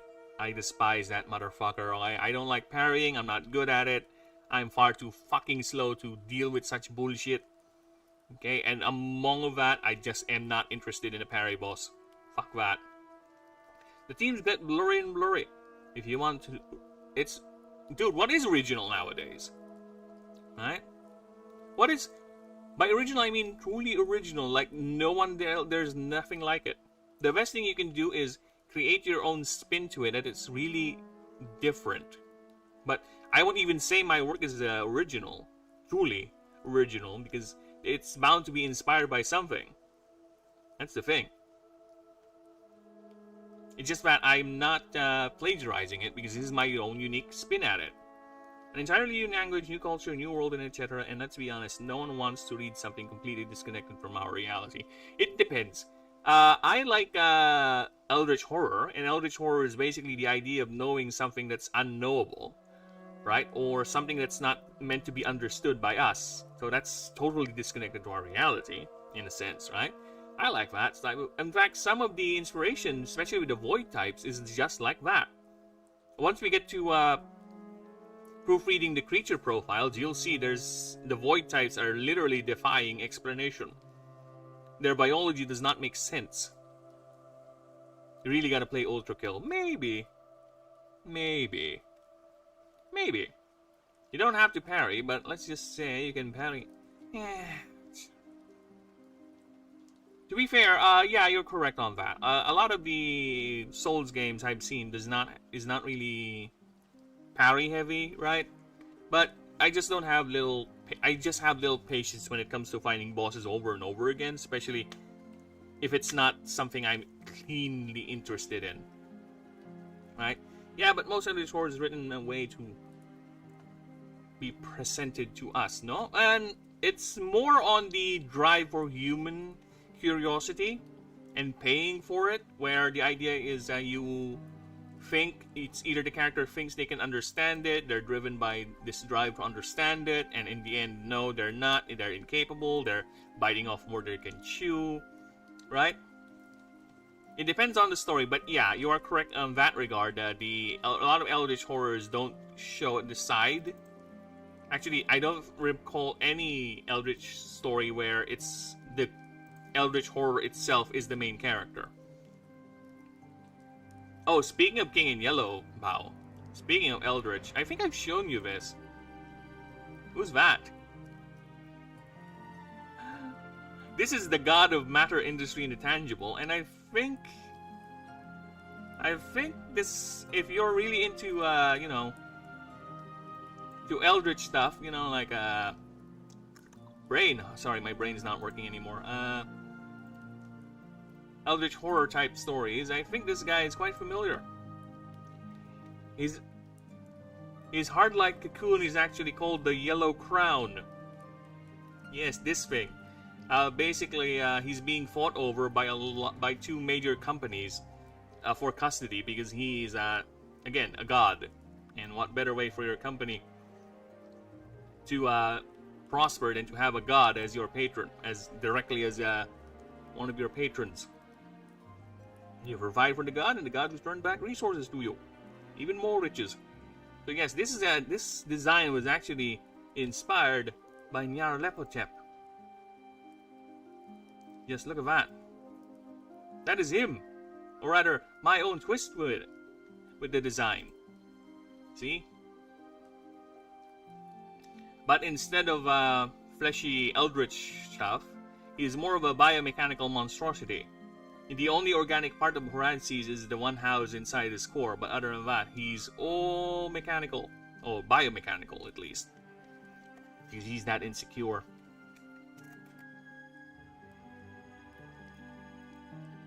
But we'll get to gods later. I already did the pass for the gods, the proofreading pass. I might do it again, but not on stream. Might do it. I will do it again on the actual lore vids. Kid in town. Nah, I love despair and GBS. It depends. For me, it depends. There's a thing called too edgy.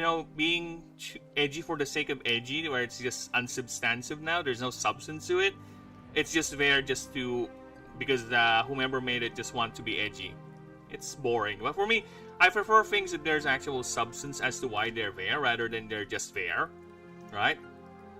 Again, it's your story, it's your world. If you want it to be like that, go right ahead. But for me personally, I don't like that. I like if there's a reason to it, or it makes sense why it's there, right?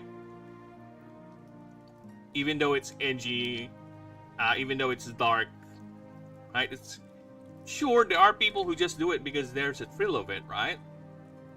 Dude, I even have lore here. Basically, the creature that feeds on guilt is actually being sought out by psychopaths because they relive the memory and the euphoric feeling of doing their crime over and over again whenever the creature feeds on them. So yeah, fuck that. Oh, for sure, when they do edgy with a purpose, it makes me real happy, see?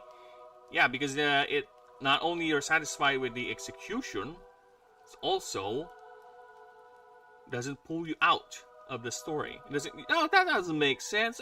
Fuck off. It doesn't, right?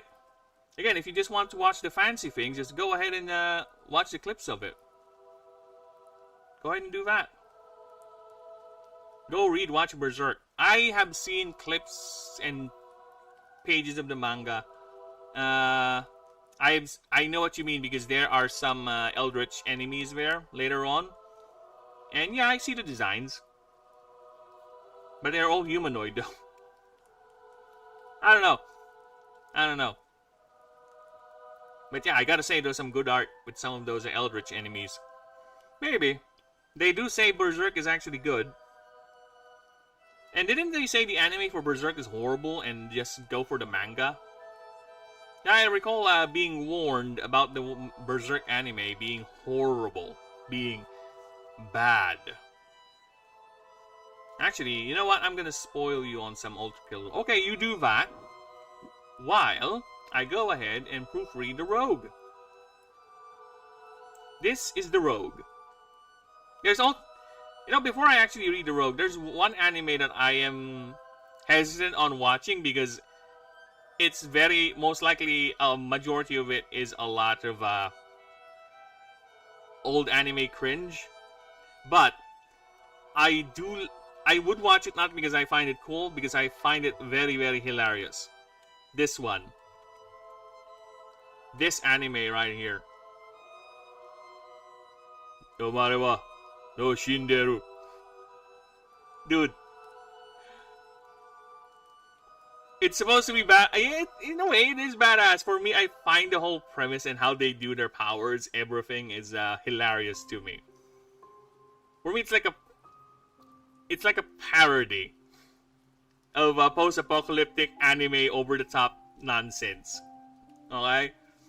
I find it very funny. Every time I would see a clip of this,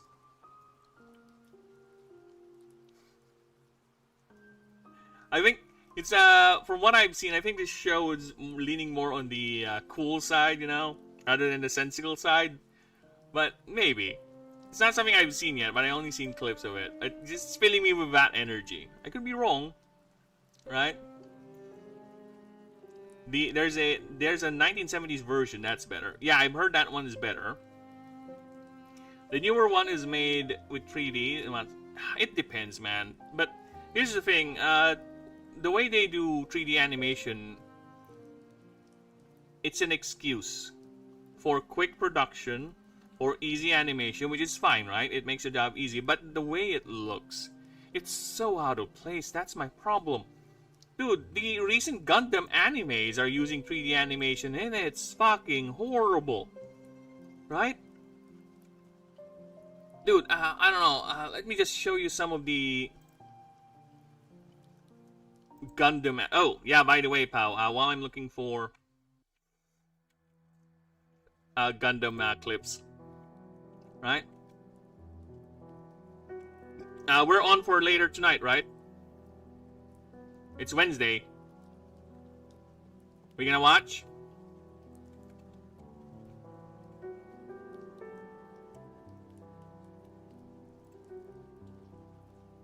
Just look at this. I'm sorry, but there's something wrong with the animation with this Gundam series. I'm gonna show some clips of it. Right? They're using 3D for it, and it looks odd.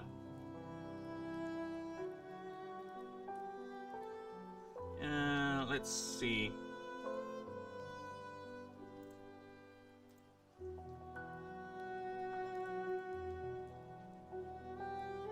Yeah, I've seen a couple of clips of them doing... Yeah, here, look at this.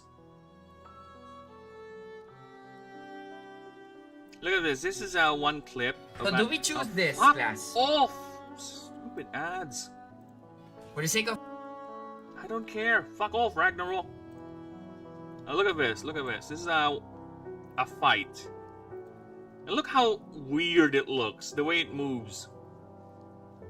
The way they actually do the fighting. I need to get to the part where they're actually in melee combat. Just here alone. Next one, not yet 3D. Where is the one where they're actually kicking each other? Yeah, look at that. I don't know, there's something wrong with it. See, look at that. It looks floaty. It looks floaty. To the point that I'm not seeing heavy machines moving around. Right? Yeah, it looks really janky. As opposed to this. This is the old... Look at this. This is from the old Gundam anime.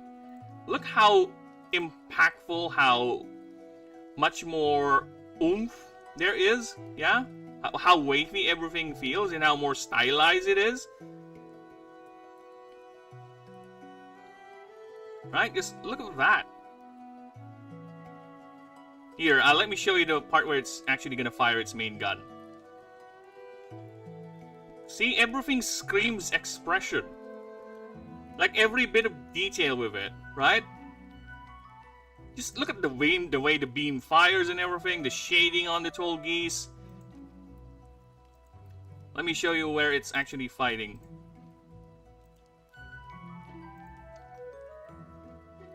See, I know it's harder, but this has more. I appreciate this more because you can tell the effort frame by frame, right? Rather than having a computer program do it. You can do this with a computer program, sure, but the way they're using 3D is not like this. There's barely any effort. It's there to make things easier to the point that the end product is not something I appreciate. It really looks janky. Stylized anime's peak expression versus realism. It's not just realism. You can make expressive anime realistic. Just look at MS8, right? It's just the way it looks, the way it feels. There's nothing. Everything looks janky. Everything looks floaty. The light, the coloration itself, they're standing out. Everything is too bright. That's another thing. Everything is too bright. It's like, everything looks so wrong. I think it's because it's fighting in space and it's not supposed to look weighty, but fuck that, man. It still doesn't. You can do it.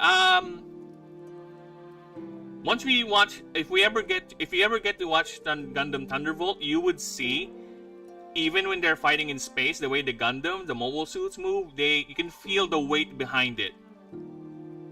You can. Again, there is something about how 3D animation moves versus hand-drawn animation moves that's pulling me out. I think it's because it's too smooth, right? Again, there's no weight to it. Anyways, hell itself saw the cruelty of humanity and took inspiration and created mannequins. And basically the same thing, stuffing human bodies into their tight frames and limbs. What the fuck?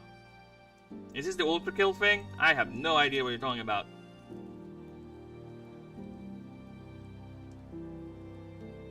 By the way, yeah, for my reply on the watch session tonight and my spoiler lore.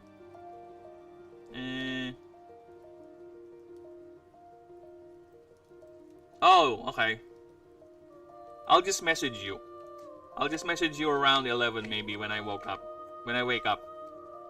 I'll see if you're available. Okay. The newer one is made in 3D. Long story short, you're a vampiric robot that runs on blood. Mankind is dead. Stop moving. Hell is putang ina. Stop moving. Chat keeps on moving back down and down. Can't read your message. Long story short, vampiric robot runs on blood. Mankind is dead. Blood is fuel. Hell is full. Along the way, you find yourself fighting the earliest form of blood-fueled robots, the Glutter Tank, Russian-designed machine built to clear out trenches and bodies. This early design is a fatal flaw in which there is no supply the machine with flesh blood. So the Russians strap a coffin to the back of these machines and welded it such, with the volunteer inside, barely alive with life support, yada yada. Okay, so sure, why not?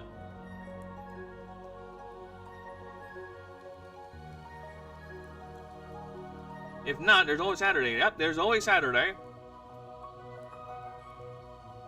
There is always Saturday, so that is no problem. That is no problem indeed. We can always do Saturday. I just need to mindset myself whether I should wait for you or not. That's all I need to know.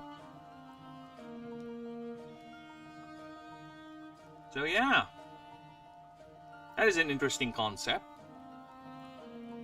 I don't think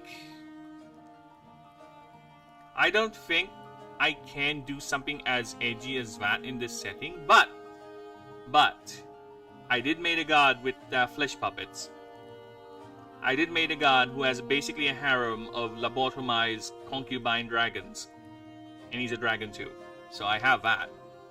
I have literally eldritch forms that are basically a mass of impossible shapes and sizes, right? It's just that the drawing itself is kind of cutesy, because that's the only way I can draw them, okay? I'm not that good with drawing. And the aesthetic itself, but it's not something that's beyond my, I won't say it's not part of it, because again, I am not shying away from the fact that there's violence and atrocities in the universe. One of the gods themselves, to give an example, okay? Literally, the goddess of death genocided millions of her own people during the Great Schism. She literally went around, destroyed entire cities that for reasons that I will not disclose yet. Right?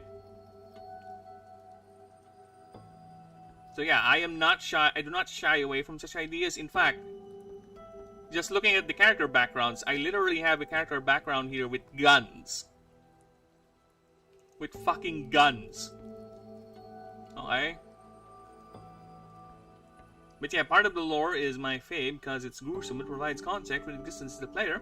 Yeah, there is, I get what you mean there. There is context as to why it's like that, and it makes sense. To that world, at least, right? What if they're cutesy as a way for our human mind to cope? You mean like the void type starter, Nullplip? Probably. You could say that. But to be fair, a lot of these creatures were designed genetically to be consumer friendly or to do a specific task. So maybe that's why they're cute. At first, at least. Is that what the journalist saw? Simply coping with that, what it's looking at? Huh? Huh? But either way, pal, I am gonna save that. As it writes the lore for the specific god. Well, there is that one thing, right? There is that one god story of Valderon where basically he's just coping around. The goddess Agatratis. Oh, that's another thing. Yeah, I did not shy away from Eldritch Horror. Let me just pull up the Pantheon list. Okay. I'm gonna read you guys a short story. I don't know. Have you gotten to Agatratis' Have you gotten to Agatratis already, pal? Because if you already read through Agatratis, that's another showing that I do not shy away from doing horrific stuff in my universe. Alright, look at her. She is the goddess of beauty, desire, and culture. Look at that.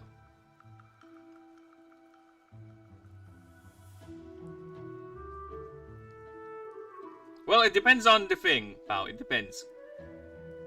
Again, it depends on the rule book. Or on the book itself, on the subject.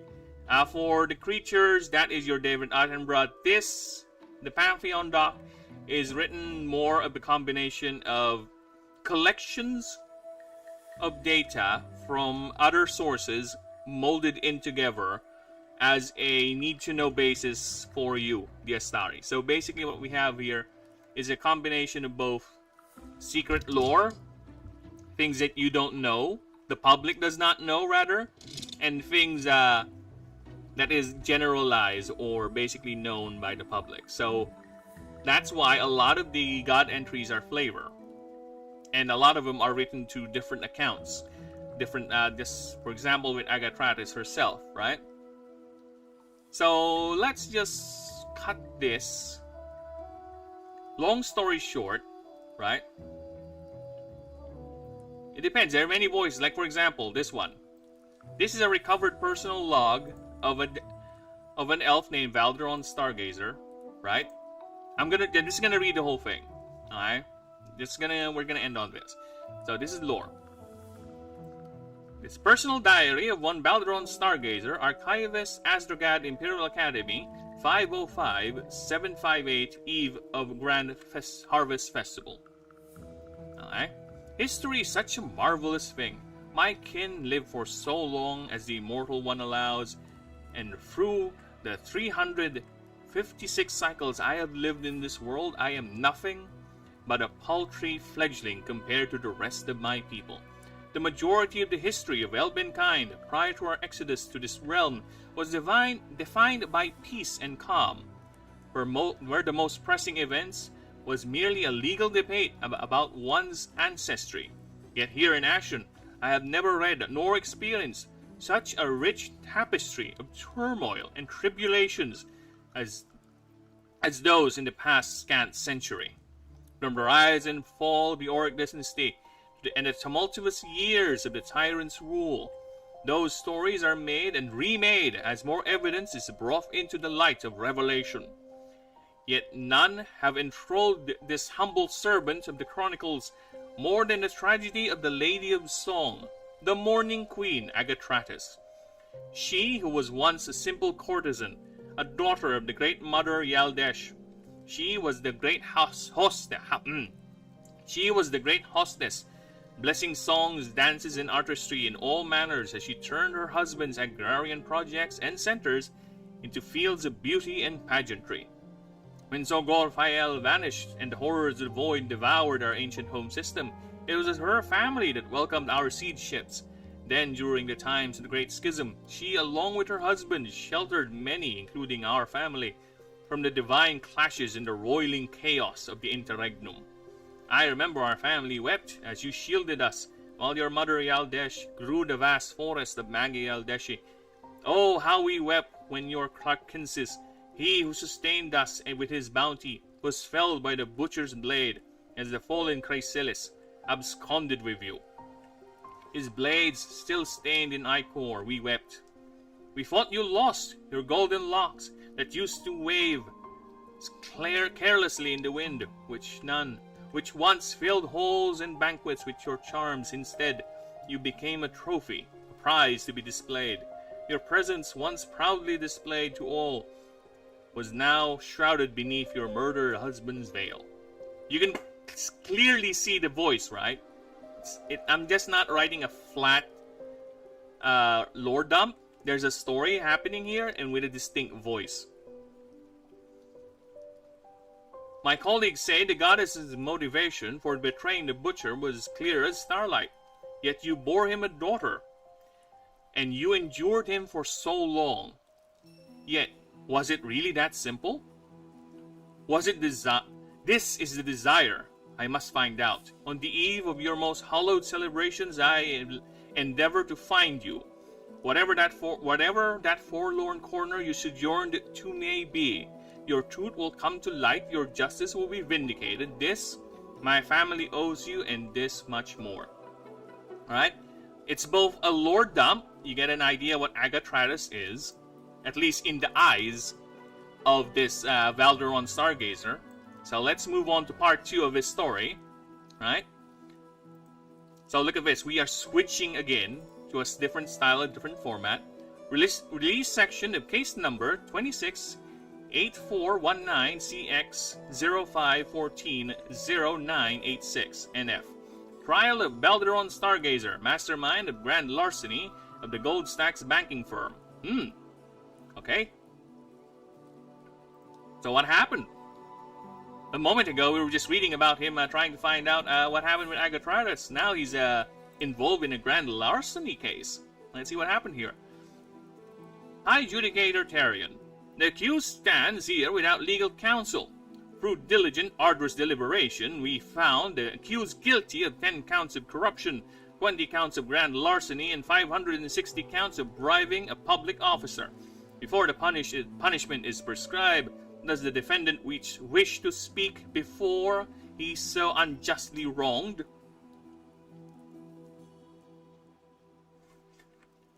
Yes, High Judicator. This is Balderon. If it were to please the court, the High Judicator nods. Valderon, I bear no excuse for my actions, yet I must state those that I have entangled into my web of filth and corruption are already unsalvageable. They are already deep in the mire they dwelt in long before my mingling. I merely slowly exposed them to the surface. Multiple protests erupt from the crowd. The High Judicator calls for silence. Balderon continues.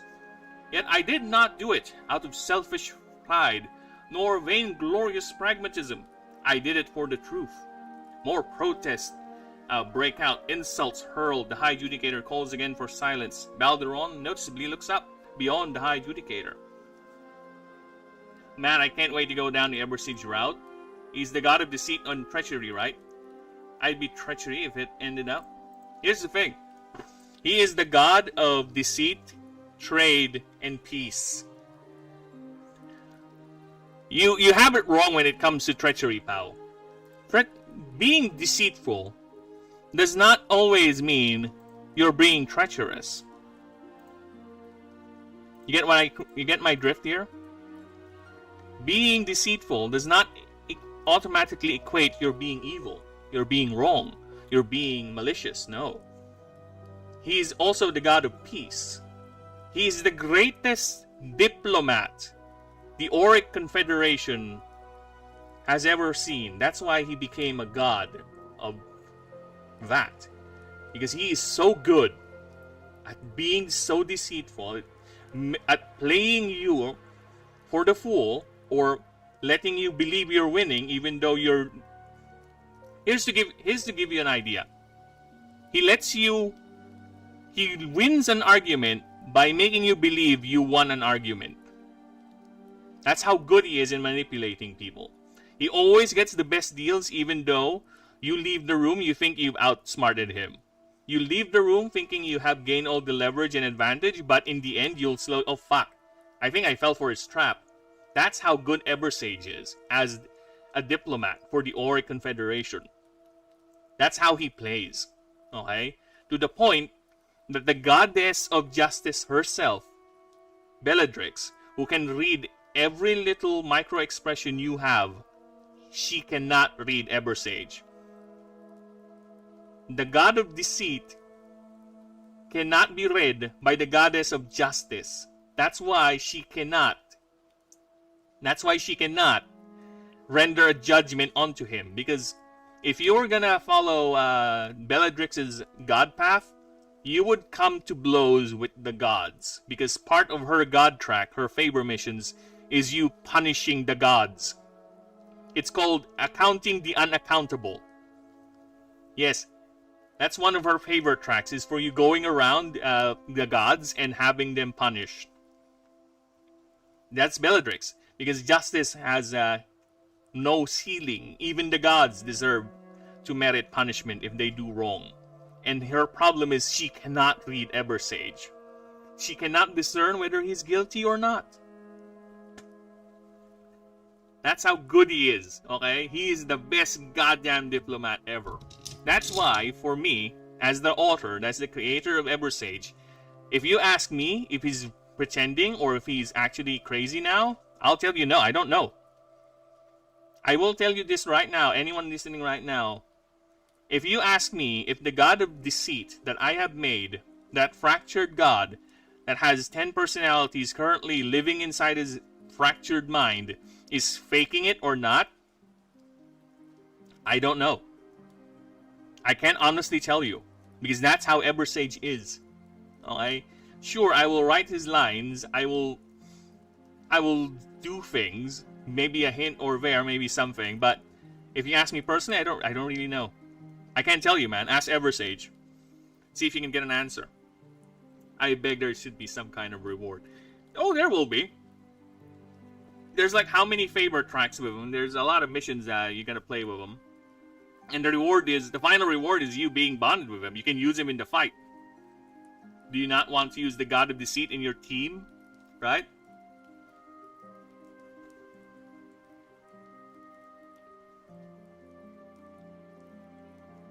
So either way, let us continue with this little story. Just to show you how dark I can go. Okay? Let's just show you that I am willing to go very dark with this setting. Okay, so let's continue. Valderon, this is the truth. This is for the truth. I came here, I bathe in the grime to know where she may be. O Lady of Justice, daughter of beauty and war. Okay. I seek her for the vindication of your mother's history, so truth, not theories and gossip, may fill her annals. Okay, just to give you guys an idea, Bellatrix, the goddess of justice, is the daughter of Agatratis, the goddess of beauty, desire, and culture. Okay? She was the daughter of her and the god of war, Chrysilis. So just to give you an idea. So Valderon here committed the greatest crime just so she could speak with the daughter of the goddess he's looking for. This is basically what's happening here. So let's see. Let's continue. A great rumble fills the room. Panic emanates from the crowd while the guards and the High Judicator remain unfazed and calling for order as the statue behind the High Judicator crumbles. Lady Bellatrix emerges from inside. Lady Bellatrix, the goddess of justice, vengeance, and sight. Truth Seeker, is that your claim? You assume this dereliction of common law and decency would earn you my favor? Gotta piece this shit and then gotta trade my shit. Valderon, if I may be so bold, your grace, I bestow upon you this gift of ironic justice, for they fell upon my trappings and machinations, and now they will receive their due. I ask this for an audience with your esteemed mother. I have labored long to find any trace of her, yet I bear no talent for such spelunking and daring. Yet my desire is strong, and I turn to the arts of subterfuge, and here I am. Lady Bellatrix replies, Impudence, crude presumptions, and vulgar. Your boldness is nothing but arrogance cloaked in nobility. Let it be stressed that intent is never an excuse for criminality. One's actions cannot be excused from the meriting of punishment. You have earned your audience, but not with my grieving mother. This audience is concluded. The High Judicator will now read you out your sentence. Okay? That is Bellatrix. Just to give you an idea, that's how harsh she is with the law. Okay? She does not care. Punishment will come. Okay? Sure, you might be sanctioned by the government, by the Auric Confederation to do these things, but she will find a way to punish you. Either by monetary or by law, you will be punished. No one is unaccountable for Bellatrix. The most advantageous environment for a conniving businessman. Well, it's up to you, brother. You know, I am actually curious how you're going to play that, to be honest, because like I said, I am a DM. My job is only to guide you on the world, but it's up to you guys how you're going to... Right? So, my tip to you, if somehow we don't get lucky and we don't get people to play with us first, and if you really want to do it, I say you grab people you think that likes role-playing shit and want to rope them into trying it out. So you can have people to actually play with. Because if it were just me, you'll be just dealing with NPCs, brother. And if I don't know if you like that, but you'll be dealing with NPCs. And for me personally, I think it's much more fun if you're actually doing your shit with actual people. Because again, I will allow players to actually attack one another. Oh, I will DM, don't worry. It's my job. I will do the DMing. You can get to play. Alright? Right? So we will get to that. We will get to that, hopefully, anytime soon. But I think it's going to be sooner than later, to be honest. Because I'm already working at several rewrites for the rules. I'm already going to rewrite the rules for... Fucking hell. I'm already going to rewrite the rules for the creatures, then the combat, then the world rules. So I've already done the perk list and the mark list, so that's 2 down. I just need to do the item list, the NPC list, and those are easy, to be honest. The NPC list, the item list, I got exam. No, it's fine. There's no rush, brother. There is no rush. I would even say I would give it a few more months, but it's not going to be as long as I hope. Hopefully. But either way, it's the creature designs that's going to take longer because they require the more effort. Okay, the creature designs require a lot more effort.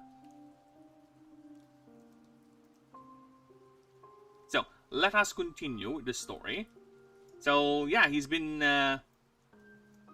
his little ploy to gain audience to Agatratus failed this time, right? He failed. Now he's in jail. Now let's see what happened. Surveillance log. Inmate GAD 1048092. Valderon Stargazer 550987. 1 a.m. I think this is the Orichalcum. Yeah, this is Orichalcum time. This was recorded shortly after an undocumented localized system failure in subject cell. Ooh, interesting already. So this is Valderon talking to the surveillance cams. Valderon, gods, you came to me. I knew Lady Bellatrix's words were held no falseness. It took me a while to admit my passion blinded me to her meaning. Of course, I must weed out the punishment. It is only fitting that justice be set. Laughter follows the statement. Ha ha ha. Valderon, I know you are all recording this. I know this cell has more eyes and ears than the haunted forest of Lighthold. Well, listen carefully, for this is my apex, my legacy, my truth. I was sleeping, eking out this penance for my callous arrogance, when I heard a voice. First, a whisper faint, yet the voice was tantalizing beyond words. The voice told me to open my eyes, and I did. Silence, then the subject continues. I saw nothing but the gray of my cell in those red surveillance lights, but then the red light dimmed, more like snuffed out, one by one. Then I saw blue eyes as beautiful as starlight, peeking through the darkness. She spoke. I cannot forget, yet I cannot describe how utterly divine her words were.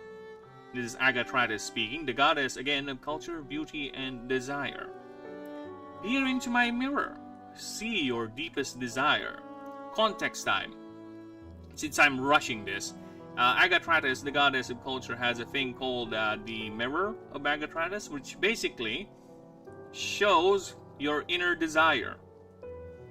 That is the claim, at least. I will deny nor confirm that, but yes, it has, once this is fully assembled, because the pieces she carries, the pieces always on her hair. See, look at that. So she assembles this, and whomever peers inside the mirror would see their deepest desire. Okay, so that is her gimmick, I guess. So Balderon continues. I feel my heart filling with such rapture. I thought it close to bursting. The mirrors formed like shards, like golden minnows, dancing to a tune of some heavenly song. The soft chiming sound soothes my ears. The mirror rearranges exactly as the annals say. Exactly as the annals say. I'm the first since the Great Schism to witness it. Regardless, the moment has come. Yet I did not look into the mirror. I merely spoke. I asked her, why did you betray Gracilis, the god of war? Please, my lady, the world must know your truth. You who are beauty incarnate, you who brought joy to countless minds and suffered great injustices, the ignorance of history must not be one of those indignities. Her hand was pink, like nothing I have ever seen. This Balderon continuing. She touched my face and I felt, dare I say, love? I desired that touch to never end. She lifted my chin towards the mirror. My eyes remained closed. And then she started to speak, filling me with such cosmic ecstasy. This is Agatratus once again. There is no injustice. My daughter was right to keep you away from me. I desired his death simply. As such, he who butchered my beloved, he who brought the darkest songs and colors into my existence. merited his end. Balderon replies shortly, but was cut off as she continues. My sister embodies love, yet hers is possessive and jealous. Mine is of desire, fluid and impermanent. I desire and it comes to pass. There is nothing that has transpired without my will. I desired him when he came to our household, to our threshold. My love defended my honor, but he failed. In that moment, I desired his strength, his sublime art for destruction, his martial prowess. I went with him, for it was my desire. We sang songs of violence and dominance. It was sublime. We bore a resplendent child, and then I desired his death. I grew to crave it. I mourn his death, I mourn them all, for this is my desire. I will sing a requiem, dance the death dance, and draw a canvas for them, since mine is desire, fleeting and overwhelming. The revelation is, this is Balderon again, continuing. The revelation forced my eyes, and there I saw my truest desire. Manic laughter ensues, followed by guttural sounds of the subject's flesh being mutilated as the subject gouges his eyes out. See, pal? See? I can do eldritch horror if you want. We close this story. This was a painting done by Balderon Stargazer after the incident. He named the piece The Price of Desire. The piece was considered a divine act as the painter was totally blind and refused regenerative and implants to restore his sight, claiming he has seen all that must be seen. The subject committed suicide 3 days after the completion of the piece. The painting hangs in the halls of justice ever since. And I enjoyed that shit. Yeah, I'm willing. So yeah, you might see dark shit as well. In fact, once we get to the creature profiles, you'll see I have designed some nightmare fuel creatures. I won't spoil them for now, but you'll see. Assuming you're here, of course. I know, lol. So yeah, don't really like that little tangent, but I've been going on for 5 hours and 30 minutes, so I think I shall call it a day, because to be honest, my throat is actually itchy right now. I can literally feel my throat, I think I bursted a blood vessel or something. So yeah, I'm gonna go ahead and rest my throat, and I will continue this later. So we'll be picking up with Rogue later, then we'll be continuing until we're done. And in the meantime, I do thank everyone for stopping by. Pal, thank you, thank you. Thank you. And of course, there's a Gourmet earlier stopping by. Hello, hello. And of course, and only Kaizenark. Thank you. You all have a lovely one, okay? You bastard lurkers out there, thank you for support everywhere and anywhere. Just don't forget to like and sub so you'll never miss a stream. In the meantime, once again I say, bye-bye for now, you lovely folks. Toodles and loos. God, my throat really hurts. I don't want to lose my voice. I still have more to do. Bye-bye. Bye-bye. Okay, how do I end this?